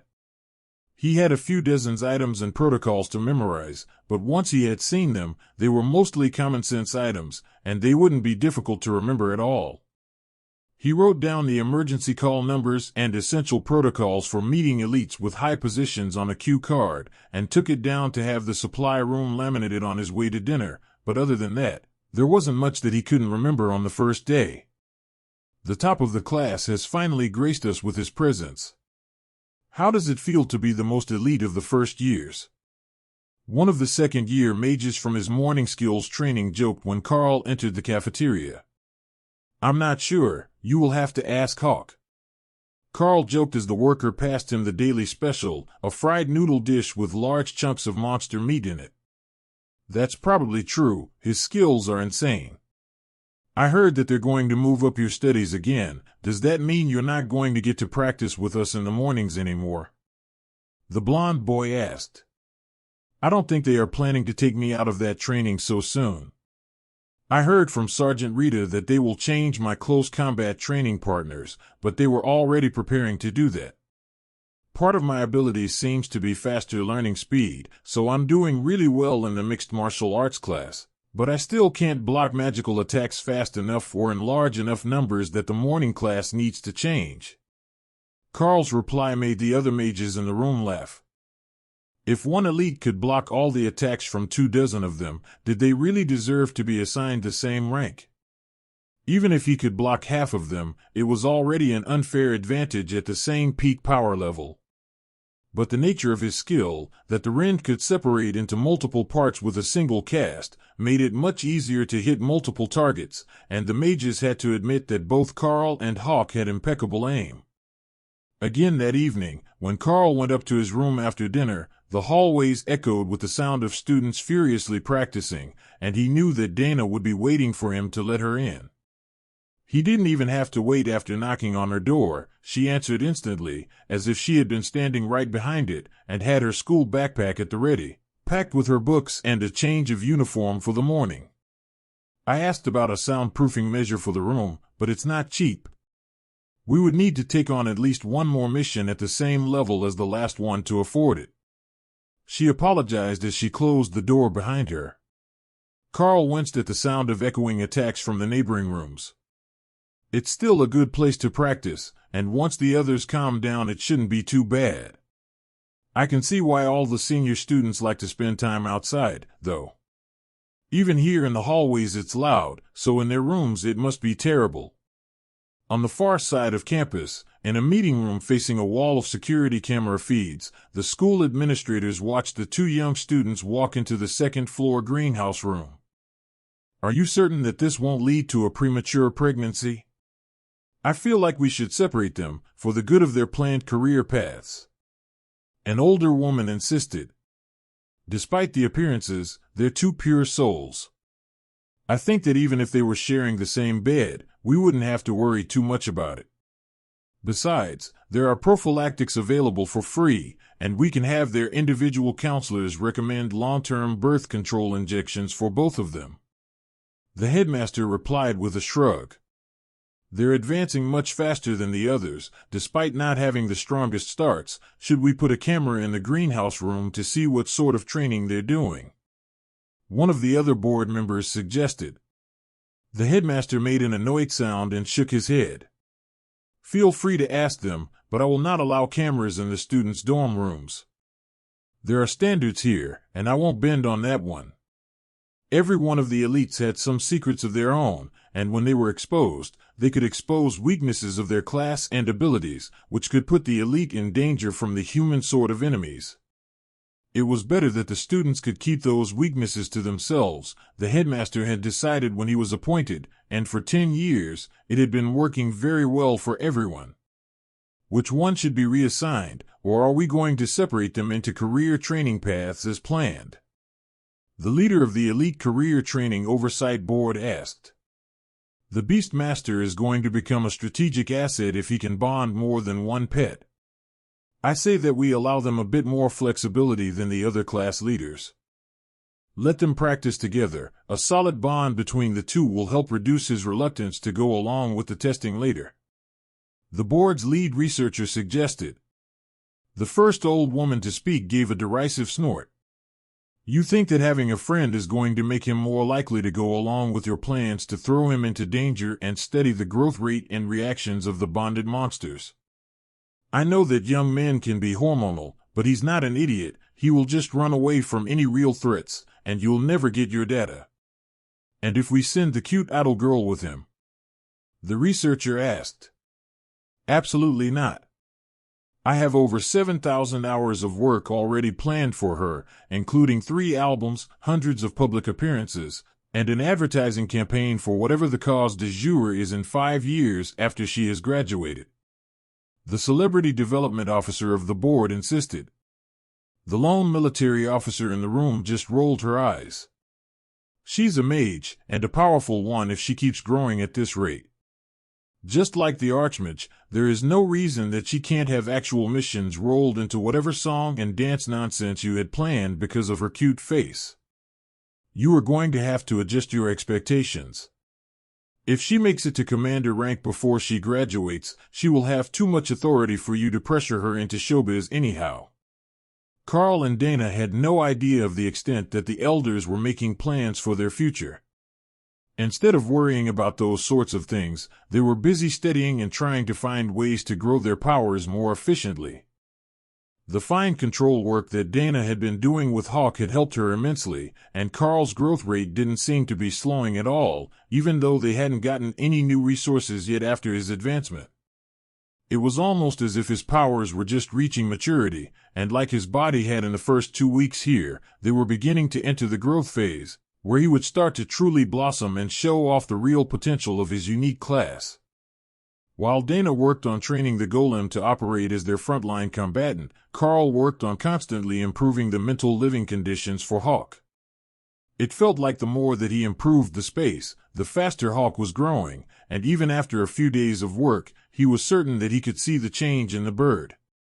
It wasn't getting larger, but the power was improving, and the luster of Hawk's feathers was improving, as if his health was getting better, despite there being nothing wrong with him to begin with.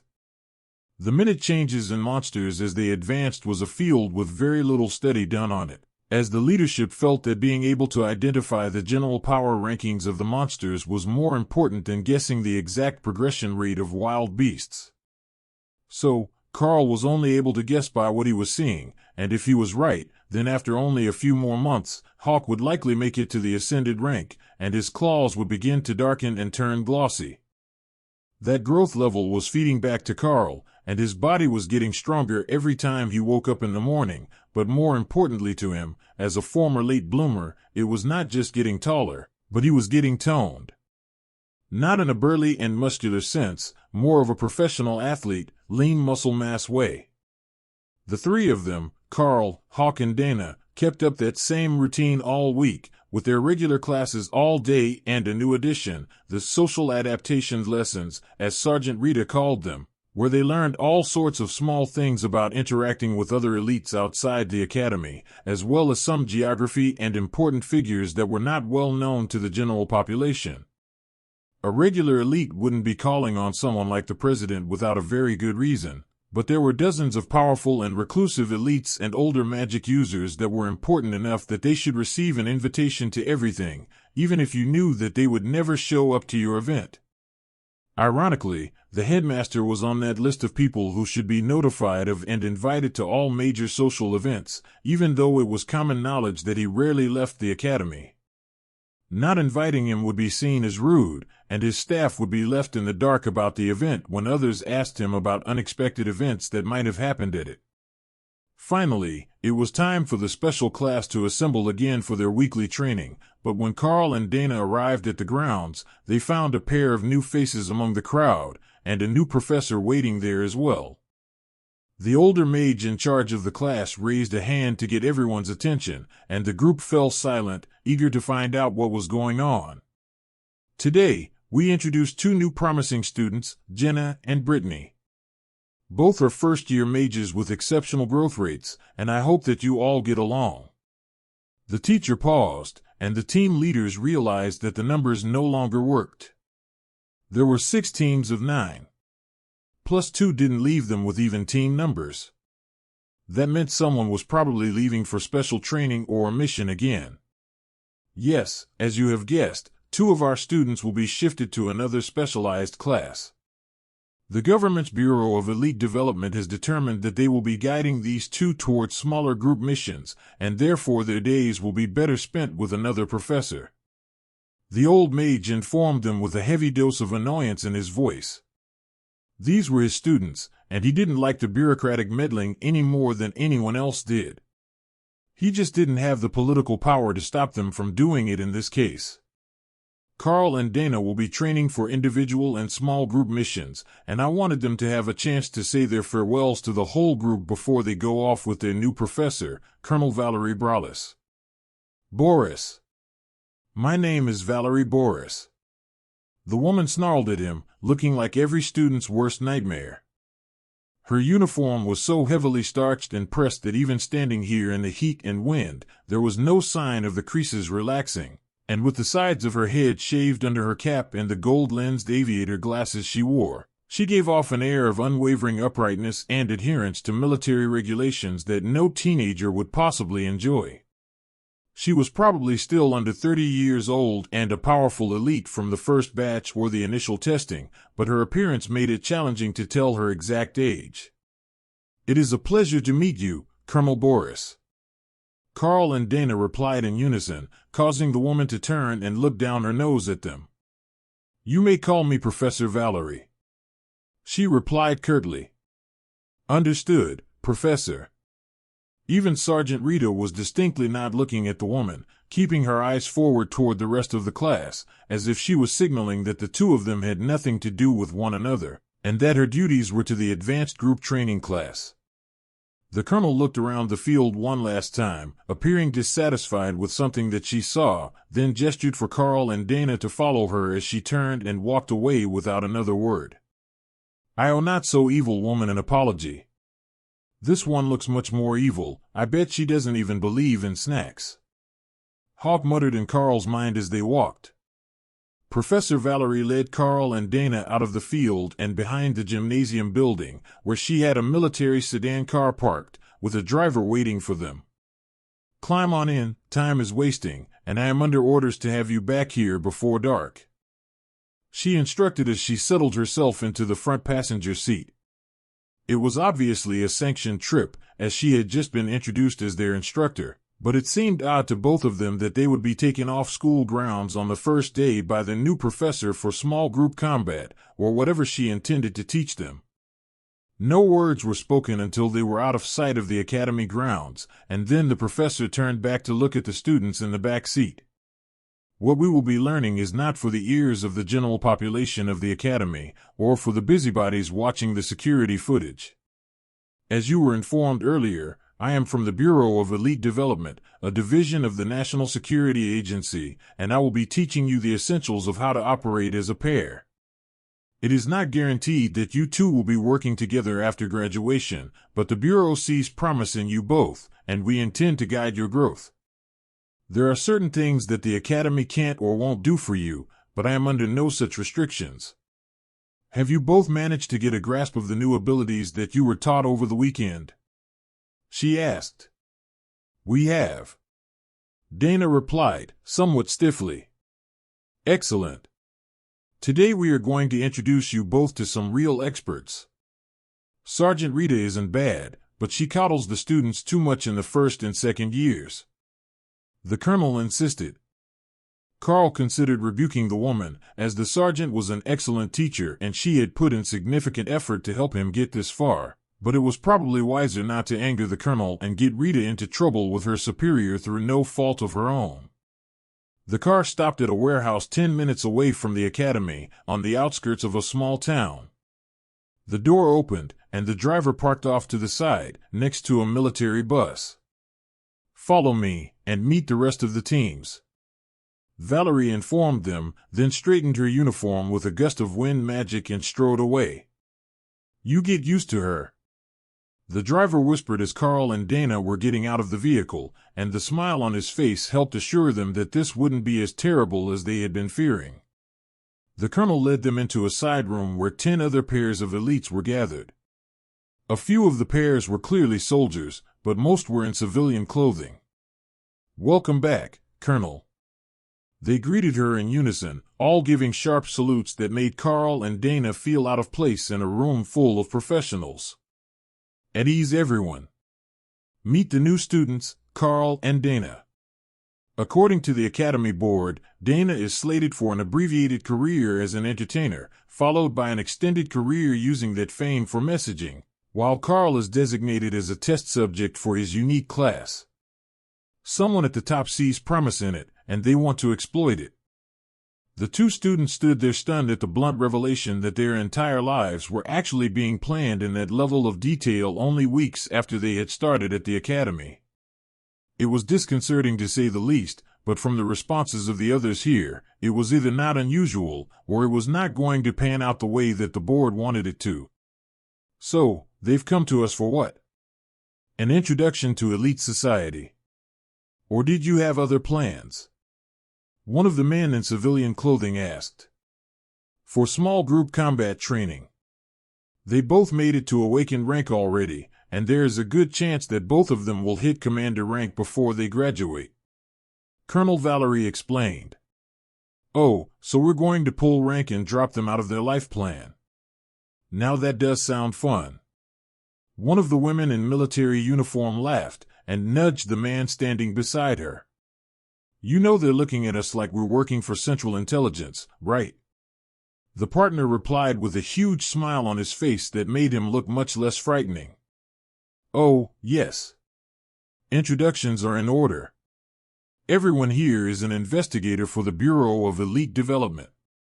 We not only guide promising young elites, we also ensure that the others are living up to their duties and solve problems when an elite reaches a bottleneck in their growth. The department normally operates in pairs so that information won't be lost if an investigator is compromised. That means they are the perfect people to teach you paired combat skills. You are listening to a story on Time Drift Stories channel. If you enjoy it, please like, comment, and subscribe so you won't miss the next episode. They will also cover a number of other subjects during the semester that we will be working here, and if I determine that more intensive study is needed, one of your regularly scheduled days may be shifted to this training center. The colonel informed them.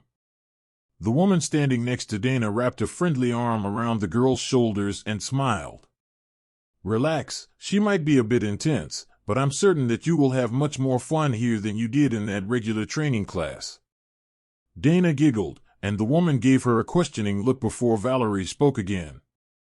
I am not certain that we can guarantee such a high level of enjoyment.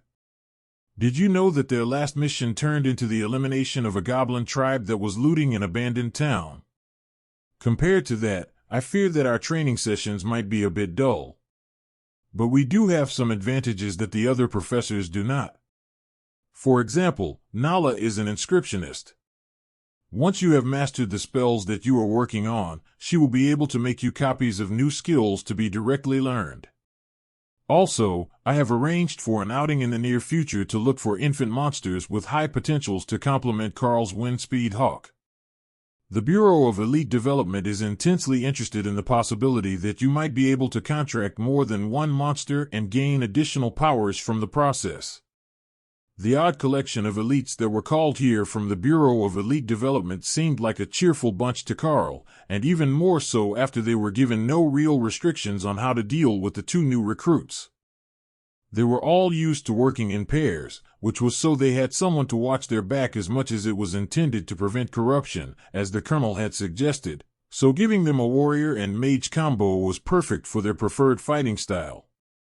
I think that what we should start with is actually more of skills development than tactics. Normally, we would work with students about to graduate, so they would have a half-dozen skills in their repertoire, but I am assuming that you two both only have one each. One of the warriors in civilian clothing suggested. I have two now, thanks to Overlord Drake, and Prince Axel gave Dana a golem spell book. Plus, she knows fog in addition to her base magic missile already. Karl explained. The man looked impressed, and turned to the ginger-haired female soldier beside him. It looks like they really are on the path to fame. They're meeting all the right people already. Don't mind Josh, he's jealous that you got to meet the prince. You can call me Anise, and I will be helping you with your adaptation skills. One of the most important things you can do with your abilities is learning new ways to use them. The more creative you can be with them, the more useful even the basic skills will become. For example, the fog spell. It's not considered one of the more powerful spells, but did you know that you can condense it in just a ring to create a solid visual barrier? That alone will give you a huge advantage in combat, as you can block off the view of your enemies while you escape. If you block a spot in an alley, it becomes much easier to run into a building without being followed. Anything pursuing you will have to guess what building you went into. Or you can cast it over the outside of a moving vehicle and make them crash. She explained. Dana was shocked by that last suggestion. Do the elites get into conflicts with other people a lot? She asked. We do. Most of the elites are a different story, but the teams here don't just guide the other elites toward more power, but away from taking the wrong paths in life. Sometimes we will be sent to deal with elites gone rogue, drunkards, and abusers. But the same techniques can be used against intelligent monsters. For example, the mithril tiger. They're smarter than most people you will meet, and if you want to lose them once they're following you, it will take a lot of effort. The full-grown ones are on the strong side of commander rank, and even 2-on-1, it can be difficult for elites at the same rank to take them out unless they're caught in the open. Anise agreed. Karl didn't quite understand the crossover between this conversation and his own skills. Rend and Shred seemed pretty simple, but the versatility of fog seemed to be pretty high if you could use it to blind the target. That would take some real practice, but as long as it was possible, then there shouldn't be a problem for Dana to figure it out. The mages took Dana off to one side of the room to explain whatever they wanted to do first, while the other half of the group gathered around Karl. All right, we're going to try something different. Have you ever attempted to just hold Rend on your hands? One of the men asked. Yeah, that's not a problem.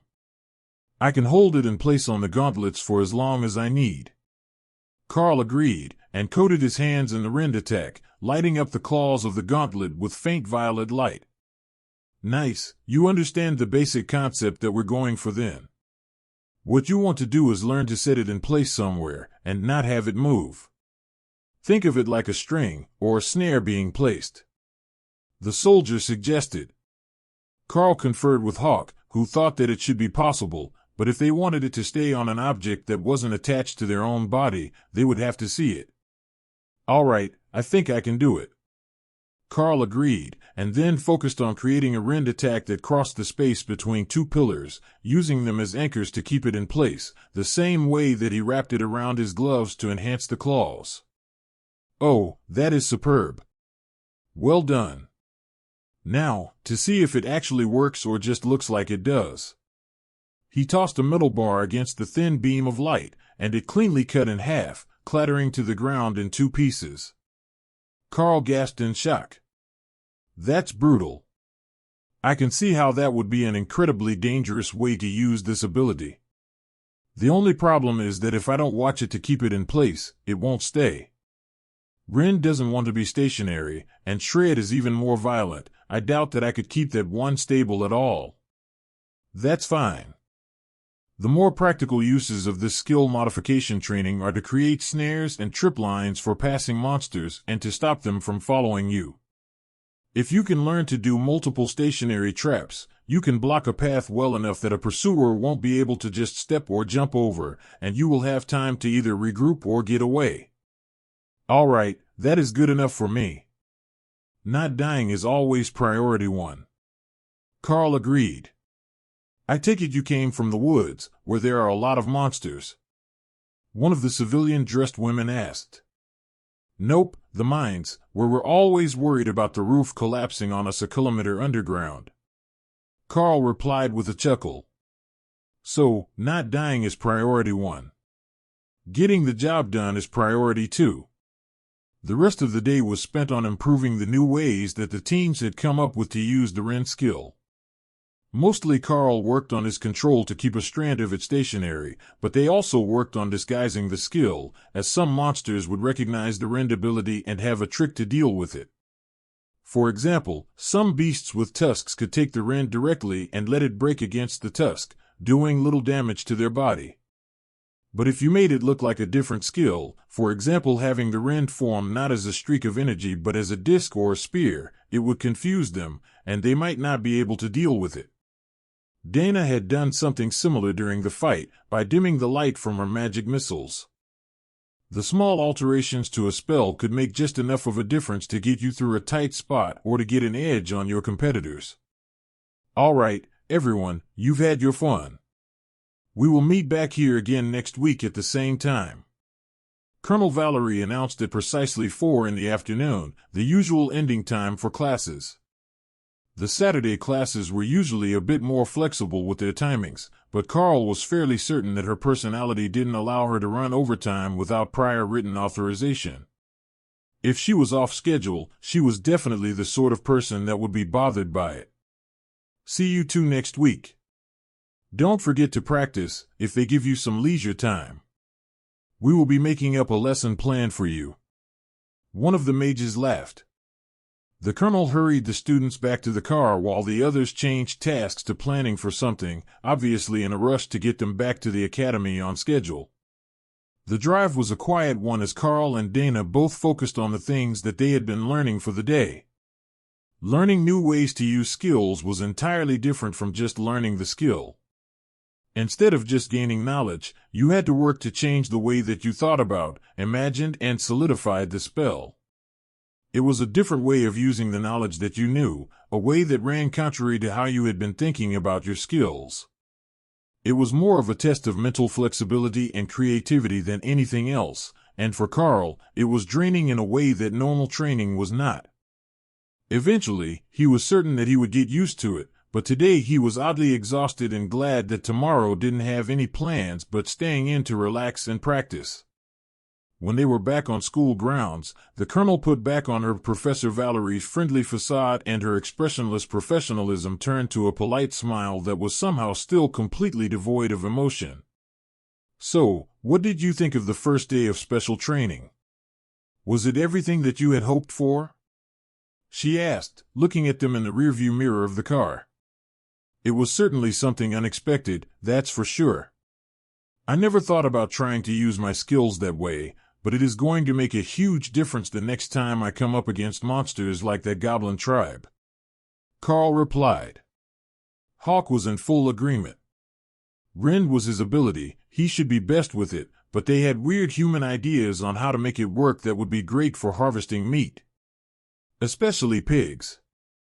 Pigs were stupid, and he could make them stampede in rage, so they would trip over the Ren wire, or get their tusks stuck on it, and he could attack their soft and juicy underside. Hawk, go have a snack. Your food daydreams are distracting. Karl reminded his partner. Hawk wasn't wrong, though. Plenty of creatures could be made to charge in rage, and they wouldn't be looking closely enough to notice the thin string before they ran into it. They would be too focused on what he was doing, and the trap could be set in advance. Dana turned toward her noisy room with a soft smile on her face. Let's see how the neighbors like me now. I've got some great ideas on how to make the golem and magic missile work together, so I will be practicing them late into the night. Karl laughed at her comment. The booming noise of the neighbors practicing their attack abilities could still be sporadically heard. They hadn't given up on their goal of being the next to reach awakened rank yet, but the stomping of a stone golem would be horrendous where the magic missiles were normally silent. I think that I will focus on trying to improve the actual power of my abilities. Stretching the attack out the way they want puts a lot of drain on my mental abilities, so I need to work on them first and control second. Karl replied as she waved goodnight. But before he turned in, Karl realized that he did actually have some academy credits after their away mission, and he didn't need to change his room, so he could spend them on some resources for Hawk. He headed back downstairs to the supply room and waited for the clerk to answer the bell.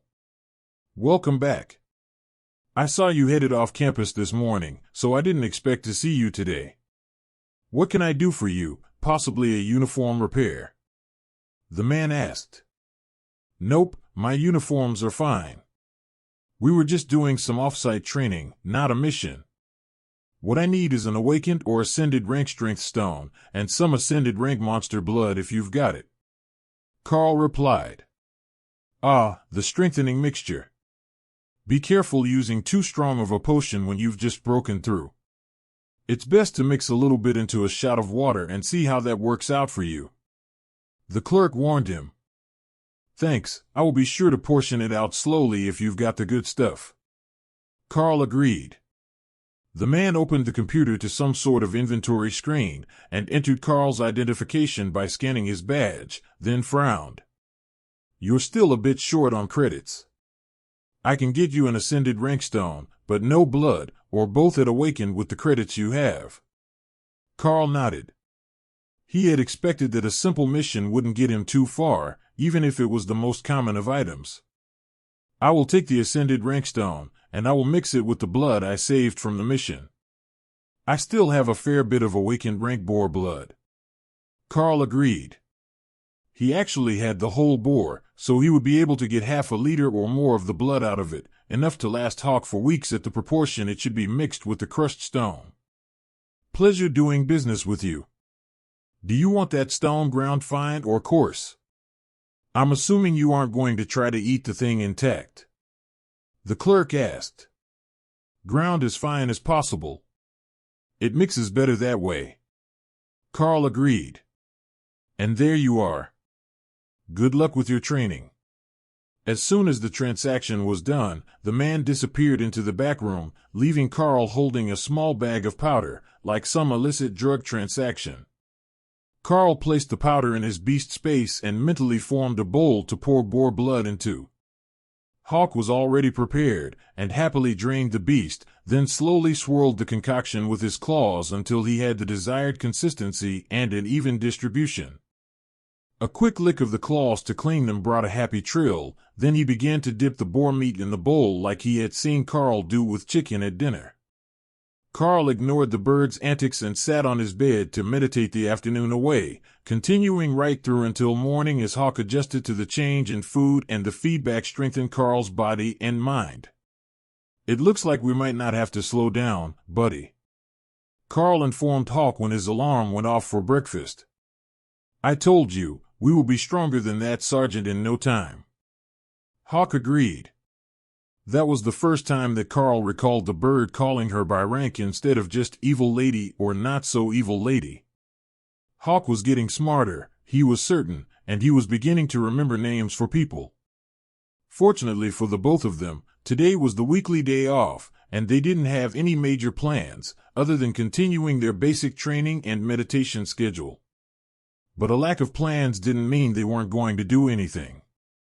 First thing in the morning, before Karl had even gotten up to go to breakfast, the supply staff was at his door with a delivery of upgraded food products for Hawk, various meats, sausages with infused resources of some kind, and a pungent ointment that the label said should be applied to the claws to help them maintain their flexibility and not become brittle. That gave them plenty of work to do after Karl had finished eating, as Hawk was a fairly picky eater when the food product was not meat. The sausages had been created with humans in mind, so Karl would eat them himself if necessary, but some of the orders seemed to be completely plant-based. It looked like meat cubes, but when Hawk poked them, they were just wiggly and soft, definitely not meat. Karl thought that they might be tofu of some sort, created with a magical plant to help strengthen the body, but Hawk resolutely refused to eat them. The spicy sausages were an instant hit, and Hawk didn't care that they had visible herbs in them. The cheese sausages as well. He made a mess of himself as he tore apart the juicy cooked meat tubes, but Hawk was instantly in love with the flavor of cheese.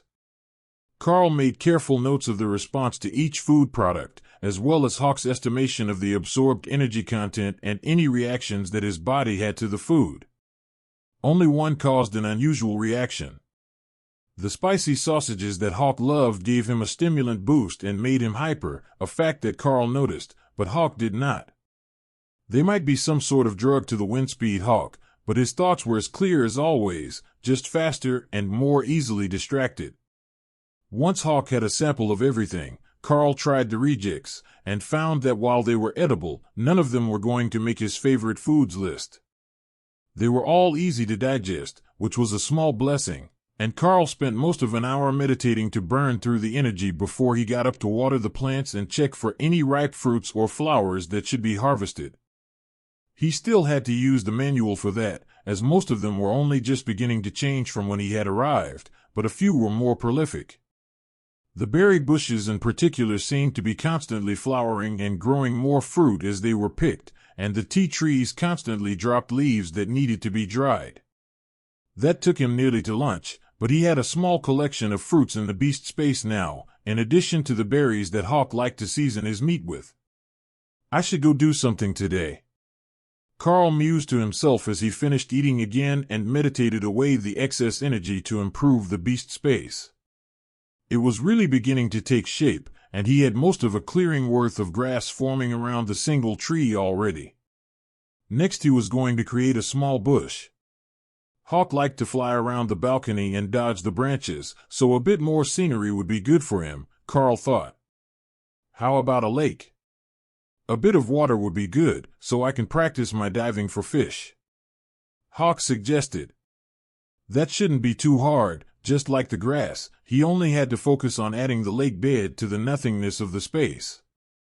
Don't you think that it's getting larger in there? I swear that it used to be much more crowded, and you didn't have as much room to fly around. Karl asked as he began to work on the lake. I agree. I used to have to make small circles around the tree, but now I can fly for a few minutes before I have to turn around. Do you think that this place will get bigger as we get stronger? I could have a whole world to myself once we get powerful enough. Hawk suggested. Maybe that was the goal. The space was getting more powerful and larger with effort, and naturally, it would become an impressive home for the Windspeed Hawk, but asking for a whole world was on a whole other level. Awakened level was only going to take him to 1 kilometer or so in diameter at this rate, and the density of the world inside the space seemed to be improving in a linear way, while the size had made a jump at some point that Karl hadn't noticed until now. That would be another item to add to his mental list of things to track. Dana came over after lunch, intending to study and meditate in the silence of the balcony. But Hawk had other ideas. He had far too much energy after his change in diet, and he needed to burn some off, so he wanted to play. By play, he meant practicing their skill control together, since his and Karl's were too similar to be entertaining. So, she studied new ideas and techniques between rounds, while Karl focused on expanding the lake to the size of a pond from a puddle. He worked on that until mid-afternoon, when the urge to go do something crept up on him again. We should see if there are other things to do on the day off. They have to have some sort of entertainment that isn't working. Karl suggested. There are movie rooms, the games lounge, and a few other facilities that we haven't explored yet. Or we could go to the pool, Dana suggested. The pool was technically a training area for aquatic specialists, but on the rest day, it was simply a leisure spot for everyone to hang out, swim, and relax. The problem was that it meant there would be a crowd of people around, and neither of them were really the social butterfly sort. Being the first to awaken rank in the first year would draw a lot of attention, and they were hoping to let the furor die down for a few more days before they went out to mingle with people who didn't have anything better to do than ask questions about their training regimen. How about the movie lounge? Just sit and watch a movie and eat popcorn, Karl offered. That sounds excellent. But even better is the fact that nobody will crowd us and ask loads of questions because there is a movie playing, Dana replied, nodding in satisfaction. So, that was how they found themselves side by side in a dark room, eating junk food and trying not to laugh as a group of girls ahead of them in the small theater gushed about how handsome the star of the action movie they had picked was. According to the boy they had seen leaving when they came in, it was just starting again, for the third time that day because the girls had put it on repeat and nobody was brave enough to argue with them when it was actually a good movie. After the movie, they took dinner to go, and ate on the balcony as they watched the sunset. Karl couldn't help but feel that they might have just been on what would pass for a proper date, but by the time that he worked up the courage to say anything about it, Dana had fallen asleep in her chair while meditating. Karl moved her to the hammock where she usually slept and placed her bag on the table where it would be easy to find, then turned in for the evening and forgot all about the stress of academy life for a night. After waking up late and rushing to get showered and fed before class, morning training still managed to go even more smoothly than usual with the innovative ways that they had come up with to modify rend. Instead of a simple claw streak, Karl focused on expanding and stretching them as they flew, and then cut a second pattern perpendicular to the first, creating a square grid of rending attacks that took out a whole swathe of spells at once. It wasn't perfect, as some managed to fly through the pattern, but with a minimal energy cost, he could block 5 or 6 out of 20 spells in a volley. Is that even the same ability anymore? I mean, it looks the same at the start, but that's all they have in common. One of the mages complained. It is. It's just an extended reach version of the attack. If you notice, it's shorter range as well, as I can't stop it expanding once it has started, so it destabilizes if it flies too far, unlike the original, Karl explained. So, it's similar to the process that led to creating the water shotgun, except not as extreme of a modification. I like it.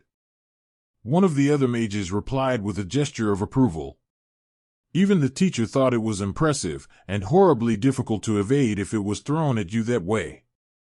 The best that anyone could do was to block it, there would be no evasion.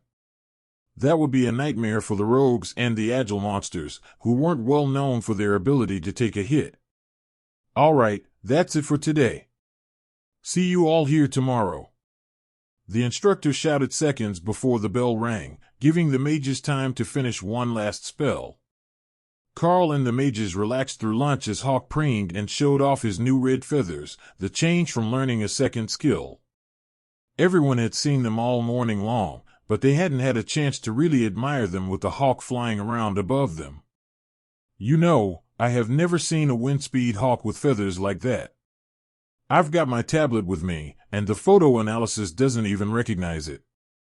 It says that it's a mutation and not a strength progression for the species. One of the mages explained. One of the others gave an excited look, eager for all types of new information. So, you think that Hawk is on a whole new path forward now that he's learned another skill? Usually, monsters that reach maturity in the common and awakened ranks will have one skill at the most, and they rarely learn another. Since learning that Shred's skill changed his feathers, I think it might have been part of what he needed to break through the racial limits for a wind-speed hawk. At least, it certainly doesn't look like it was a detrimental change, and Shred is supposed to be much more powerful. Karl nodded. Hawk thinks the same thing, that he will be able to advance quickly. With my help and maybe another skill as he gets toward the top of ascended rank, I think that he can make commander way before I graduate. The mages sighed. None of them in that class would be making commander before graduation. In fact, it was unlikely that more than a handful in their year would show that sort of potential, but Karl was already looking past the awakened rank and into ascended when they had barely started their first semester. Common grade. What was that? He had barely even touched on it before he had left it behind.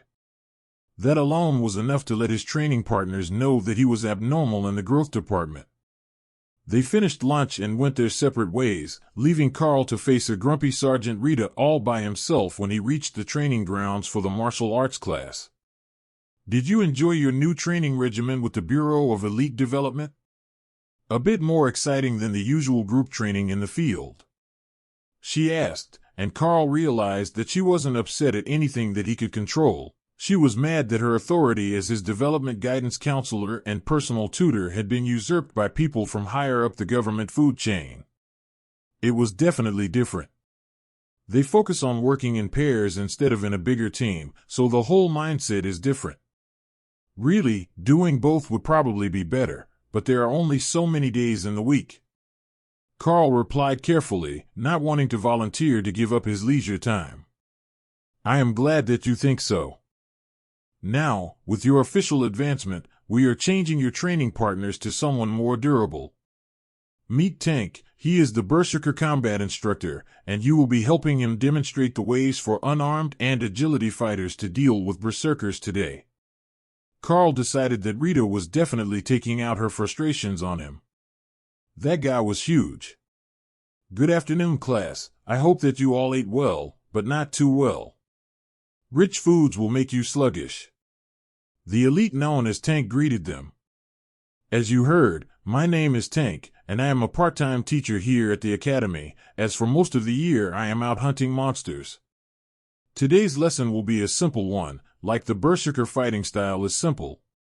Now, you may think that simple means easy to defeat, but you couldn't be further from the truth. I have heard that our volunteer for the day is quite durable, and he has an assistant. Karl, please call for your wind speed hawk, and I will begin the demonstration." Karl stepped up to the giant berserker, and the teacher dropped into a combat stance. "First, go with your instinct, and guide your hawk to assist you. It will help the others see how the usual tactics against a martial artist won't work on a berserker," Professor Tank instructed. Karl immediately threw a net of crossed, rend attacks, and stepped to the side, intending to kick the knee out from under the teacher, while Hawk went for the obvious attack to the back of his armored head. They had learned that the neck was well defended in the training outfits, and this man was likely too powerful for the attack to work, but if Shred hit the back of his helmet it might leave him dizzy.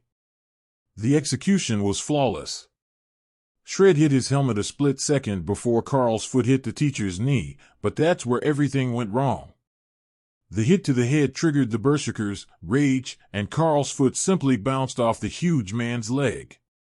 Then, faster than Karl could react to even begin to dodge, one massive meaty hand had backhanded his chest, sending him flying. Professor Tank smiled at the class, while Sergeant Rita helped Karl to his feet. He was in a daze, disoriented from bouncing across the ground. That, young students, is called unstoppable. The reason I showed you that first is because it's an ability that can be synthesized with magical drugs, so those of you who are in the army might run across it among other nations' soldiers in the future. Unstoppable is a basic skill of the berserkers, most start with it. You cannot knock them over without immensely overpowering them. Any part of their body is equal to their entire mass. Also, while the attack to the back of the head from the Windspeed Hawk, Shred, I believe it used, will trigger Berserker Rage, which increases their power and movement speed multiple times. Now, the common grade Berserker students in your year aren't all that scary yet. But they will be. Instead of what you would normally do, which is taking them down with a throw or leg sweep to put them off balance and make them stationary targets for abuse, you want to aim for vital areas, soft spots, and nerve clusters. That will slow the berserker down until the damage piles up enough that rage wears off, and they start feeling the pain, he explained to the class. Karl frowned. So, basically, We dodge and avoid getting turned into paste until repeated attacks start showing their effects, but no leg sweeps and avoid hits to the head. Tank nodded happily, like a child receiving a present. Just like that. Also, avoid the face and the crotch. Not because the attack won't work, but because it tends to cause an instinctual bump in the rage effect, and you might get hurt during training. The other students laughed. Of all the bad ideas they had generated so far, punching a man 3 times their size in the dick was one of the fastest to be dismissed. The hits to the face were only second to be dismissed because half of them couldn't reach his face without jumping. Karl prepared to continue, then asked one last important question. Does the Berserker class make them huge, or are you just naturally that size?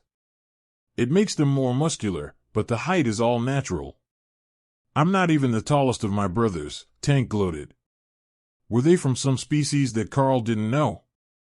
The people at the mines were shorter than average, as it was a benefit to be smaller in the narrow shafts, so the larger families had moved on generations ago to find more suitable work.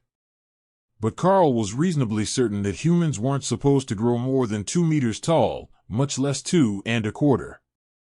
Karl tried again, ducking under the professor's guard to land a kidney punch, while Hawk went for his lower back and then the backs of his knees.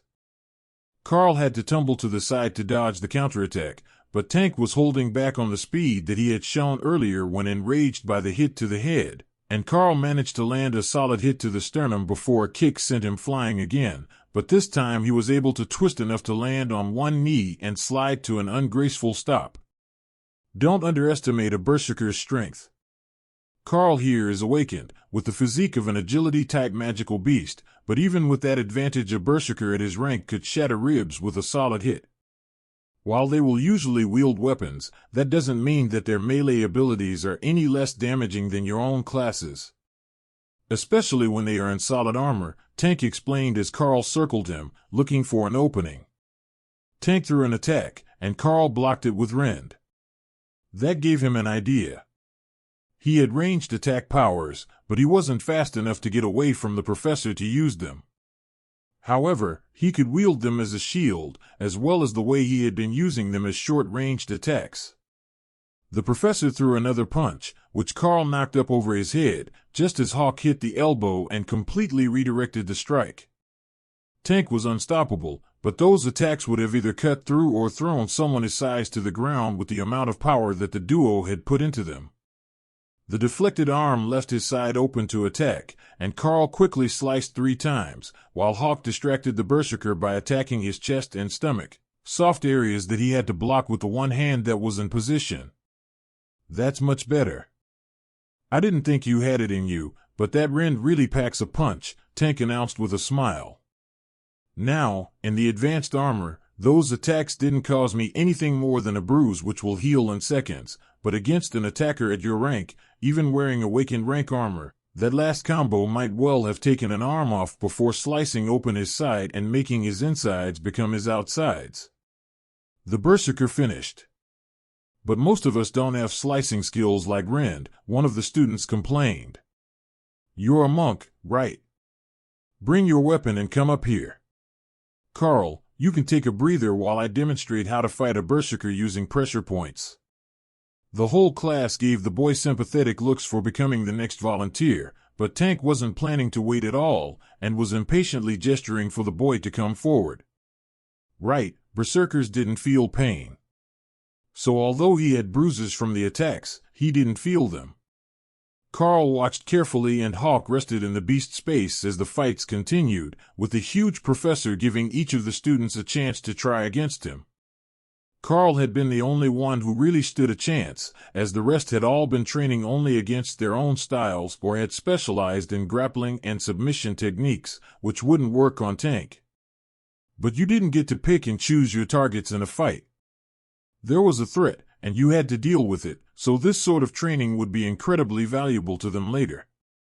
Karl knew that there were many species of giant humanoid monsters as well, orcs, trolls, ogres, owlbears, and many more. This sort of training would work on them as well, with only a little modification. It was hard for Karl to imagine what a troll or ogre might look like in person, but after seeing Tank, it became a bit easier. Ogres were supposed to be close to 3 meters tall, so they would tower over the berserker the same way that he did over the agility warriors in this class. That was a terrifying thought, but they also wouldn't be in armor, so there was a chance that Ren would actually cut them apart as it was intended to, as long as they weren't too much more powerful than he was. As the day progressed, Professor Tank showed off a dozen different fighting styles, and the students began to wonder if he had taken this job just because he was a battle junkie and there weren't constant threats at a level where he would be sent out. Fighting the students gave him a chance to let off some steam, even if he couldn't go all out. But there were other students here as well, and some of the stronger ascended rank seniors from the other training group of the class were enough to actually make him work for his victories, not like Karl in the first-year class, who he just toyed with. The mixed martial arts instructor raised his hand to get everyone's attention. "All right, that's it for the day. Professor Tank will be working with a different class tomorrow, but don't forget the lessons you learned today. Integrate them into your fighting style, and prepare for his return later this week." That would be easy enough. None of them were likely to forget this day anytime soon. Karl headed back toward the dorm rooms to begin the studies that he had been assigned on monster biology, intending to spend the evening focusing on finding ways to make Hawk stronger. But when he rounded the corner, he found Colonel Valerie standing at the door to the dormitory waiting for him with her trademark frown on her face. "Student Karl, follow me. We have numerous things to do today before dinner," she announced as she started walking. Karl sighed while Hawk bloated and dug into the pile of meat in the beast's space. The new strength stones with the awakened rank boar blood were doing great things for him, but Karl had to rely on the feedback and work while Hawk ate. The colonel led him toward the next building and into a private classroom, where one of the pairs from the last training day were waiting. It was a warrior and mage pair, like him and Dana. They had a large selection of pills, loaded needles, and food products set out on the table waiting for him, making Karl pause at the door in concern. "Are we not concerned about interactions between multiple treatments?" Karl asked. "Not particularly. All of these are known to work together occasionally, and we are not sure how many, if any, of them will actually work on you," the colonel replied with a shrug. "You know that deadpan voice is why everyone thinks that you're a heartless bitch, right?" The other woman in the room asked, forcing Karl to nearly swallow his tongue to avoid laughing. That definitely wouldn't go over well with the uncompromising colonel, but despite her hard glare at her subordinate, she did relent a little and explain her idea. "These treatments aren't as nefarious as they look.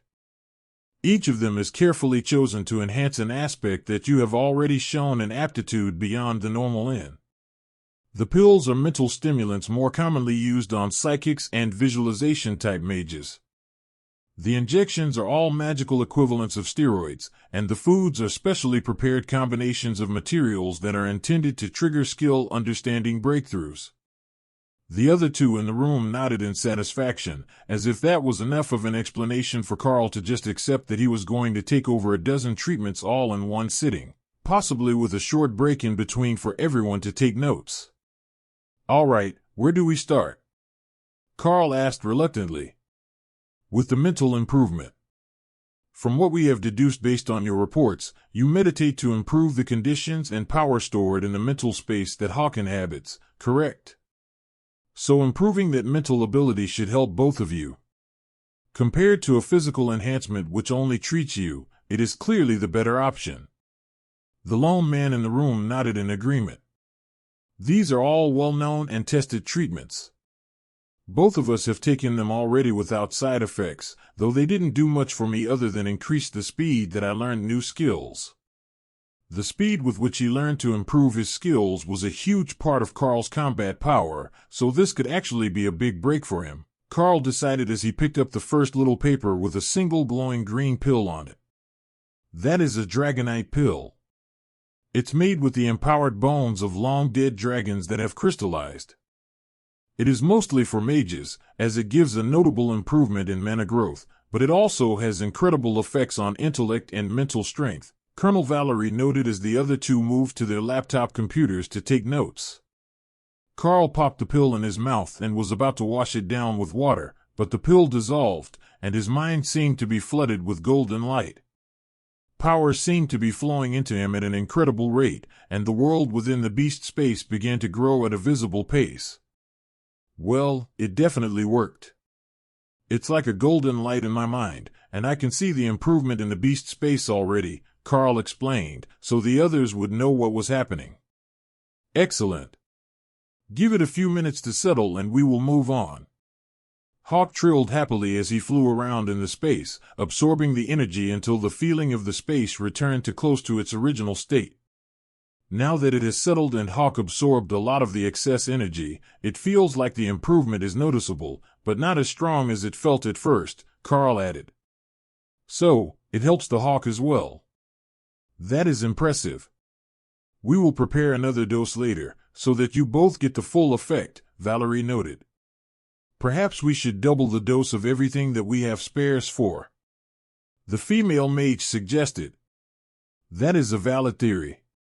If Karl and Hawk share everything, we are actually dosing both of them, so the increased dosage could be necessary for some of these treatments to work properly, the warrior noted, running his fingers through his short brown hair. The colonel took out a briefcase from a safe in the room and set out another whole array of pills, except for the one Karl had already taken. Dragonite is a restricted substance, and difficult to get. We don't have a second dose, and it's not something that the Academy usually has access to, she explained, then gestured for Karl to continue. Karl took the next 2 pills, and a warm feeling washed over him while his thoughts seemed to become a bit more clear. It wasn't a big change, and everyone seemed disappointed, but Valerie gestured for Karl to move on to the next. That one smells good. Hawk noted as Karl picked up the pills. Let's hope it works. I have no idea what it is supposed to do.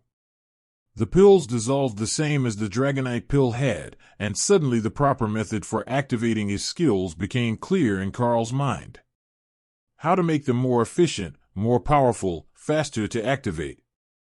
Everything about the 2 skills became clear, and then the whisper of a third skill entered his mind as Hawk gained new insights into Wind Shield. Karl couldn't use it yet, but as Hawk's understanding improved, the feedback coming from Hawk's advancement was giving him glimpses of the method. That one is incredible.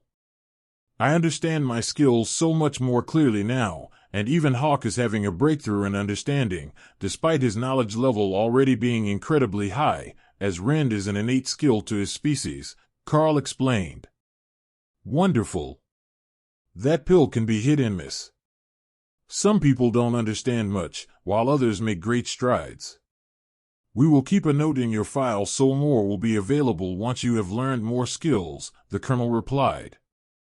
The next pill vanished with a swirl of energy into the air around him, as if his body was forcefully rejecting the pill. Well, that was different. Something about that one is incompatible with him, despite the effect being nearly the same as the second one you took, the mage commented as her fingers flashed over the keys, making a note of the strange energy phenomenon. You don't think that it's a matter of saturation, do you? Like when you eat too much and can't eat more? Karl asked. The other 3 shook their heads. No, we typically give this entire course at once, either the strength or mental improvement, and that has never happened before, the colonel replied. The next few mental improvement pills were absorbed without fanfare or any immediately noticeable effects. That was disappointing, but the last pill in the line looked more like a gemstone, and Hawk was getting excited just looking at it. This is a crystallized mana drop from a higher-ranking beast. Normally, it is for increasing mana pools in the mages, but it should also be useful for your Hawk, so we brought it with us, she added. Karl took the object in his hand and Hawk immediately stole it, pulling it into the beast space where he tucked it in his nest. You know, I'm supposed to eat that. Karl reminded him. It will be better here. I can slowly absorb all of it this way, instead of you getting a stone in your stomach. Hawk says that it's better to slowly absorb it in the beast space to help his growth. I can feel the energy flowing into him, but it could take some time before the effects are obvious enough for me to tell what it is doing, Karl explained. Well, that's fine. We have a bit of time while we move on to the potions. I hope you're not afraid of needles because about half of these are injected, while the half without needles are taken orally, but the plunger-type baster reduces waste on the walls of the container, Valerie explained. Well, I'm not the biggest fan, but if it's all for the sake of rapid growth, I'm not going to argue, Karl replied. The mage smirked. Make a note, subject's mental state has improved his understanding. He now understands in advance that expletive-laced inside thoughts are the key to interacting with the Colonel. Colonel Valerie glared at her, but Karl realized that the two were actually good friends, in some strange way.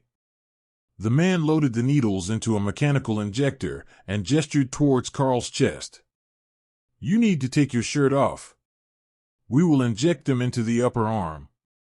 The other optimal spot is the buttocks, but it's a bit forward to ask you to drop your pants without warning, he joked. Karl removed his jacket and the simple white uniform shirt and set them over the chair beside him. All right, this will hurt. I'm not going to lie or sugarcoat it. Just mentally prepare yourself, and we will wait for the injection to settle before we move on to the next. Karl nodded and turned his head away before a pain shot up his arm and across his chest, feeling like his body had been set on fire. Here, drink this, you will need it. The mage's voice was a distant whisper, but she poured the drink into Karl's mouth as he clenched his eyes closed to keep the painful light out of his eyes as his body burned. The drink seemed to contain some sort of energy, and the burning of his body faded as it absorbed the power. Then, the power began to flow back into his mind, and Hawk suddenly shot up in size, going from Hawk's size to larger than a turkey or a condor in a matter of seconds. Hawk was a gangly and malnourished giant, but he was slowly filling out as the bird frantically tried to fill its ravenous belly. Hold up, something in that one made Hawk grow uncontrollably. He's huge and starving, but there is food for him in the space. Give it a few minutes before we do anything else, Karl explained, still holding his eyes closed, though he was unable to meditate with the pain. All right, notify us when Hawk is stabilized, and we will give you the second dose, Colonel Valerie agreed. Hawk panicked a little at that news, but Karl had already known that the Colonel wouldn't give up on a treatment that was producing results so easily. It took half an hour before Hawk was settled, and the kitchen had already delivered a special order of monster meat for him to eat during the second dose by the time the pain in Karl's body faded. Just keep your eyes closed. The food bowl is beside your hand, just move it into the space for Hawk. Your body has stabilized along with his, but there is one more dose of that to go, Colonel Valerie insisted. Ready to be a giant hawk. Karl laughed, while the bird trilled happily at the influx of ascended monster meat the kitchen had brought him.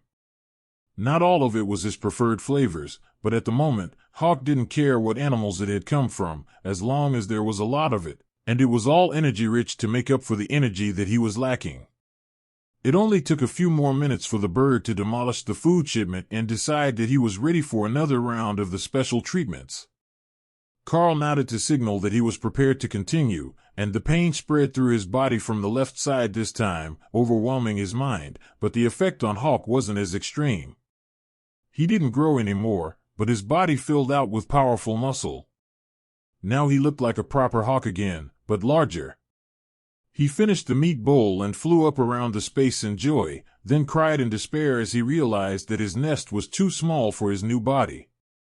Karl worked to change the shape as quickly as he could under the circumstances, while Hawk made sure not to lose his precious new stone before he settled down into the tree. Satisfaction flowed from his mind as power flowed in from the stone in the nest, and then the space itself seemed to change. It was growing, but it reached a plateau where Karl had expected the quality to improve. Only that wasn't what happened. The space seemed to split, and the growth went to a second space, separate and barren, the way Hawk's had been when he first bonded with Karl. Do you think that spot is made for someone else? Like, we have improved the size of your resting spot enough that it's time to improve a home for a new friend. Karl asked his feathered partner. I think so. I can't go into it, so it's not a separate bedroom for me, Hawk replied, annoyed that not all the growth was going to his space. There was still room to fly, but he was much bigger now, so shouldn't the room to fly have expanded proportionately? What happened? The warrior asked after a few minutes of Karl trying to stabilize both his mind and the new beast space. The mental space seems to have reached a plateau. The injection increased the size along with Hawk, but then it stopped and split into a small second space. The quality didn't improve. I will have to do that myself with meditation or more of the first set of pills, but this is a whole other space. I think that I might actually have the ability to add a second pet now, Karl explained. Karl opened his eyes and noticed the smiles on the faces of the 3 Bureau of Elite Development workers. Their gamble had paid off, and if Karl could now add a second beast, his effective power would multiply. The second thing he noticed was that the table was empty, with 2 used multiple injectors and 2 empty shot glasses on it. He had assumed that he was 2 out of 12 injections into the process, but they had injected them 6 at a time, and the second shot was the second dose of everything. No wonder that hurt. It was like my body was on fire, but the second time faded much faster, and Hawk didn't have an explosive growth spurt. Instead, he filled out to proper wind speed Hawk proportions, but over 1 meter tall, and with a wingspan that looks like a little over 3 meters, Karl explained. Colonel Valerie gestured impatiently, and Karl called Hawk out to stand on the empty table behind him. The mage whistled in appreciation, and Hawk preened, accidentally puncturing the steel desk with his claws.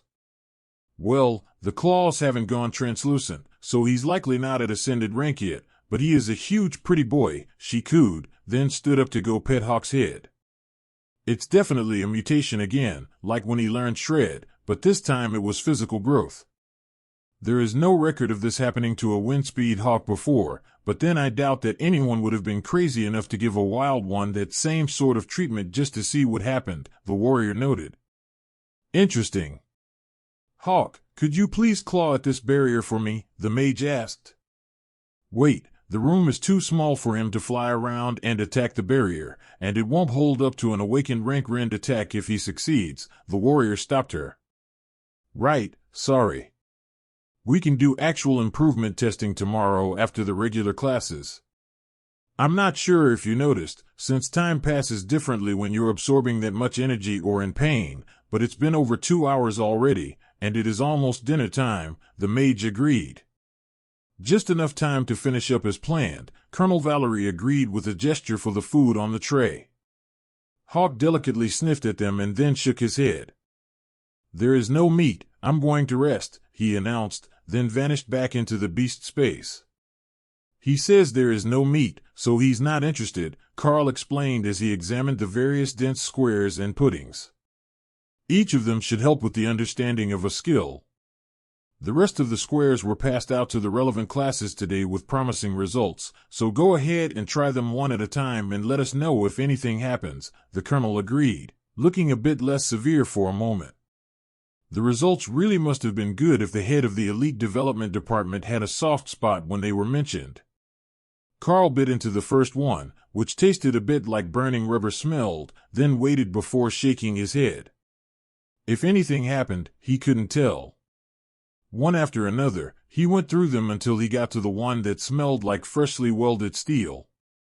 As soon as he bit into it, he could feel the energy, but then the flavor became familiar, and a glimpse of insight on how Slash was an introductory and inferior version of Rend filled his mind, giving him ideas on how to use lower power attacks with more energy efficiency.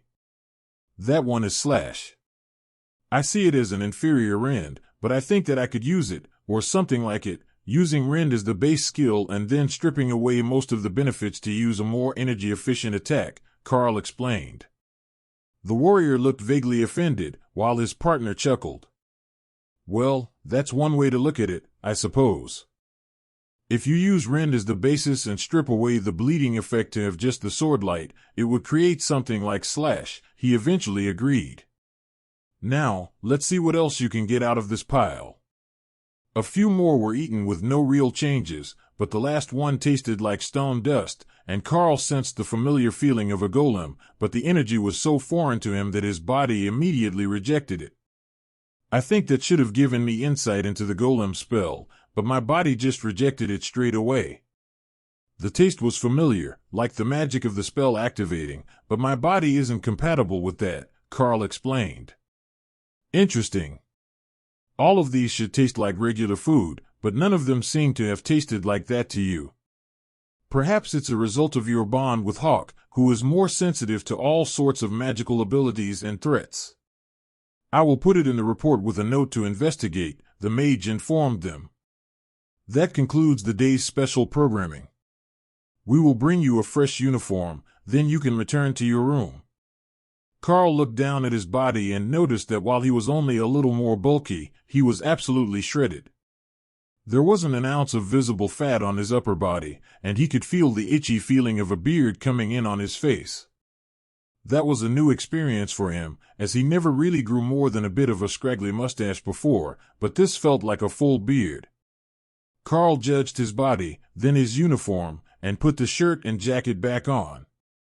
They were a bit strained in the arms and chest, but they still closed. Oh, I see where this is going. Undo the top 2 buttons, and you'll get all the ladies with that physique, the mage joked. Colonel Valerie gave a faint smile, then shook her head. That fitment is not within Academy regulations. We will get you a fresh uniform and a razor before you leave this room. Daniel will help you shave if you haven't done it before, and I will take Alice to guard the door to prevent any curious eyes from seeing you before you are ready.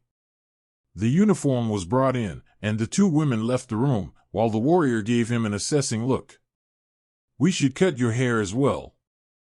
It got really shaggy with the rapid growth. Don't worry, I've got practice, and I will keep you looking good for that little mage girl.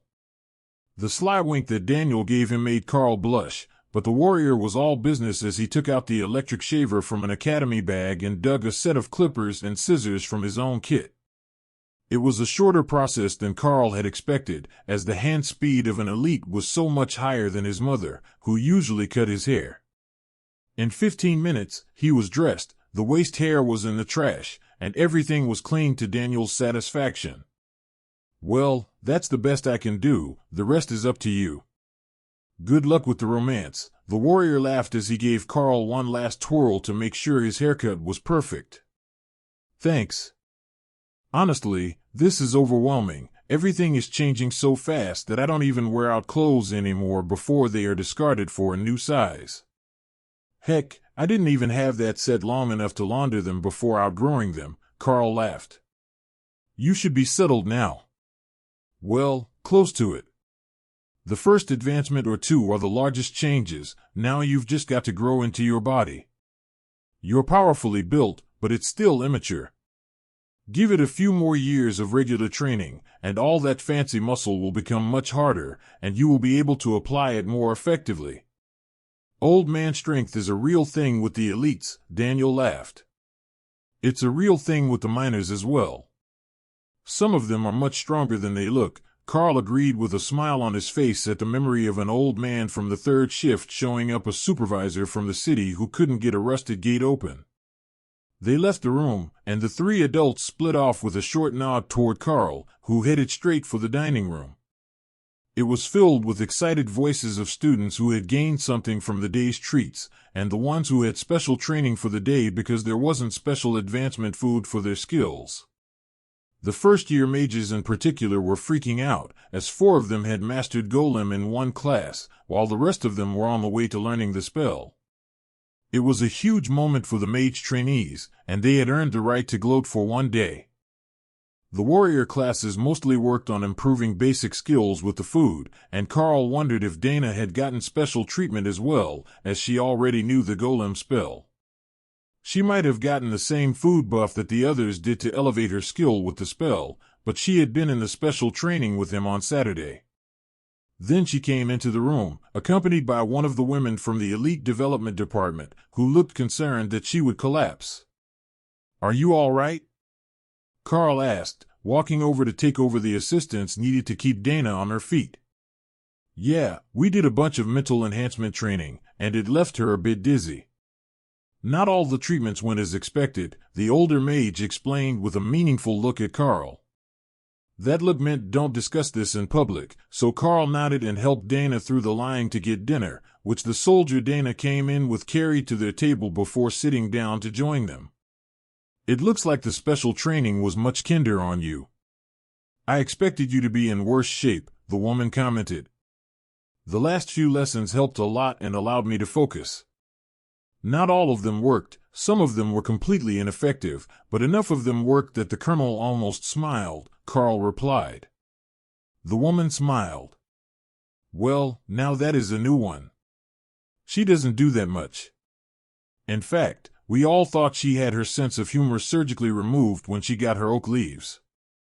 That was a reference to the rank insignia for the lieutenant colonel, one military rank below where Colonel Valerie was now. Jill, be nice.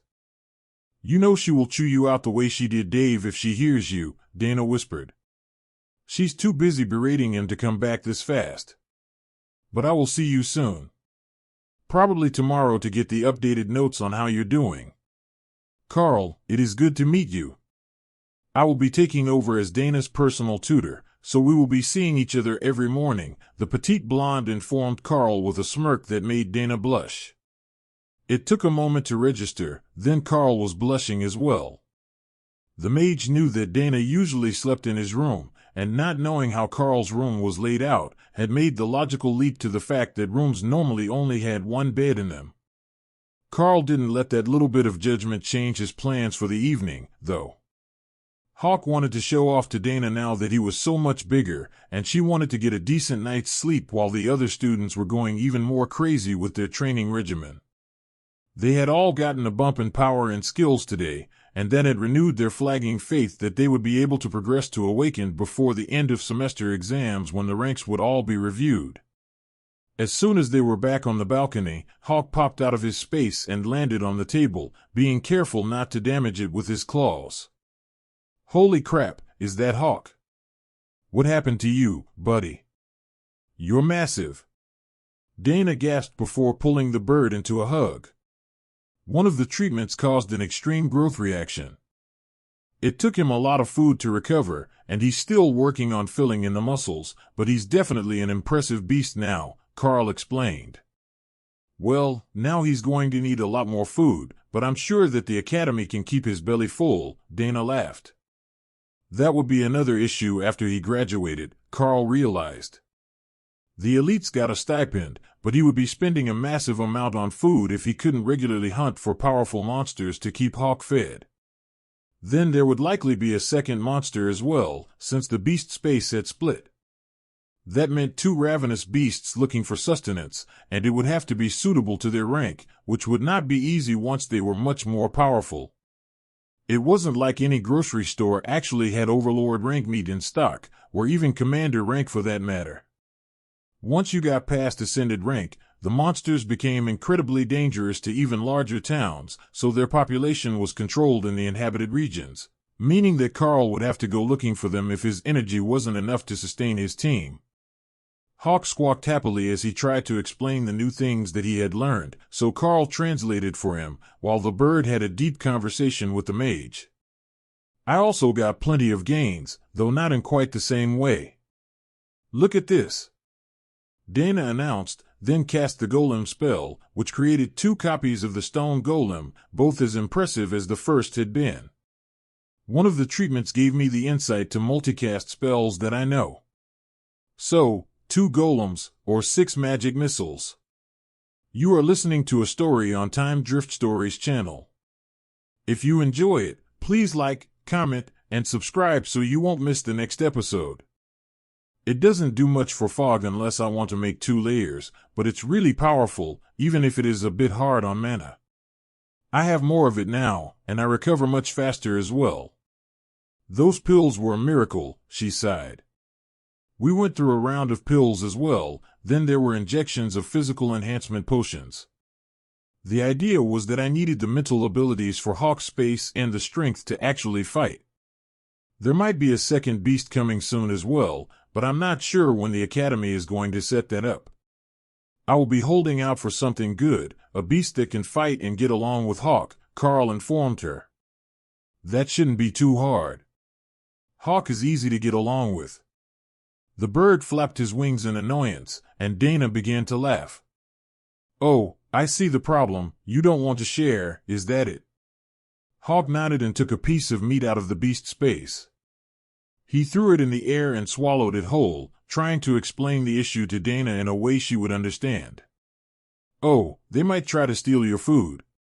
Yes, that would be annoying, she agreed. They both sat and meditated for a few hours before turning in for the night.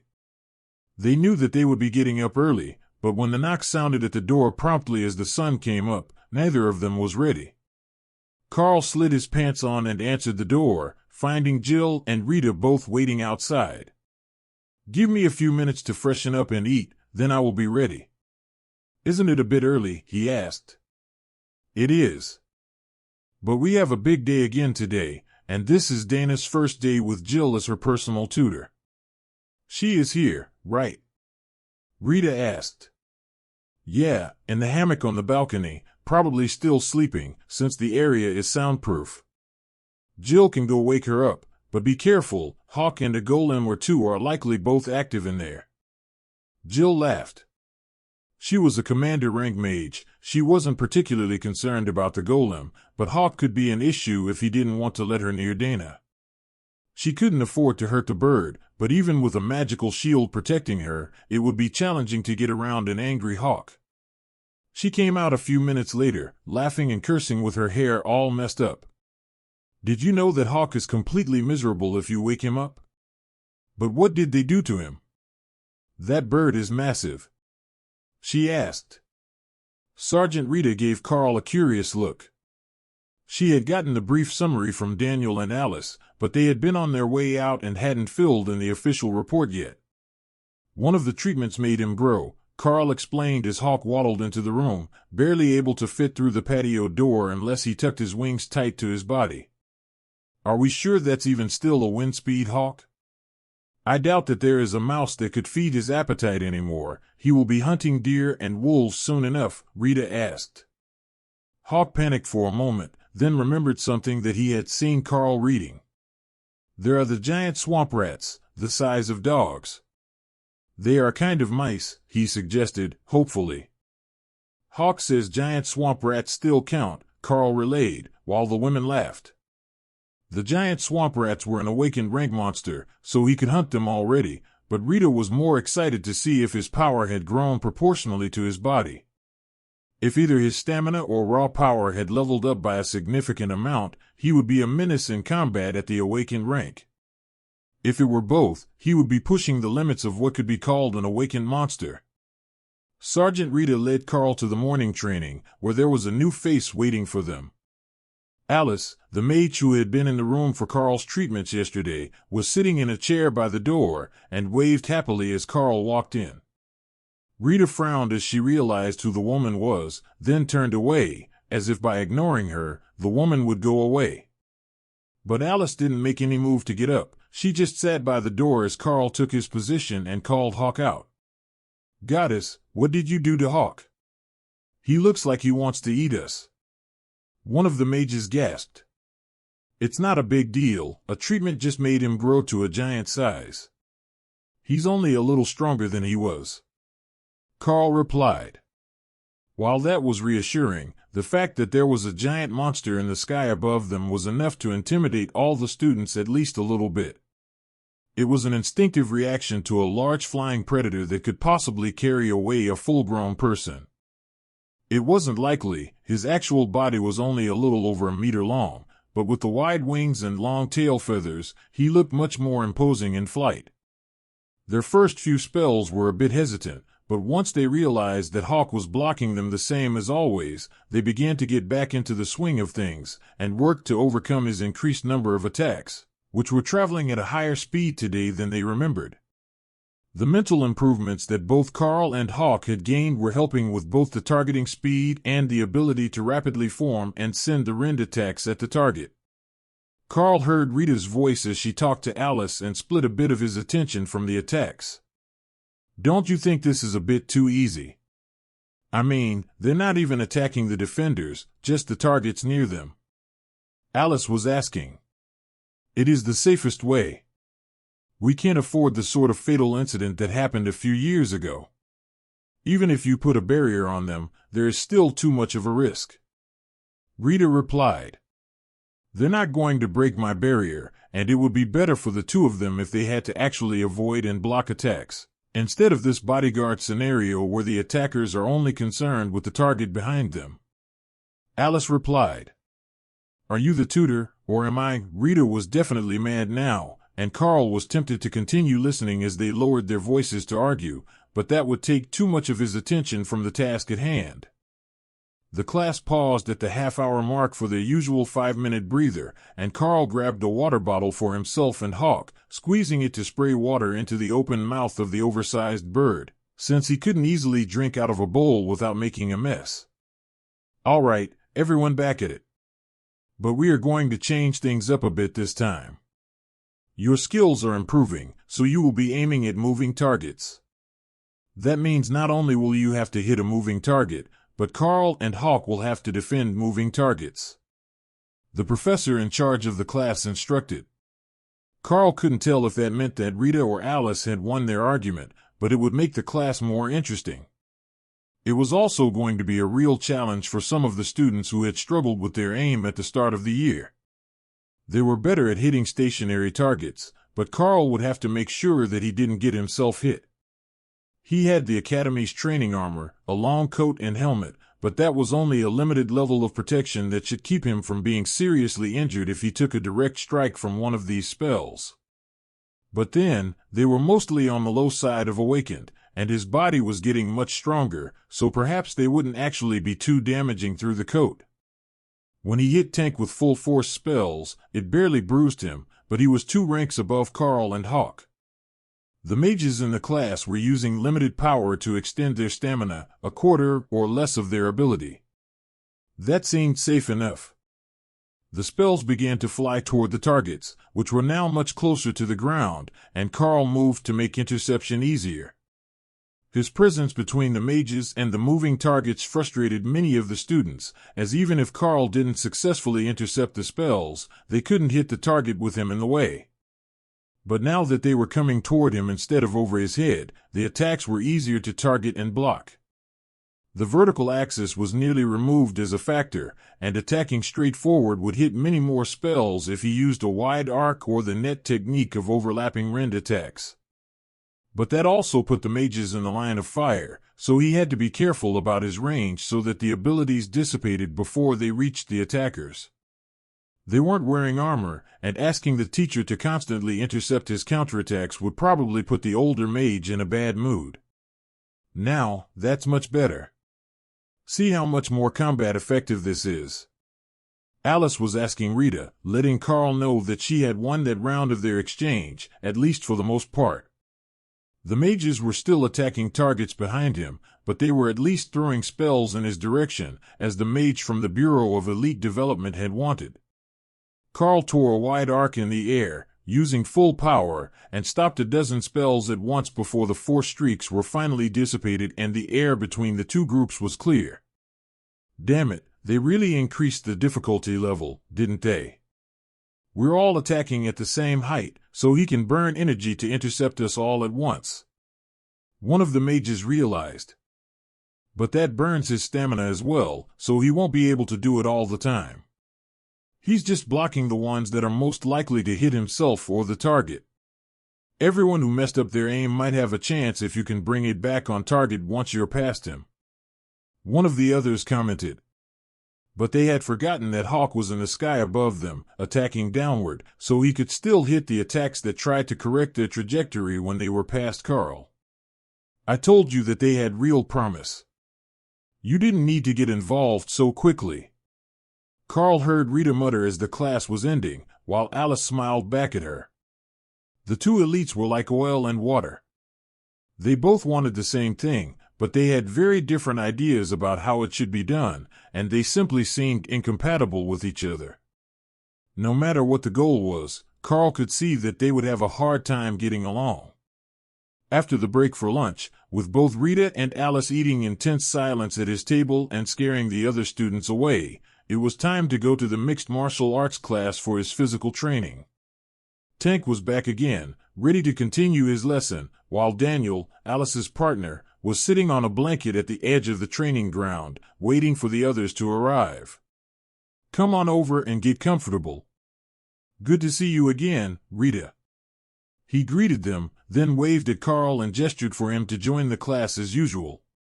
Karl wasn't the only one who could tell that Rita was annoyed at this point, but there wasn't much that she could do.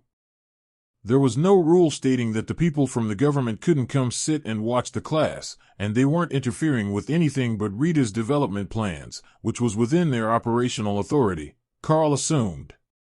"Karl, you will be training with Tank today, while everyone else trains what they learned. Sorry about your luck, but you're the odd one out, and Sergeant Rita is busy at the moment," the professor informed him with a smirk. Sergeant Rita would much rather be training than busy, Karl was sure. But Tank turned out to be an excellent combat instructor, with a profound understanding of both martial arts and armed combat. Today, the big man had a wooden training sword in his hands, while Karl wore the training gauntlets that he had obtained from the train. "Those should be good enough to block, but be aware that my strength is far above yours, so you don't want to try to overpower my attacks, just deflect them so you can counterattack. If you can do it with your abilities, that's even better, just keep the power level down so that you don't chop through the training weapon. After some time, you will be used to the sparring limitations, but it is best to err on the side of caution for now," Tank explained. "All right. Are we having Hawk rest for the afternoon?" Karl asked. "For today, yes. He got his training in the morning, and a growing beast needs a lot of food and sleep. But he will be watching, so you can consider this a theory lesson for him. For now, the two of you can fight together, but once his power level goes up, it is unlikely that your body will be able to keep up. Not many classes can claim the physique of even the more fragile magical beasts," he explained. "So my job in the future is what? To train the beasts about combat and let them go at it?" Karl asked as they exchanged blows. "Dunno, that's above my pay grade. But I would assume that for a class that focuses on monsters, making them stronger and teaching them all the things that they wouldn't naturally know will be a big part of your job. How many Windspeed Hawks are familiar with martial arts? How many of them even understand the intricacies of various magic spells? It might not seem like much, but your hawk already has a massive advantage over other beasts." Tank emphasized the word beasts with a chop of his sword that Karl barely deflected as he spun out of the way. It was easier to start an attack from the side or the back of the berserker, as he would be facing Karl before it was finished, and the extra time would allow Karl to prepare a defense that would allow him to keep moving. Hawk was impressed with the huge man's understanding of animals. As a Windspeed Hawk, there were numerous things that he didn't know at birth. Normal hawks would have to survive their first learning experience to begin to understand things like mage attacks, but he had gotten to practice dealing with them every morning. Plus, the Berserker man advocated for naps and food, so he was definitely wise. By the time that they finished, Karl was exhausted, and even Tank had broken a sweat, which impressed the other students far more than Karl thought that it should. Sure, he was a monster in combat, but he was also still vaguely human, so a 3-hour training session of that intensity was sure to work him at least a little.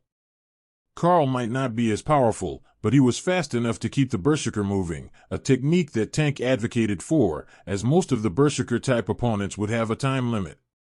Enraged magical beasts usually burn through their energy reserves at an incredible rate, so if you could hold out for 5 or 10 minutes, they would exhaust themselves.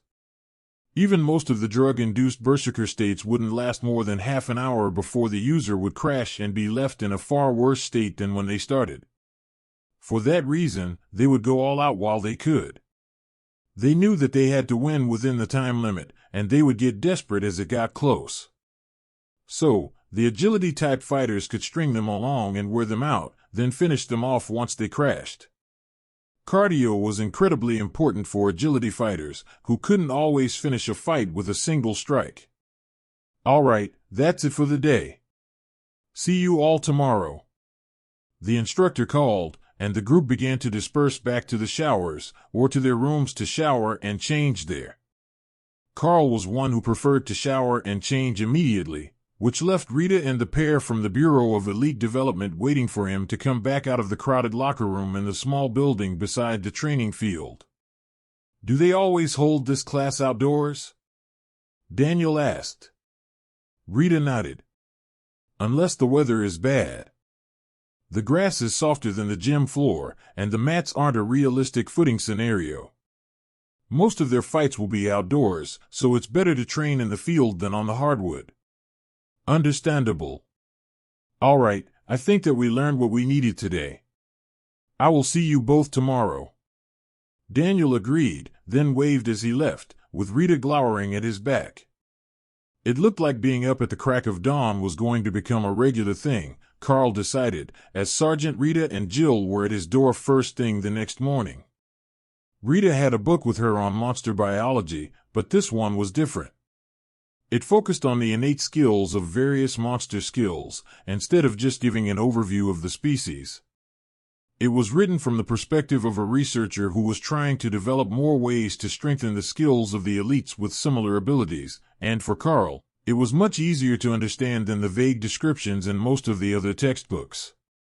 By the end of the week, the Bureau of Elite Development will probably have a plan to bring you before other juvenile monsters, either newborn or still in eggs, for the avian and reptile species. I don't know what they will find you, or if they'll even give you options other than the ones they prepared, but now that they're convinced that you can bond a second pet, they are determined to try. What you need to do is understand the skills that they have so that you can build a proper team out of your tamed monsters. You can focus on a specific skill set, like stealth and scouting, or a generalized combat team that can take on most threats, but you don't have much time to make the decision before the next step happens," she explained. They were seated at a table in the cafeteria, which was still almost empty so early in the morning, but that gave him nearly 2 hours to go over the various species in the book before he needed to get to his first class. "These tortoises, exactly how large do they get?" "I think that the text is incorrect," Karl asked. Rita looked at the book and shook her head. "No, that's right. They grow between 18 and 25 meters long. They're a saltwater species, but they can happily live nearly anywhere. If all your pets grow as fast as hawk, I wouldn't recommend that option if you are given it. There aren't many situations where you will have room for a 20-meter-long turtle. It's too wide to even fit down most city streets without damaging the buildings on either side." The thought made Karl laugh. A massive roadblock of armored shell, just blocking an entire roadway to prevent a target from fleeing. Then there was the demon croc. Technically, they were an alligator, but at an equally impressive 25 meters long and able to run at over 100 kilometers an hour in short spurts. Karl imagined that the shape of its snout was the least of anyone's concerns when meeting it. Then there was the red gold panda. At a maximum height of 20 centimeters high, it was adorable, but its innate skill was vampirism. If it bit you, it could drain a human of blood in a matter of seconds. If we knew what they were going to bring, it would really help. Karl sighed as the time ran out, and it was time to go to morning accuracy training. Best to be prepared for anything. The more you know about monster skills, the better that you will be able to plan for the skills that the ones they do present can use. Sergeant Rita replied with a shrug. Rita's mood only got worse as Daniel and Alice came to watch the training all day long. By the time that the day was finished, she was visibly annoyed, but the other two seemed to be enjoying the show, and they were happy to give training hints to the other students who were training near Karl and Tank. Originally, Karl had assumed it was the fact that they were here from the government that had annoyed Rita, but some of it seemed to be personal. They obviously knew each other from before this week, and were close enough in age that they should have been in the academy together. The number of elites was small enough that it was a bit like a small town. Everyone knew everyone in their age group. It was a strange thought, as Karl had always viewed the elites as a sort of untouchable existence that was above the common people like the mine workers, but now that he was here, it had a similar vibe to the mining town, but with a different sort of hard work and less of the black lung. The daily training became predictable, with Tank increasing the difficulty every time that Karl thought he was getting better, while the evenings of that week all went the same. Eat, train, then Dana would come over in the later evening so she could actually sleep, as her neighbors had realized that she was torturing them back with the golem, which didn't have to be summoned all the time. But what they didn't know was that while the golem had been practicing his line dancing until the small hours of the morning, Dana had been asleep on the balcony of Karl's room. Her daily training had also intensified now that she had Jill as her personal tutor, and she was so exhausted that she had to be literally carried out of bed some days to get ready after Karl had left with Sergeant Rita. Unlike Karl, who just hurt everywhere from physical training, her mind was completely frazzled from the requirements of her mana expansion training, leaving her feeling sleep-deprived even in the middle of the afternoon. Perhaps that was what the Colonel had meant when she said that Sergeant Rita went easy on him. He hurt everywhere, even in places he didn't know could hurt, but he was still functional, and it was clear that Dana wasn't going to make it much longer at this rate when the Saturday training session rolled around and Colonel Valerie was the one that met them at the door in the morning after breakfast. "Good morning, Colonel. We are ready to go." Karl greeted her at the door, then winced as she patted him on the shoulder in greeting. Dana was awake, but in a daze, not in any shape to be vocal, so Karl was doing the speaking for the both of them. Colonel Valerie seemed to recognize that, and she didn't push for more speech out of them as she led them to the car and back to the same training warehouse from a week ago. The teams all smiled as they saw the two bedraggled students stumble in, leaning on each other to remain upright. Karl, because he could barely walk, and Dana because she was half asleep. Well, they made it through Hell Week, but I'm not sure if they're in any shape to make it through one more day of training to make it to the day off. One of the mages laughed. Alice, the dark-haired mage that watched Karl's training every day, smirked at him and gestured toward the pair. "Try them, I think you will find that they're in better shape than they look," she suggested.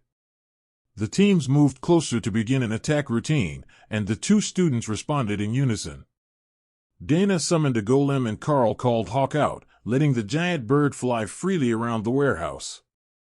Colonel Valerie gave a rueful chuckle, and the team members backed away with a smile. "Well, that might not be the ingrained response we were hoping for, but it works, I guess." One of the warriors agreed. "I can still fight, just not as energetically as usual, unless you've got some painkillers." "I swear that my bruises have bruises right now," Karl replied. "Good thing that you can fight a ranged battle, then." "Should we wake Dana up and get this started?" the man asked. Dana didn't open her eyes as she answered. "I'm awake." "What's our first activity?" "This week is not as bad as last week. We want to see how the two of you work together to defend a spot in the middle of the warehouse against multiple attackers. But we will have to call Hawk back because there isn't enough terrain set up to sneak up with him hanging out in the rafters," one of the warriors explained as he began to equip a set of training armor. The helmet had a face shield and a neck protector, giving the attacking team full coverage as well as the shielding from their mages, so they shouldn't get hurt no matter what Karl and Dana did to them. But in the eyes of the attacking team, there wasn't much they were likely to do in that state. This was an essential part of the first week's training, learning to function on limited sleep and while exhausted. It wasn't as severe as the military put the regular soldiers through, at least not in the physical sense, but the students were also younger, and the mental exhaustion was undoubtedly just as great. Alice led Karl and Dana to the center of the impromptu maze, while a group of the warriors scattered through the crates that made up an approximation of either narrow alleys or an office building's maze of walls. Karl wasn't sure which it was meant to be, as he hadn't personally seen either, but it was going to make it easy for them to get close before they were detected. Karl's eyes were much better than human, but his hearing hadn't changed much, nor had his other senses, but his eyes could only see for a few meters around them. "Set the golem to guard this spot and I will set up traps." Then you start spreading fog, but in random banks around us, it doesn't have to encompass our position. Karl whispered. The random fog banks might confuse the attackers, and Karl would set traps using rend, as they had taught him last week. They didn't have much time, as the warehouse was not a huge place, but Karl worked quickly to get traps set up on most of the routes into the center by putting them just into his line of sight. There were a few routes behind him that he couldn't keep visible, so the golem would guard those approaches, and that would have to be enough warning for them. The team approached silently, for the most part. The sound of someone bumping into a wall in the fog alerted Karl to their approach, but he couldn't be certain if it was an accident or a deliberate distraction. Then there was another from off to his left, and a sharp intake of breath as the warrior stopped short just before he would have run into the trap. Karl carefully added one more trap, down by the ankles and a half step further than the first, which was at chest height in the fog. There was a full second of silence as the warrior checked the trap in the dense fog, and then a crash as he ducked under it and hit the second line, falling out into the open only a few steps from the central area Karl was guarding. Karl sent a shred attack his way, and the warrior raised his hands as the attack slammed into his helmet. That should be the signal for out, because after that, he lay on the ground and played dead. There was another footstep and a soft chuckle from behind him, as the next man in line assumed that Karl had gotten the drop on him, then a loud cuss as he stepped on the trap line and retreated around the corner. That made the others much more careful, and Karl nearly missed the next one until the golem surged forward to attack down a corridor. It was going to pursue the target, but Dana called it back to them, waiting to see what the warriors would do, and smart enough not to let the golem out of her sight where they could trick the simple reactions of the automaton. A few seconds later, they came all at once, making Karl and Dana both lash out with spells as fast as they could for the next few seconds as the warriors dodged and parried, until they found blades at their necks, marking the end of the defense. Not bad. We have one chased off by the golem, 3 down by traps, and 4 more downed in the final rush. Now, grab an energy drink and something to eat. We're going to go over some more effective defensive measures using the skills that you both have. Colonel Valerie congratulated them with a nod of appreciation for their effort. That was the best praise that they had managed to get out of her yet, and Karl was sure that it was a good sign that she was warming up to them a little bit. Karl sat down with the warriors, one of whom was still nursing a sore foot with his boot off. As you can see, the most effective strategy against many targets is actually the feet and legs. They're not as protected, and while the target will be careful what they step on, that also means they will be hesitant to approach you. Daniel explained, taking on the role of the spokesman after having watched Karl in his regular classes for a week. That makes sense. The boot has to have some feeling, or you won't be able to walk as smoothly, but that also means that the armor is limited. I wasn't expecting someone to actually step on the tripwire, though. Karl agreed. That made the other warriors chuckle. Thin wires in the fog is a great combination technique, and it was what we were initially planning to suggest. There are only so many different ways to use rend, but if you treat it like wire, then you should be able to make a number of quality traps, as well as set up ambushes. Our discussion today will be less about new ways to use your technique, and what we should be finding you for a second pet attempt. If you had someone who could fight at your side in that situation, like the golem, you would have increased your potential defenses by a lot, and it might have been enough to deal with all the attackers. The official position is that we should have you try with more newborns or eggs, as that was how Hawk started. If you try to bond a larger, aggressive monster, there is a strong possibility that it would remain hostile to you and waste your talent until it is put down. There is also the chance that a lost pet might not be able to be replaced. The classes that can summon a familiar or helper pet are like that. Once it's gone, it is gone and they can't do it again. Your class is unique, and you can bond with actual monsters, not use magic to summon a mouse or cat-level common animal, plus you can bring them into that space in your mind that nobody knows the limitations of. But that is why we are being cautious. There is a lot of potential there, and we don't want to make a fatal error. Daniel explained. Karl nodded slowly. The explanation made sense, but the space felt more like it was a nest, a home for whatever lived there. It didn't stop existing when Hawk was outside, and the second space was just sitting empty, waiting for Karl to build a nest for something else. All right, what did you have in mind? Is there like some strategic reserve of monster babies for study or something? Karl asked. The team laughed and shook their heads. No, what we're going to do is go for a little adventure. There are a few tame species of monsters that the scientists study, but those aren't what we need for an elite that cultivates combat pets. Instead, we are going to head to the southern plains and go find you a proper monster. The place is infested with them, and they're all brutal killers. They have to be to survive there among their own kind. So, the initial plan is to drive around until you find one that feels promising to your class, then hunt it. We have surveillance, and we've marked nearly 100 nests and infant monsters, so there is a good chance that we can find what you need. Look at the hawk. He started out as an egg in the kitchen, and now he's one of the largest birds of prey that I have ever seen.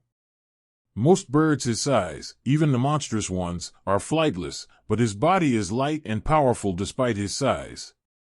If another pet went through a similar advancement, we could be looking at a whole new strain of monster that is more deadly than any other on its level.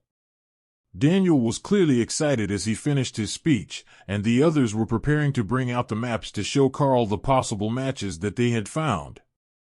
We've got everything from snakes to badgers to a crystalline mammoth cub tracked.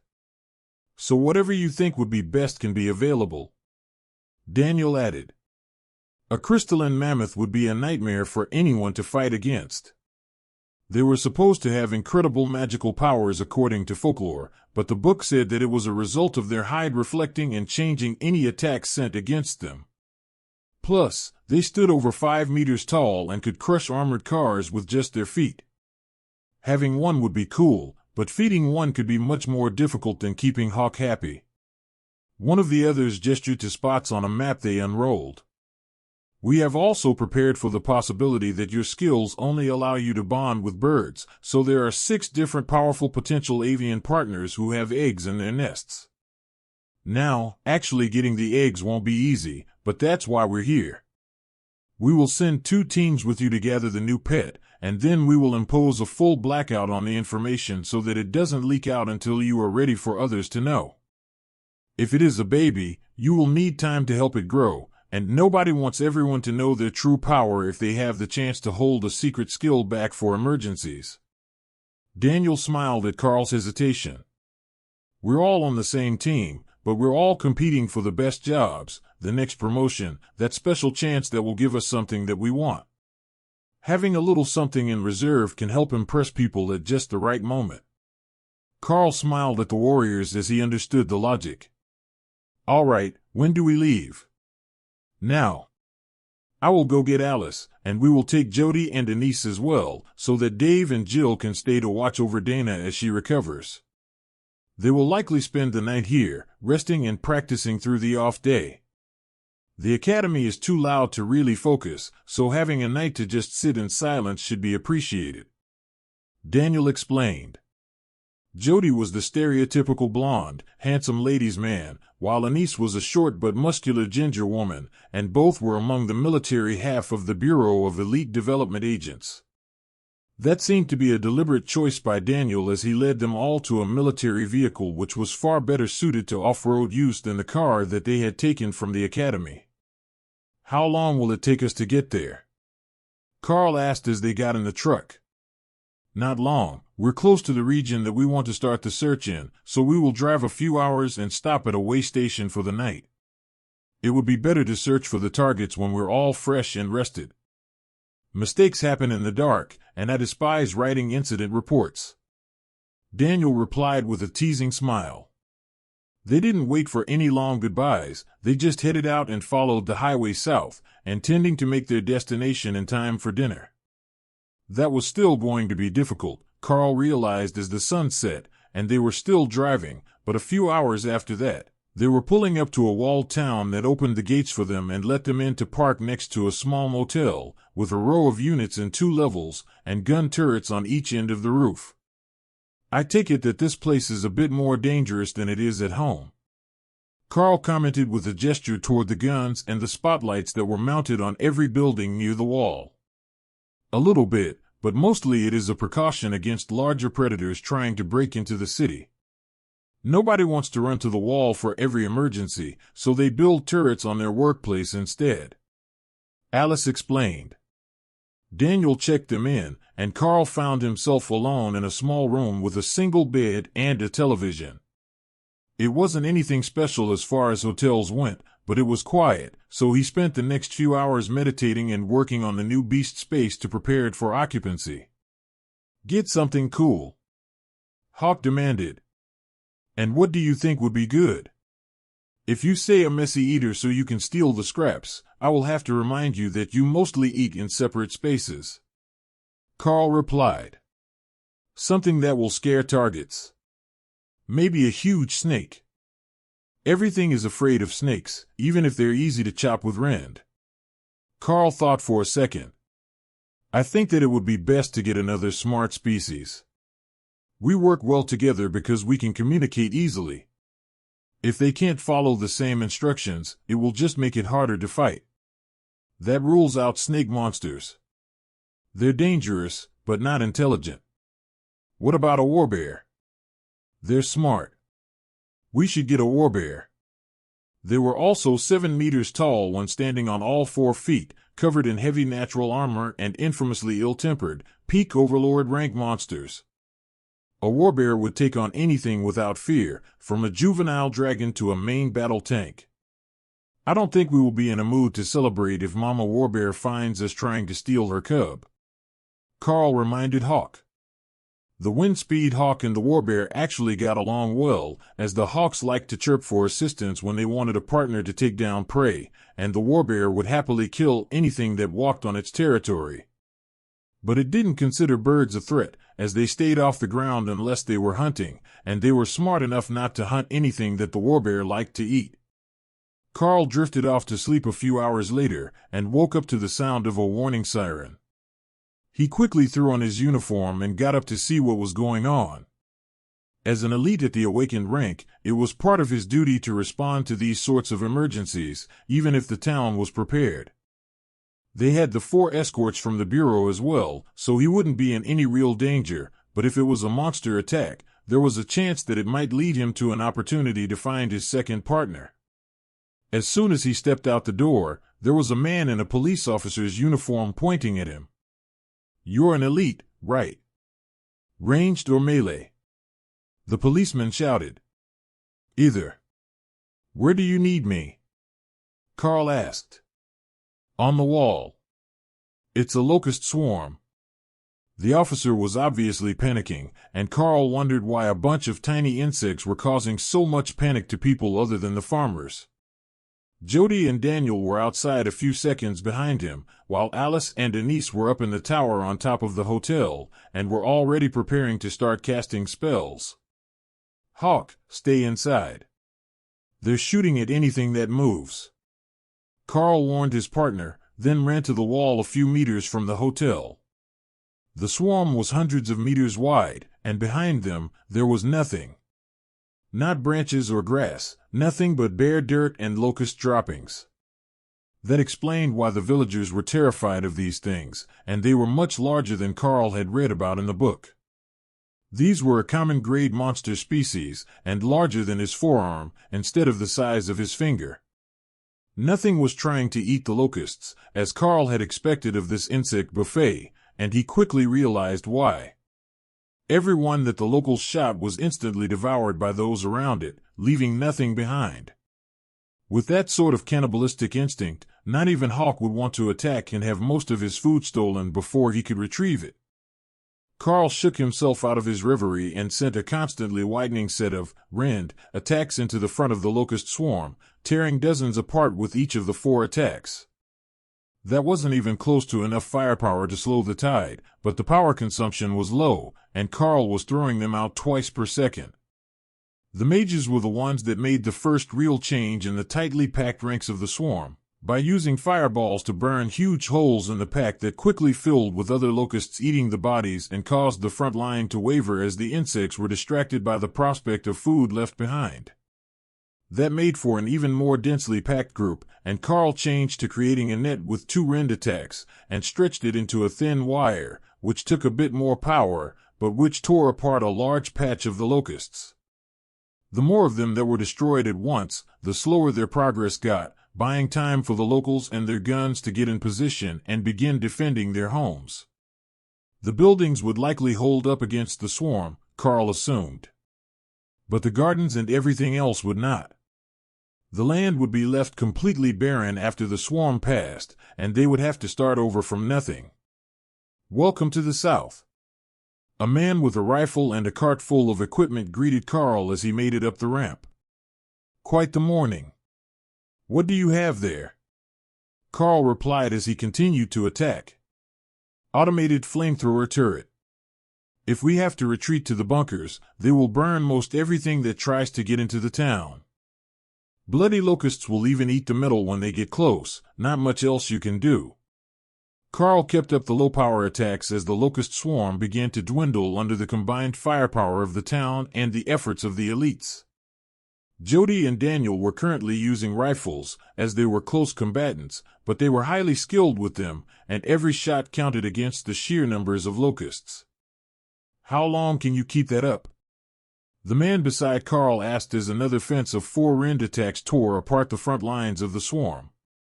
Long enough. They're going to be here before I'm worn out. Karl replied. Perhaps not, lad. Just wait. Once they're close enough, we will start with the explosives, and that should thin them out quick, fast, and in a hurry. The man informed him with a smile. The first explosives were a line of landmines that the swarm set off, tearing apart the entire front line of insects, and then the one behind it as they reached the second row of mines. That accounted for over a quarter of the insects in a few seconds, but they were leaping into the air now, flying over the minefield. That made them easier targets for Rend, as now they were right at Karl's eye level and the attack would tear through multiple ranks of them before dissipating.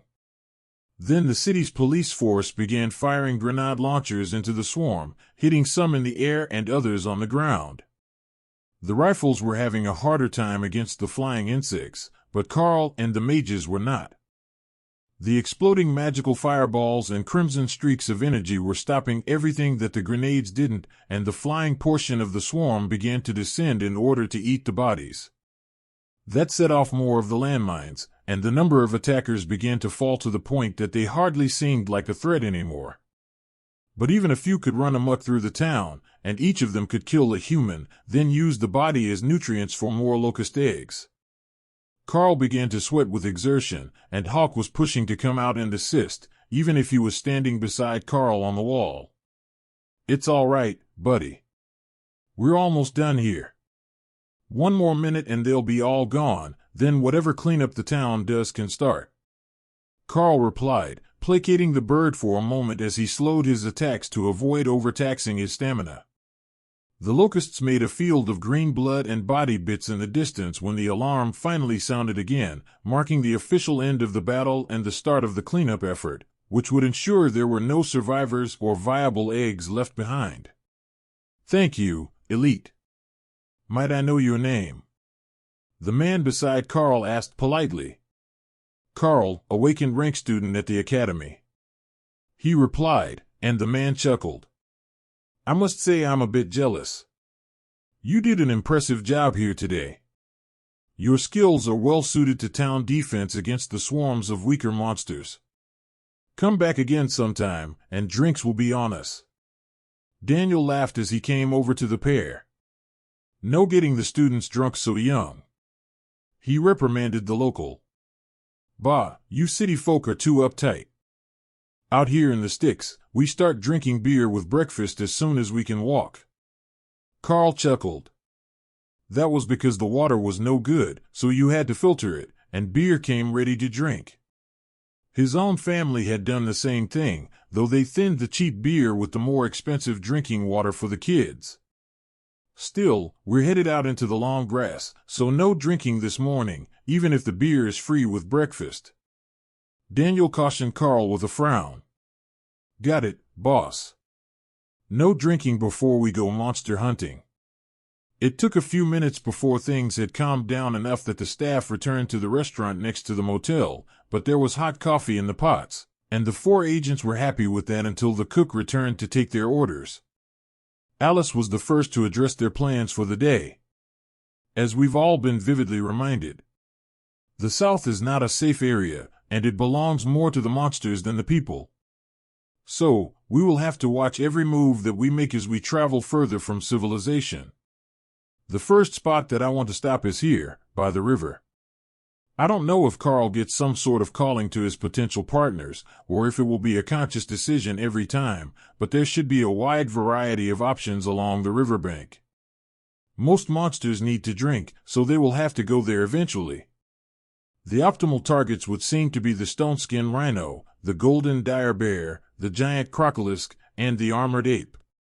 They were definitely aiming to get Karl a tank for the next pet, but they were right, those would all be great options. The stone-skin rhino could spread its armor over nearby targets, the golden dire bear had an extremely impressive strengthening ability, the armored ape also had armor magic, and the crocolisk was basically a living tank. Karl would put it at the bottom of his list as it didn't have innate magic that he would be likely to learn, but as far as combat power, it was certainly near the top of the list. Since I gained Hawk's, Rend, skill, I think that another innate skill would most likely be passed on as well, so it might be just as important to pick a good skill as it is to pick the toughest of monsters. Karl suggested. We could go a bit further and try to find him a giant Cerro. Daniel suggested. You think that a giant armored lizard with rhino horns is what anyone would want as a pet? Alice asked. The warrior shrugged. It's a herbivore, so easy to feed. It's huge, armored, and it has the rapid regeneration, innate skill. When it activates that ability, it will heal from the most egregious wounds in seconds. How would that not be useful? Jody smiled. I just think it will be amusing to see someone try to fight an ancient lizard the size of a small elephant. Karl had never heard of such a creature, but it sounded terrifying. The drive took them out of the grassland and down a road that led through a marshy area, where the crocolisk could be found. There were other magical beasts in the area, ones that hadn't been flagged as the most likely ones to build a strong team with Hawk, and some of them were not shy about being around the roadway when they passed. For example, a large antlered animal roughly the size of their truck, with long legs and a thick neck that promised those broad antlers weren't just for show. What exactly is that? Karl muttered as they passed it by. Southern moose. They're not a magical beast, but most of the common grade beasts won't mess with them. Alice replied. That was understandable, the beast was massive. Up ahead they spotted a few smaller magical creatures, and the others watched Karl carefully to see if he had any sort of response to them, but Karl was just in wonder at all the scenery, unlike anything he had ever seen before. First up, there should be a stone-skin rhino nest around here somewhere. It is further back off the road, so we will have to walk in to find it. One team will come with you, the other will stay to guard the truck so we don't have to walk home. Daniel informed him seriously. All right. Let's go see what we can find. Karl agreed. According to the map, they would have to pass by a bit of the marsh, then they would be back at the river, and that was where they were likely to find the rhino nest, as well as many other predators. Stop. Don't leave the truck. It looks like we found one of our options early. Alice ordered, and Daniel abruptly, but silently, pulled his door closed again. Off in the trees, there was an enormous furry creature with a mottled pattern of golden spots through jet black fur. That should be the golden dire bear that they had informed him of, and it had a small cub with it. The problem was that they were together, and the mother was paying close attention to her young cub, which meant they wouldn't be able to sneak up on it and see if Karl could bond it. The mother is commander rank, and she doesn't look impressed to see us here. How about we go a little further along? Jody suggested. Karl considered the options for a moment. The golden dire bear would be a good team member, especially as they grew so naturally powerful, but getting into a fight with one on the off chance that the cub would forgive him and work together seemed risky. We know where they are now. We can come back later, perhaps with some meat, and see if that puts her in a better mood. Daniel agreed, while Jody began to slowly drive until the bear decided that they were no longer a threat and went back to watching her cub. It's a bit further from the river, but up ahead here there are some survivors of the giant lizard breeds. There aren't many of them left, at least not outside the breeding farms in the west, but any of them should be a viable option. They're not dragons, but there are some drakes among them, and almost every species has some sort of innate skill. Jody explained as he turned down a dirt path. They drove for another 10 minutes when Jody stopped the truck and pointed to the far side of a clearing where there was a large group of animals, roughly the same 2 meters tall as the golden dire bear had been on all 4 feet, but with thick scales and 3 horns on their wide heads as the serow were described. They were happily munching plants with beaked mouths, which made Hawk happy, and they seemed to be non-aggressive unless threatened. Those are a subset of the serow. They're less than half the size of the ones we were looking for, and they lack the full extent of the healing ability, but they have a rather unique racial skill that you might like. These beasts can coat themselves in magical lightning. They use it both as armor and as a weapon when they charge. Jody explained. There are eggs in the nests, and they're closer to us than to the beasts. Do you think that we should take a little trip out and see if we can get one to test? Daniel asked. Karl agreed that they looked like they would be a suitable option, and they had heavy scales all over their body that looked impenetrable, as well as the 3 long horns and the armored head. Let me. I will be in and out in seconds. Hawk suggested. I will send Hawk. Karl informed the others, then opened the door a crack to call the bird out into the open.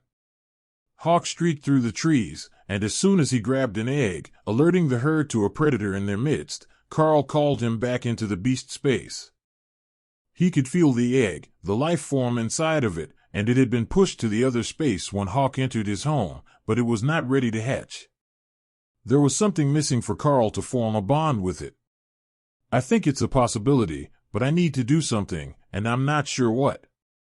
Karl informed the others, as Jody began driving again.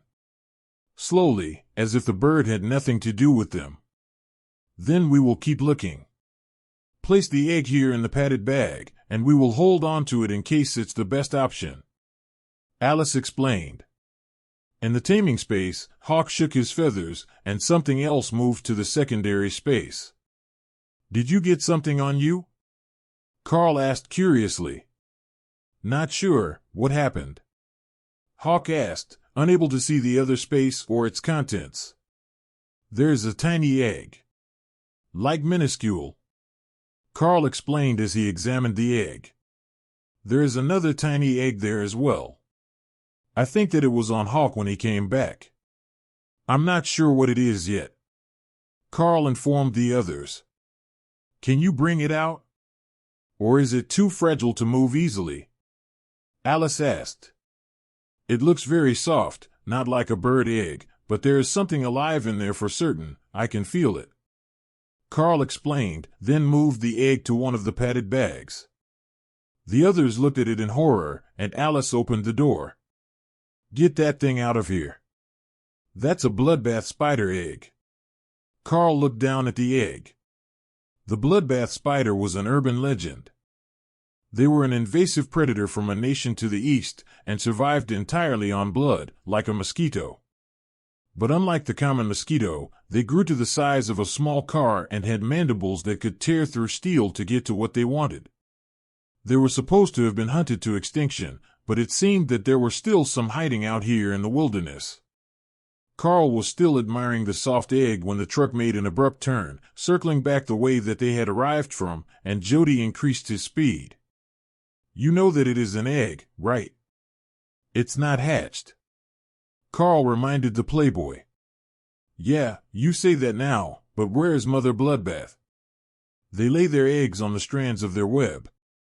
If Hawk came back with a spider egg on him, he broke a strand of the web as he flew over to get the other egg.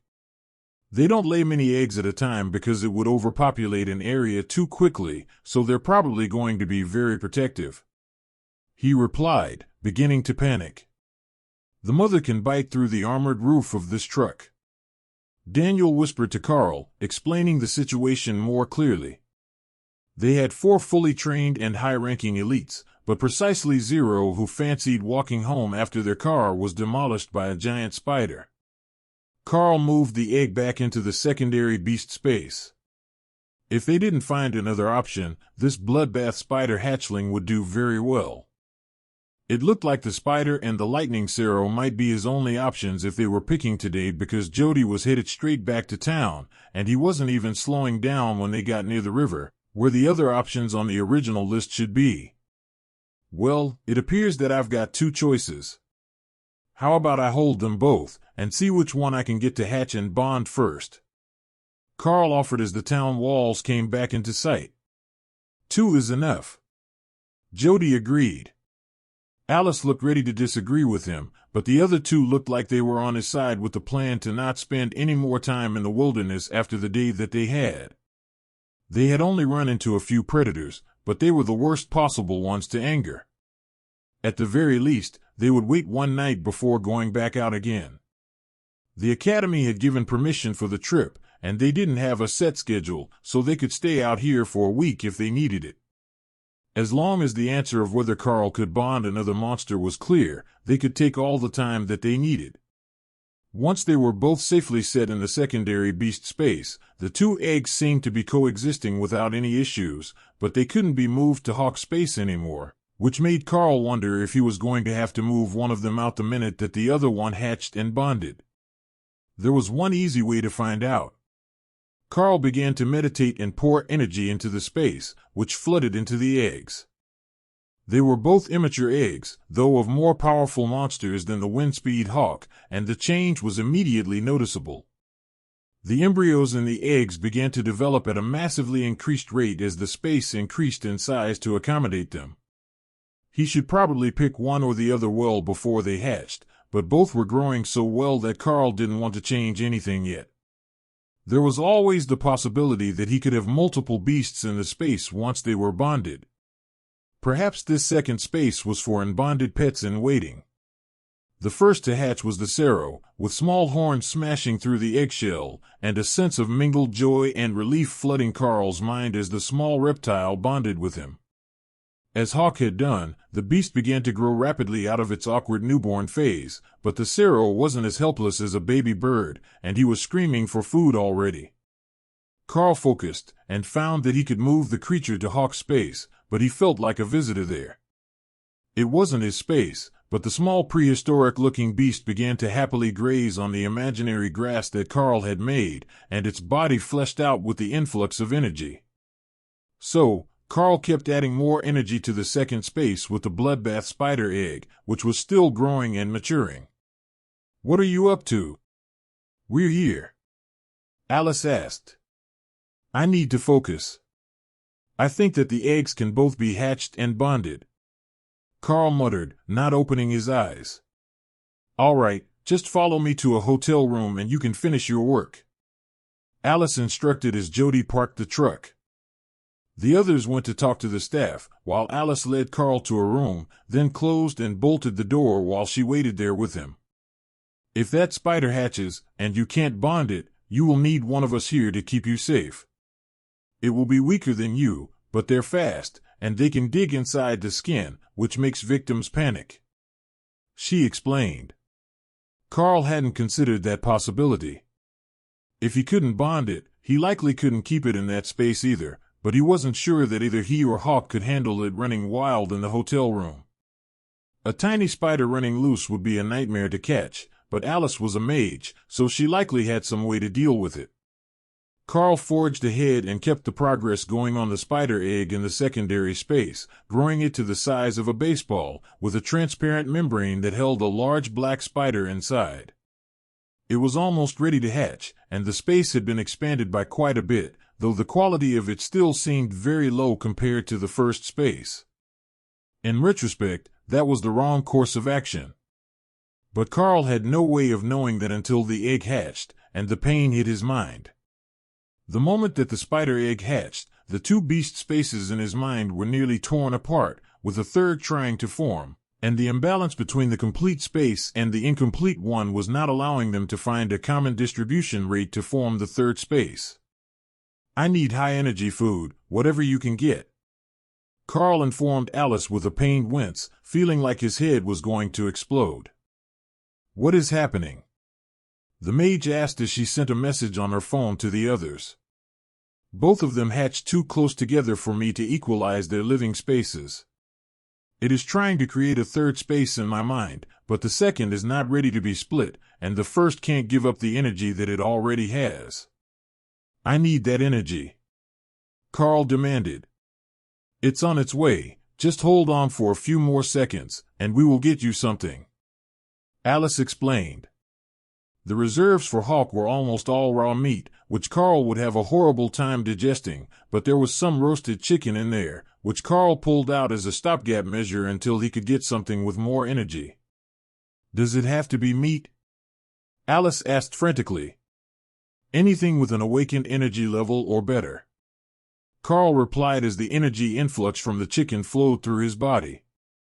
Jody rushed in with a bag from the truck and began pulling out supplies until he got to the prepackaged meals.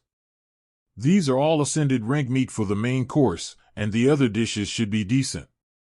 They're made for commander rank elites on energy-intensive missions," he explained as he tore the first pack open and handed it to Karl with a spoon. A cold ration pack was not exactly fine dining, but it was edible enough, and the energy flow was enough that the immediate pain was fading, while a sense of mental stress was settling in as a third space began to form. Both of the hatchlings were drawing immense amounts of energy from him, and even after Karl did his best to feed them what power he could absorb, it wasn't enough. "I need monster blood and large amounts of magical plants for the new beasts. I think that things will stabilize once they are fed and not drawing energy straight from me," Karl explained, while otherwise completely focused on feeding himself and keeping his focus well enough to stabilize the newly formed space. Magical plants were something that they had plenty of, since the plants didn't have to be edible to humans. Daniel brought back what appeared to be an entire hay bale, while a few minutes after that, Jody returned with a 5-gallon pail full of blood.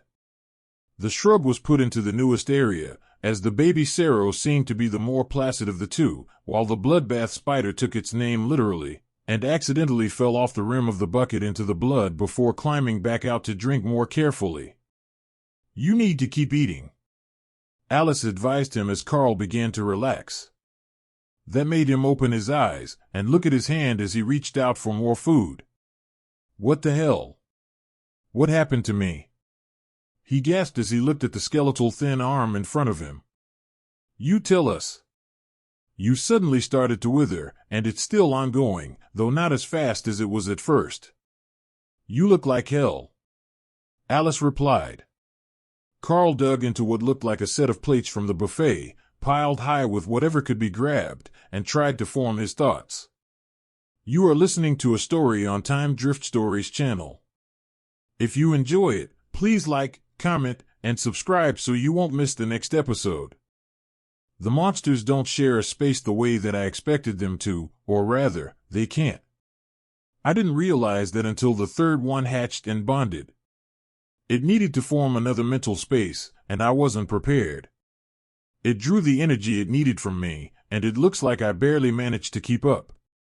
If the beasts hadn't been hatchlings, they would have needed more energy to stabilize a space at their power level, and I would most likely be dead right now, or one of them would have broken free. There is a cap on the size, but not on the power density of the first space that I have reached. But there is a minimum requirement to properly bond a new pet, I know that now. One separate mental space, with as much or more stored energy than the creature being bonded has. In the future, it would be best to keep going with hatchlings, unless I have time to form a space for them in advance and to stock it with massive amounts of energy. But right now, I need a lot of food for growing beasts, and to try to recover what was spent. I don't even know how long that will take. Have any of you ever seen anything like this before? Karl explained. Jody frowned. I have, but it was the result of a hostile spell, not backlash from an ability. It looks like there are dangers to overextending yourself in this way. But are the two new beasts really stable? Karl inspected the beast spaces. Yes, they are stable, at least for now. They are going to need some time before they're ready to actually begin training, but they are stabilized. Then our priority is to get you back into functional shape. We will help you eat and try to regain energy tonight, and then in the morning we will determine if you need to be hospitalized until you can regain enough of the lost mass to be safely moved back to the academy.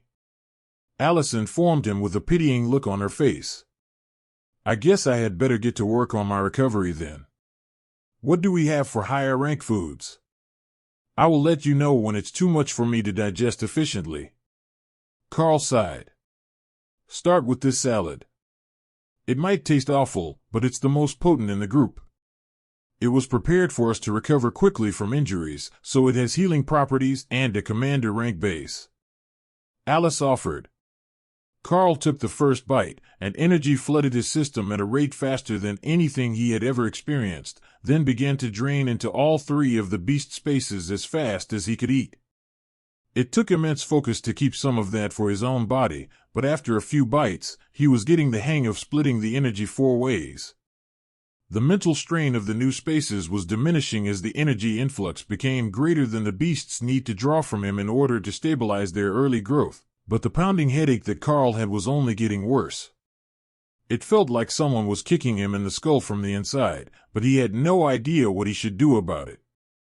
Then, after a few minutes, and 3 of the 4 salads, Karl found the reason.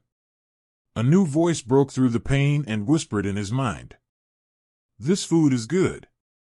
Is there more? The placid voice was coming from the newest of the spaces in his mind, which was currently occupied by the Sero, who was happily munching away on the plants as his body grew from its hatchling state. I will get you more before that runs out. Karl agreed. That was enough to reassure the creature, and with it the pressure on Karl's mind. At least, some of the pressure on his mind. The bond with the bloodbath spider was still not strong enough, and while the creature seemed happy with the situation that it was in, the bond between them still needed work until Karl could speak to it mentally and ensure that it wasn't going to escape and run rampant through the town. Hawk had a habit of wandering out of the space any time that he wanted, but Karl was fairly certain that he could keep the beasts in the space if he wanted to. Once the bond was formed, they would obey his orders without too many questions, and asking that they stay inside was a simple enough request. With the singular goal of stopping the pain in his head, Karl kept adding energy to the spaces, working to strengthen them while he rebuilt the damage that was done to his body as well as he could with the excess energy that he could spare from the process. A few minutes later, a man in a white coat came into the room, carrying a large box full of various potions and assorted tools that Karl vaguely recognized as medical devices in his distracted state. He's stable, according to my skill, but he's got a long way to go. I will give him a regrowth potion, and I hope that your overseer will cover the cost. These things aren't cheap. The doctor informed the other elites in the room. Daniel laughed. We were sent here directly by the Bureau of Elite Development. We can put it on the expense account, no need for reimbursement filing. That was the best news that the doctor had heard all day, and with that magic promise of a direct billing to the expense account, he was eager to break out all the best treatments to get the young student fully recovered from whatever mishap he had sustained.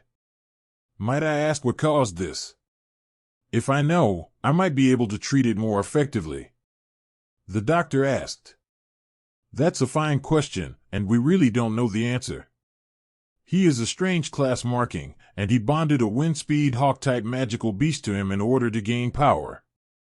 On this outing, we wanted to see if he could add more monsters and expand his powers. Well, it worked, and he added 2, but there was some sort of backlash. It was too much mental strain, but then it started siphoning off his body as well. Alice explained. What 2 monsters? The doctor asked. A Sero, probably one of the smaller lightning adept varieties, and a bloodbath spider, both hatchlings. She explained. It is possible that the bloodbath spider was not getting what it needed, and it fed from the elite's body instead. Did you find some food for it? Hatchlings are born hungry, he asked. We did. There is a lot of awakened quality blood for it and a smaller amount of ascended because we weren't sure what it would be able to digest. Alice explained. The doctor pulled another set of potions out and began to set up an 4-drip for Karl, to make it easier to keep feeding him potions until he recovered. I suspect that a lot of the issue will be blood loss and extreme dehydration. Did you say that the Sero has lightning or regeneration as its primary racial skill? The doctor requested, with a notepad in his hands. We would assume lightning, as they were the smaller variety at the nest, but it's freshly hatched, and we haven't seen the bonded animal's ability yet. That was good enough for the doctor, and he added more rapid healing medication to the bag, and an electrical insulator on the stand. One thing that he didn't want was for his expensive treatment to get shocked into uselessness if the monster broke free during treatment. He needn't have worried so much about that particular pet. It was perfectly happy eating in the beast space, with little to no motivation to do anything else right now. The bloodbath spider, on the other hand, was glutted on monster blood and bored, looking for something to do, while it was stuck in a featureless space with barely enough energy to be comfortable. I will add more features later, so that you can start making yourself comfortable. Karl placated the spider. At least a tree to build my web in, something. The spider complained, not understanding the intricacies of building the contents of the space. Karl took a branch from the pile of food that they had brought into the room for him to feed his pets, and moved it into the fist-sized spider's area, near the bucket of blood. That's a start. It sighed with relief, then set about making a nest in the branch, with stringers that ran to the bucket, so it didn't have to walk across the unnerving nothingness to get there. An hour later, the doctor switched the medicines in the 4-bag, and Karl's body began filling back out to something closer to his natural state. It wasn't a full recovery, but the elites in the room were feeling a lot better about his chances of not only surviving this mishap but coming out better for it.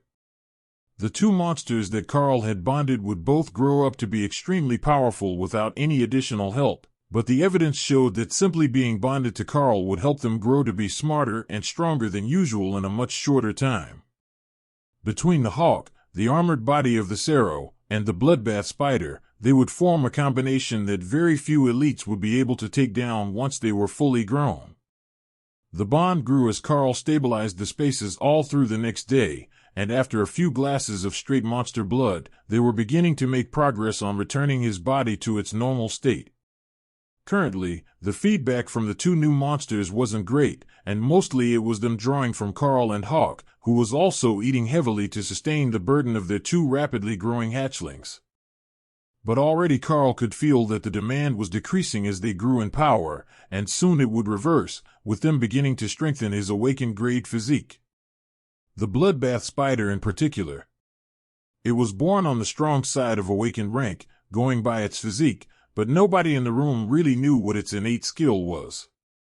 It could tear apart an armored car with its mandibles, and smoothly cut through monster flesh with the claws at the end of its legs, but pure power wasn't enough to explain its deadly reputation at its level.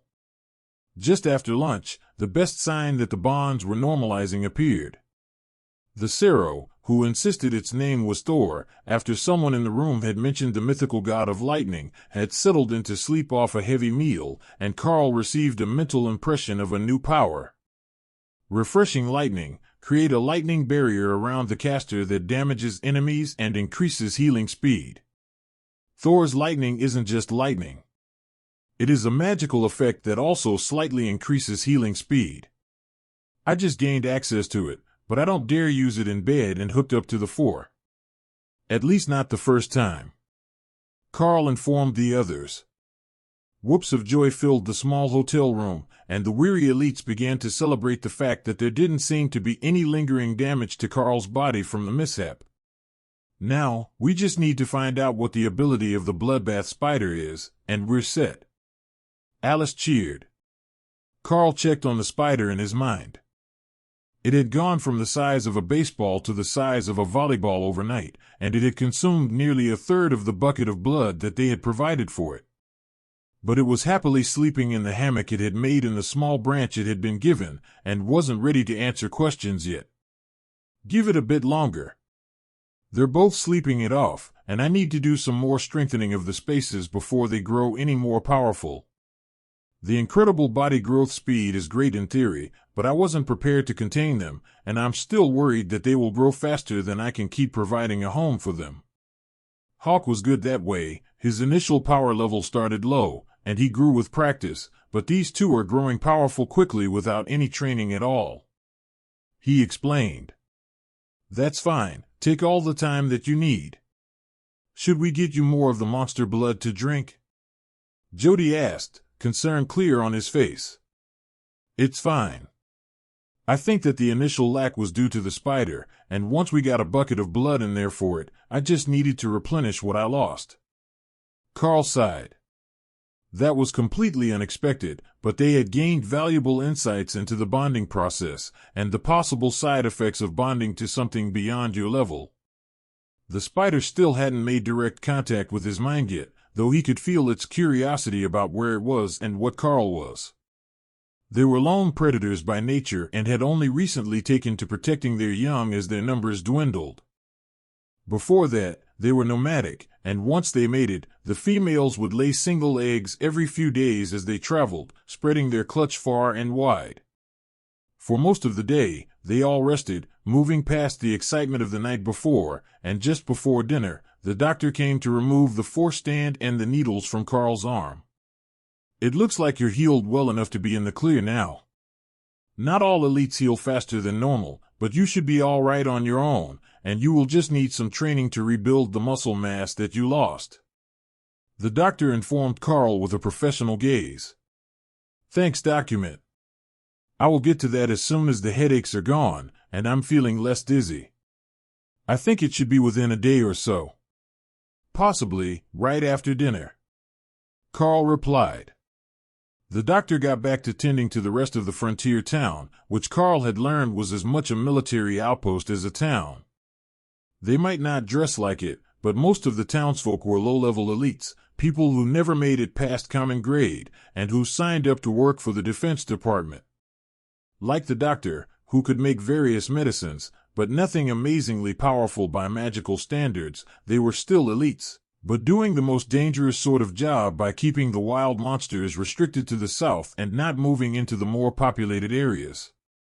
Let me stand up, and I will see if this lightning is enough to help me recover. Karl suggested. Outside. Try the first time outside, in case you can't control it properly. Daniel reminded him. The first few attempts to stand up were shaky, but Karl was feeling better by the step, and once they were out in the parking lot, he was ready to give the refreshing lightning a try.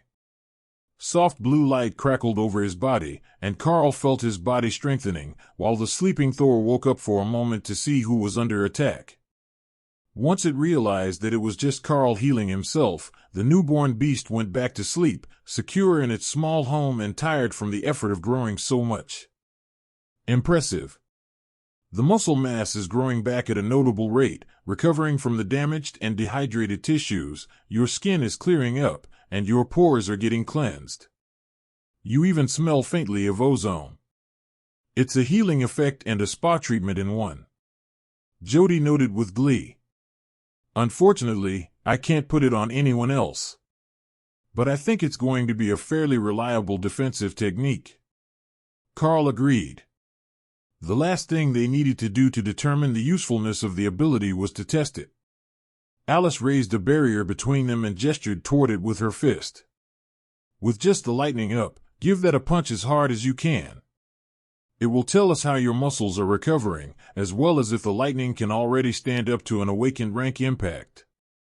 If it can't, it will break around your fist when you hit the barrier, she explained. Karl snapped a fast punch at the barrier and frowned. His strength wasn't fully recovered, and his physical strength wasn't as high as he would have preferred, but the lightning crackled against the barrier, making it glow bright blue, and held firm. Well, it's an awakened rank ability, for certain. Karl will need to keep the lightning up as much as possible for a while, but the barrier is as good as or better than that awakened rank training armor, Alice informed the others. Is it safe to touch? As in, can you sit down in a chair without scorching it? Daniel asked. Karl took a step back and saw the faint scorch marks where he was standing. I'm going with no. Even through my shoes, it's burning the ground. But it's not burning off my uniform, which is a big win for my dignity, Karl replied with a shrug. Yeah, best not to tempt fate. You aren't recovering as fast as the big Sero or the Trice with their indestructible, innate ability, but it's still much faster than I had expected, Daniel agreed. I feel well enough to sit for a proper dinner now, so how about we go eat? Karl suggested as he released the refreshing lightning ability. Eat. A soft feminine voice hissed in his mind. Are you hungry for something different? Karl asked delicately, hoping to make a good first impression on the spider. No, blood is life, life is power. I need a bigger nest before I lure prey, she replied. The spider reminded Karl of when Hawk was a baby, all about food. Always with the mice requests.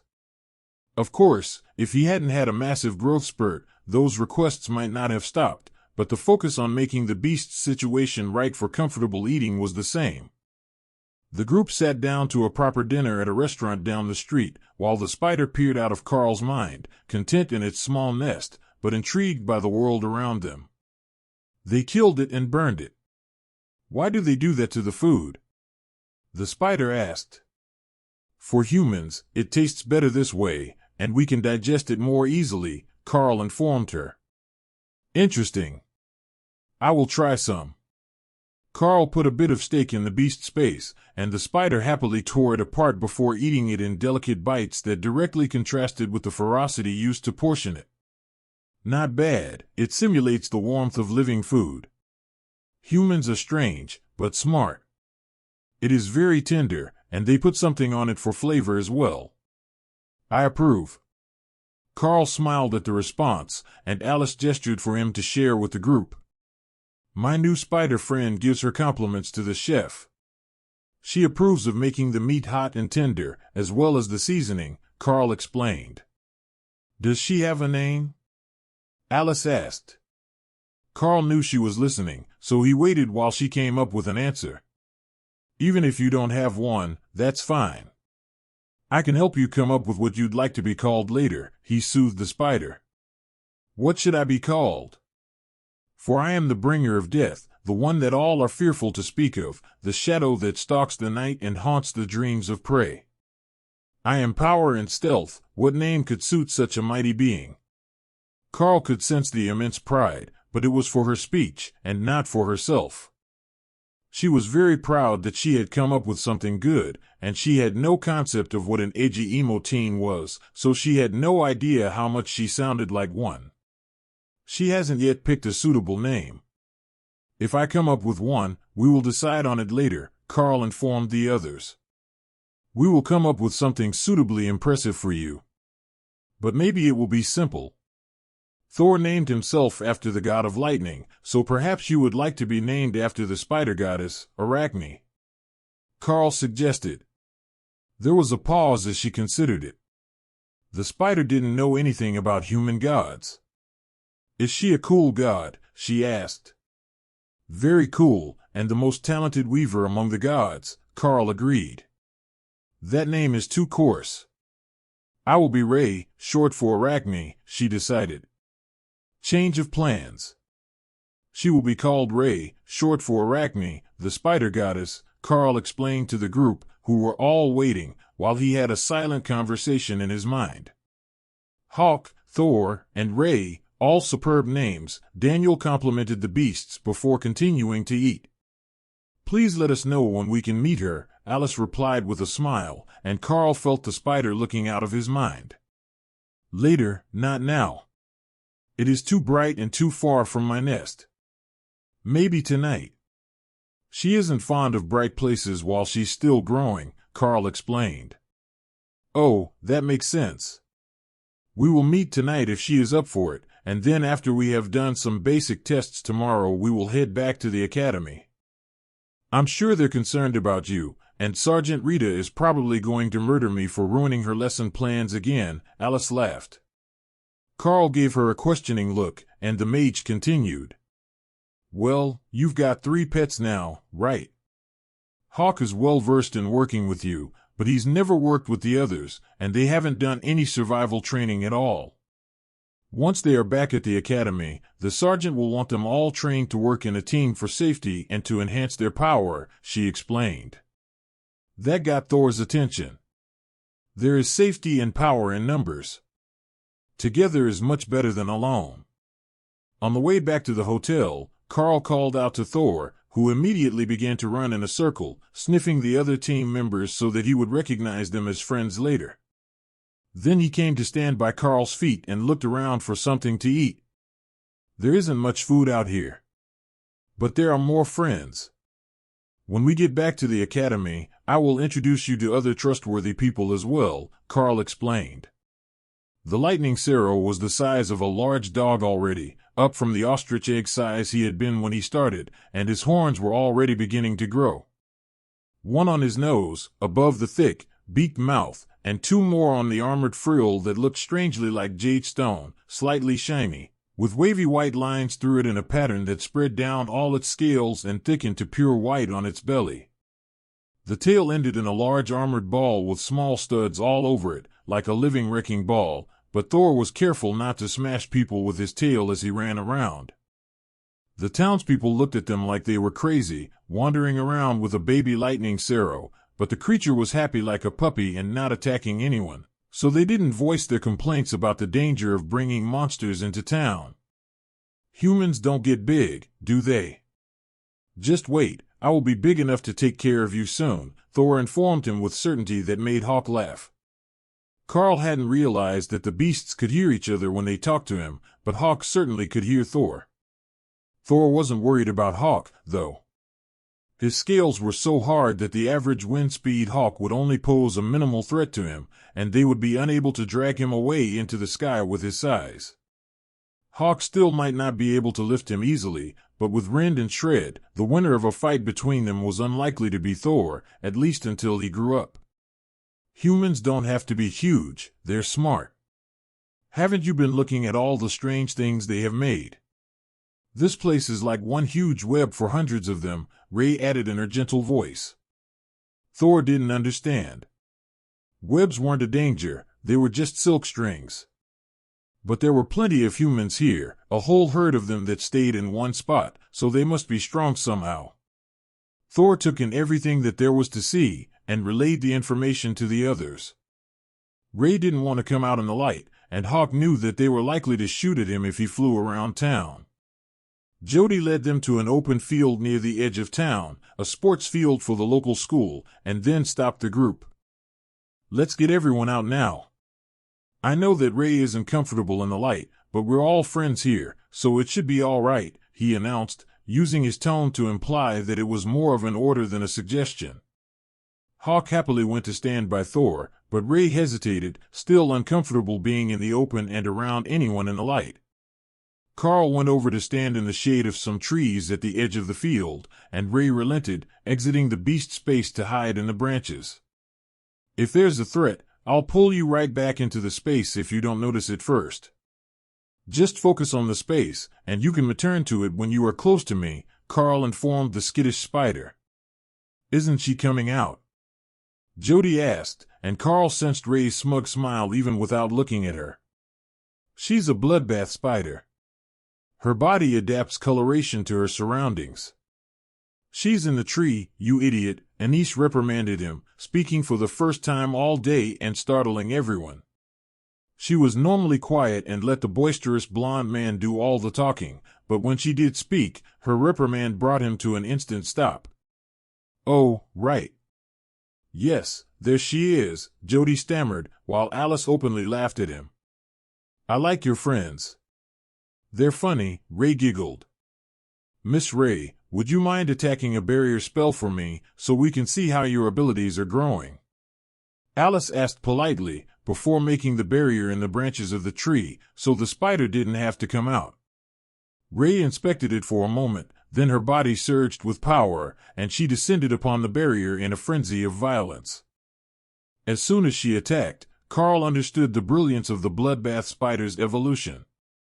The energy on her front claws and mandibles adapted as soon as she first touched the barrier, and insight flowed into Karl's mind, offensive adaptation, a passive ability that allows attacks to take on a more efficient form based on the target. Alice whistled in appreciation as the blows rained down on the barrier until the spider exhausted herself and backed up to the trunk of the tree, annoyed that the barrier didn't break. That is impressive. Just on attack power, you would certainly be ranked as Ascended, though the actual energy level is much lower and at the bottom end of Awakened, Alice informed her. Then the mage turned to Thor. Would you like to try as well? She set up the barrier on the ground, standing as tall as herself, and Thor ran off into the distance, then coated himself in lightning before charging forward. The beast hit the magical barrier with a bang, and rebounded, lifting himself up off the ground and hurling himself back half a meter. Then he laughed, ran off and came at it again. This is awesome, Thor cheered as he slammed into the spell again at a full run. Be careful, or you're going to break a horn, Karl laughed as the lightning Sarrow made for a third pass. Horns are hard. They will be fine, the lightning isn't breaking, Thor replied, then slammed into the barrier again, lighting it up and flinging himself into the air. How his neck is fine after that, I have no idea. I've never seen an animal seriously injure themselves in a charge, but it's not normally that violent, Daniel joked. Thor roared in pride, and slammed into the barrier again before laughing and panting. We will have to work on your cardio if you're going to play with the barrier all day long, Karl informed him. I don't know what a cardio is, but I trust you, Thor replied as he caught his breath and prepared to go again.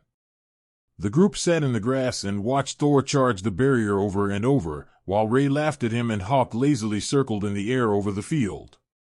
Once they had realized that the monsters were with the elites in the field, the local citizens' panic had subsided.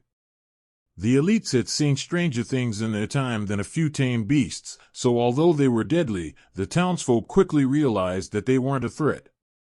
Once it started to get dark, Ray finally came down from the tree, blending into the grass as well as she could until she was hidden behind Karl's back where he sat at the edge of the field. That let her observe the humans from much closer, while Hawk and Thor returned to their spaces to rest. We now know what allows the bloodbath spider to be so deadly. Lovely Miss Ray here can adapt her attacks to whatever she is targeting, so it's the most efficient option for destroying it, Karl was explaining to the others. Hey, why are you telling them that? She protested. So they can come up with a way to help you make it even stronger, Karl replied. She had to think about that for a while, as did the other elites. Can you do it, since you're bonded with her? Alice asked. I can, but not as well as she can, Karl agreed. He couldn't modify his gloves or even his fingernails with the ability like she could her claws and mandibles, but the energy from Rend could be altered to some degree when it was held in a layer over them. Alice brought up another barrier, and Karl focused for a second before throwing a full-strength shred at it. The spell changed from red to golden as it hit the barrier, and the field filled with golden light as the spell was dissipated. Pain lanced through Karl's skull, and he cradled his head in his hands. It looks like I'm not quite at full recovery yet. The energy draw still makes my head hurt after a single attack. Once the spaces are in better shape, I think that it should be fine. A week, maybe 2, he explained. The others sighed in resignation. They would have to explain that he was injured during a training mishap if he wouldn't be healed before they returned, and they really didn't want to have to fill out the paperwork involved in returning an injured student to the academy. Why don't we give it another day here, and you can meditate with the lightning barrier up the entire time except for meals. Then we can judge whether it will take the full 2 weeks to completely recover, Daniel suggested. That's not a bad idea. I will start as soon as we get back. I understand now how to hold the barrier tight to my body so it doesn't burn things through my clothes, Karl agreed. Daniel gestured for him to try, and then grabbed Karl's shirt and nodded in satisfaction when he didn't get shocked. That works for me.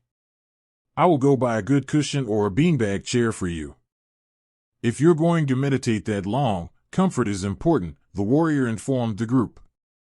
Karl ushered his beasts into the space, against Thor's protests. He was tired, but he wasn't done with the barrier game yet. You can play again later. There are more mages at the academy who can create them, and Miss Alice will be at most of my classes to make them while I work, Karl explained. Thor was excited, but Ray wasn't much less eager to test that barrier again. She would take some time to figure out how it worked, and grow a little more, then she was certain she could find a way to destroy it. If it existed, she could eventually find a way to tear it apart to get to the good bits inside. Maybe that was it, she might just be lacking motivation. She would ask Karl to put food inside the barrier when she was ready to try again. That should help. Or she could practice on Thor's barrier, and try to break it right before he could ram it. That would be fun too. The fact that Alice was a commander rank mage made no difference to Ray. It was just a matter of time in her mind before she would be able to smash that barrier with a single strike. Karl had two goals that night. First, he would create a nice shady set of low trees for Ray to rest and make her web in, and he would make a training field for Thor to run around. These preparations would be enough to keep the two of them happy for a little while, and the standard of having decent plant life corresponded to the level of beast space development that Hawk needed when he first advanced to awakened rank power. Karl was assuming that the development of the space that was needed would be the same for all beasts at the same power level, and he would just have to keep up while they went through their initial growth phase, so the space didn't fall behind and cause him this same mental pain again. Being unable to use the abilities that he had was a huge step backward for his personal power, even bigger than the degradation of his body that had yet to recover. Jody returned not long after they reached the hotel with a large beanbag chair and a smile on his face. This one is perfect. It is filled with glass beads. They're an electrical insulator, so the shock shouldn't travel anywhere, even if it leaks from Karl, he announced. That wasn't quite how magical lightning worked, it would melt the beads, but nobody bothered to mention that, as a beanbag chair was precisely what they needed, and even if the lightning leaked and melted the beads, it should form a more comfortable seat for Karl tonight. Once the recovery process was complete, Karl wouldn't have to split his energy into healing himself, and the development of the beast spaces would improve, but for now, the teams were more worried about avoiding a lingering injury report and light-duty training modification appeal to accompany the incident report that they were already going to have to do. Karl started with the easier parts, increasing the quality of the two spaces and adding simple grass to the ground.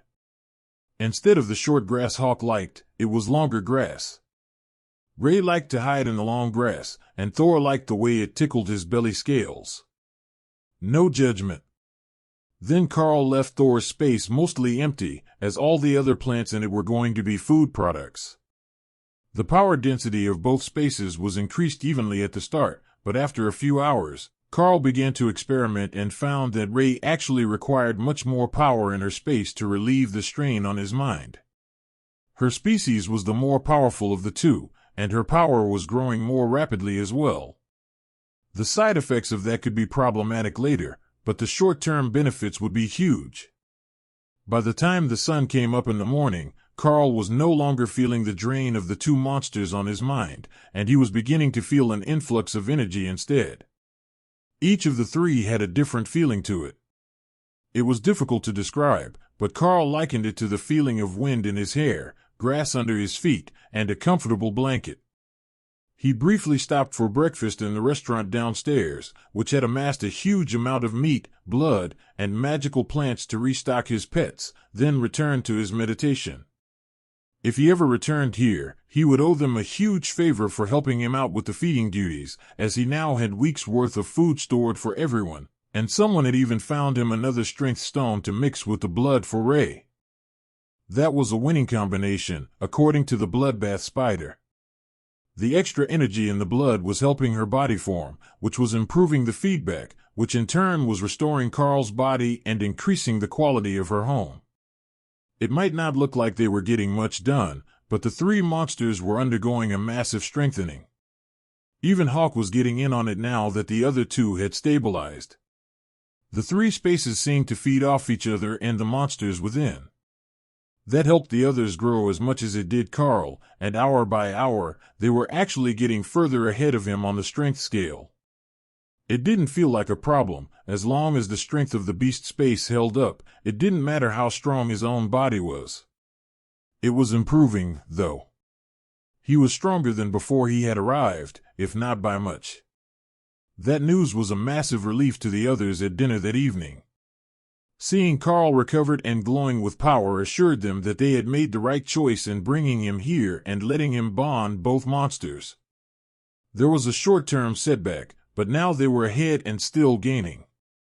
Do you think that there will be any long-term damage? Alice asked as Karl finished his dinner and prepared to go back to meditation. Not really. There will be a definite reduction in maximum growth speed, with 3 spaces to enhance instead of 2. I will be spending most of my spare time in meditation, with little time for anything else until they are full-grown. But after that, the extra space means what I can provide will be split 3 ways, and it will be up to the feedback from the monsters to progress. Until I reach the higher side of commander rank, that shouldn't be a big issue, as their natural growth will provide a significant portion of the strength growth we need. But after that, it's going to be a hard grind, and then I will either have to find another way to keep us growing or find a 4th partner with even higher potential to pull us all up. I'm not even sure that will be realistic, though. You saw what happened this time. Even if I prepare, how much strain will an overlord or royal rank monster cub put on my mind? They're even more intelligent than these 3, or so I have heard, and their energy requirements have got to be immense. So, you're saying that your class will have a minimal impact on the growth of the monsters beyond their adult peak? Alice asked. Not quite. It will have a much larger impact on the ones with lower innate potential, and then after that bonus from the early growth phase ends, we will be looking at years and not weeks or months to move up a rank. I can't guarantee that it will hold true forever, but with the scaling once Hawk was full-grown, and the power difference between the levels that is described in the textbooks, I would say that making Commander would be relatively easy, but it might be pushing it to make Royal before graduation, and then Monarch by age 25. Of course, a new pet, a new technique, or even just a better understanding of how to leverage resources for growth could shorten that considerably. Alice laughed out loud, drawing the attention of the others in the restaurant. Don't let the others hear you call Royal before 18 years old a slow progression rate. Even I'm more than a little jealous, and I'm still a young maiden. She reminded him quietly. Karl was fairly sure that neither of those words applied to Alice anymore, at least not from his perspective. But who was he to argue with her self-assessment? Daniel tapped the table to get everyone's attention. We will be heading out in the morning. Karl has recovered enough to return to his regularly scheduled classes, and the pets are both bonded and growing smoothly. That completes the conditions of our outing, and the Colonel will not be happy if she finds out we decided to take a little vacation after the job was done. There was no doubt about that. Colonel Valerie had a bit of a human side, but it was hidden deep under her adherence to rules and regulations. To say that Ray was excited about the car ride was an understatement. The bloodbath spider naturally wanted to travel to spread their brood and find a mate, and as they gained intelligence, that instinct turned into a form of wanderlust.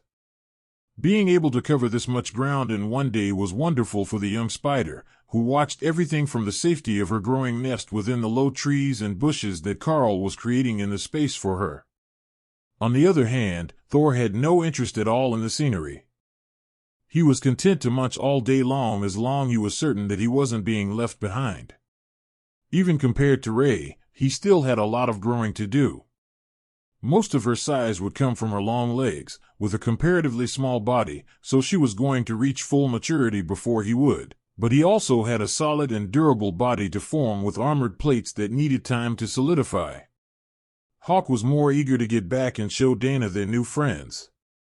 She had 2 golems now, but Karl had 3 pets. They weren't outnumbered anymore, and with the amount that Thor was growing, they wouldn't even be the physically smaller team for long. It was a good thing that the Lightning Sarah was content to remain within his safe space because he wouldn't be able to wander around the balcony for long.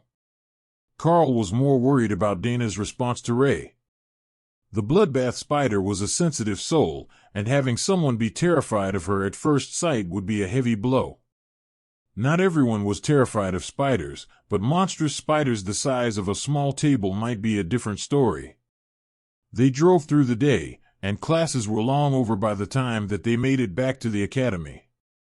From the direction that they arrived, Karl realized that they had actually detoured around to the far side of the area by nearly 50 kilometers because there was only one road leading in and out of the academy, and it ran alongside the railroad tracks. Keeping the academy isolated was best for both safety and security, but he hadn't realized how remote this region was until he was paying attention to the trip during the daytime. All right, everyone will need to fill out a mission report for the morning, and this one is going to be significantly longer than usual, with the progress that was made. I will let you all rest for now, and see you all later. Alice instructed the others while looking at Karl to ensure he knew that meant him as well. The academy and the government would naturally want to know all about the new pets, as well as the backlash from bonding too when his mind was only ready for one weaker pet.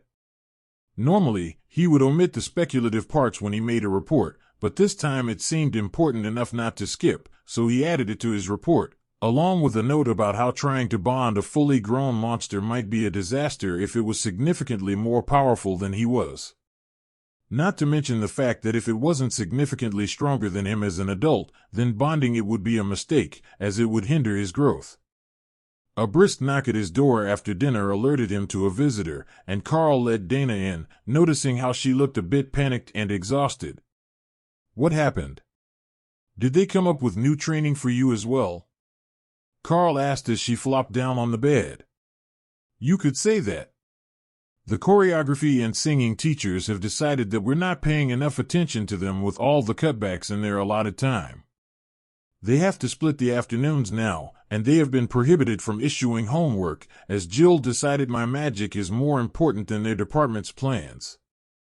So, they're going crazy every day to pack everything they want me to learn into the time that they have. Dana explained, staring at the ceiling. Have you eaten? I can grab something and bring it to the room. I have some new friends after this trip, and they could use a bit more variety in their diet. Karl suggested. I did. Jill brought something to the end of choreography class, and I ate before coming over. I think that she's trying to pull me out of the classes entirely, but someone senior to her isn't going for it. Karl smiled. In that case, would you like to meet someone? She is a lovely fuzzy bloodbath spider, and she likes meeting people, but not in the bright sunlight. Dana smiled. You bonded a spider. He nodded. And a lightning Sero, but he's sleeping right now. Ray is growing more smoothly, and she wants out to explore the room. Dana nodded, and Karl brought the spider out to sit on the bed next to her. The two stared at each other for a few seconds, then Dana smiled and Ray moved closer, as if to get a better look at her. So, this is a juvenile female human. She's cuter than the other ones. Tell her that I say hello. Ray instructed. Ray says hello. I'm not sure if you can shake hands safely, given her claws, but she's very friendly. Karl explained. Do you know about magic? I need to study some spells, and it was too loud in my dorm for that. It was great for focus training, with the random explosions from the neighbors' rooms making it harder to keep the spell stable, but for reading, it is just distracting. Dana asked the spider. I know about magic. Lots of animals use magic. What is reading? Karl briefly explained the concept of books, written language, and learning from recorded information, which shocked the young spider. That is great. You don't even need them to be nearby to learn from them. Books are good. I will watch her technique. Karl laughed. She's still quite young and hasn't seen enough books to learn to read yet, but she wants to watch you. I need to meditate to improve the power level in her mental space, but you two are free to work. Ray ran out onto the balcony and disappeared into the foliage, then followed Dana to the gazebo and began admiring the hammock before creating one of her own from webbing. Bloodbath spider web was very versatile. It could either be flimsy enough that the smallest of disturbances would break it and alert the spider in its web, or it could be strong enough to hold a 100-kilogram monster in place despite attempts to escape. What she used this time was the stronger kind, but without the stickiness, so that she could more easily move about and watch the reading process below her. Karl settled in to meditate, listening to Ray's reactions as she admired the pictures in the book and contemplated what the runes would mean. Dana was narrating things to her, thinking out loud, as she worked on the assignment to improve her spell formation speed. Ray wasn't much help, as she only knew one ability, but the moral support seemed to be helping the two of them bond. With Ray outside, it also reduced the strain on his mind a little, as she was burning her energy and not using his to actively grow.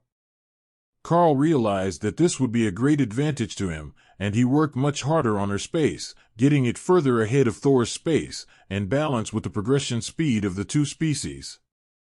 The next morning, Karl completely forgot to warn Jill about the spider on the balcony, but when she failed to return with Dana after a minute, he went in to check on them and found her wrapped up like a cocoon, and glowing with power from her hastily raised magical barrier. "Thanks for finally coming to check on me.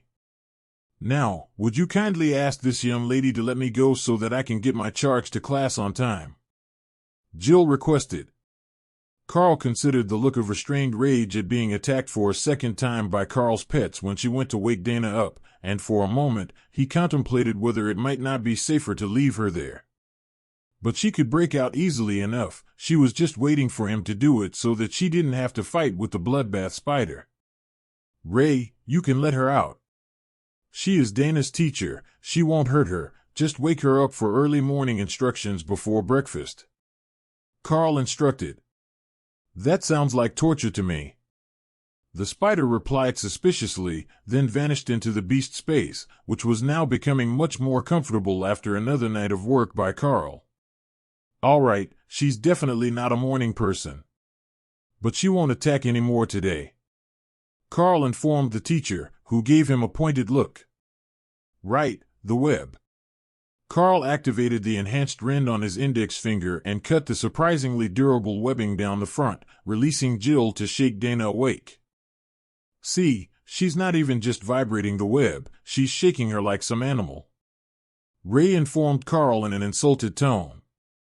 "5 more minutes," the young mage complained, and Karl smiled. It was the same thing every day, but her schedule was so packed that she couldn't waste any time in the morning. Karl walked over and gently rocked the hammock, then plucked a string by Dana's head, which she should hear vibrating next to her ear. "Fine, I will get up," she mumbled and opened her eyes. "How did you do that?" Jill asked in shock. Wise advice from the bloodbath spider. She knows all the best ways to operate a web, Karl explained. Jill looked down at the mass of spiderweb on the ground, then picked it up, expecting a mass of loose strands now that it had been cut open, but the strands were stuck to each other and interwoven, creating a form of blanket. "You know, this is actually pretty well made, all things considered," Jill noted as she admired the soft white silk. "Karl brought me a silk blanket. That looks comfy," Dana agreed, while Karl tried not to laugh. "No. A certain someone thought it was appropriate to wrap me in webbing when I tried to wake you up the first time. Now, we need to go, or we will be late. Karl, we will be borrowing your shower. There isn't time to make a detour across the floor," Jill insisted. "You cut the times awfully close. Go ahead, I will head down and eat first while I go over my day with Sergeant Rita. I'm sure she has a few questions about my mission report anyhow." But Rita didn't lead him to the cafeteria. She led him to the staff lounge, where they could talk without the curious student ears listening in. The teachers were all privy to the official reports, so there was no point in hiding it from them. Karl and Dana had been the talk of the staff for a while now, and once the new pet was spotted, everyone would be gossiping about it. Start at the beginning. There was a lot in that report, and I wanted play-by-play from the time that you left the academy, she instructed. Karl went over the trip, the early morning locust attack, and then got into the sighting of the golden dire bear. So the other pet, the one named Thor in your report, is a golden dire bear? Rita asked. No, we left it alone. Picking a fight with it and stealing its cubs seemed like a monumentally bad idea when it was ready to charge our truck, so we left and went looking for something less hostile. Karl explained. He realized his mistake. In his report, Karl had only briefly mentioned the species of the pets, and had been referring to them by name for the rest of the document, so a cursory scan would be confusing. We were headed further into the trees, and away from the river, when we came across a clutch of lightning sparrow eggs, while the herd was on the far side of the clearing. I sent Hawk to recover an egg, then brought them both back into my mental space. But it wasn't just the one egg. There was a bloodbath spider egg stuck in his feathers as well. So I set about hatching them both. Karl explained. And of course, nobody realized that would be a terrible idea until after you were injured. She replied with an eye roll. Exactly. I didn't expect them to hatch that close together, and I was unprepared for the requirements that each of them must have a separate space, even though they can move to the other beast's space. So I had to mentally form the third one in a hurry when the bloodbath spider hatched, and that put a lot of strain on my mind and body.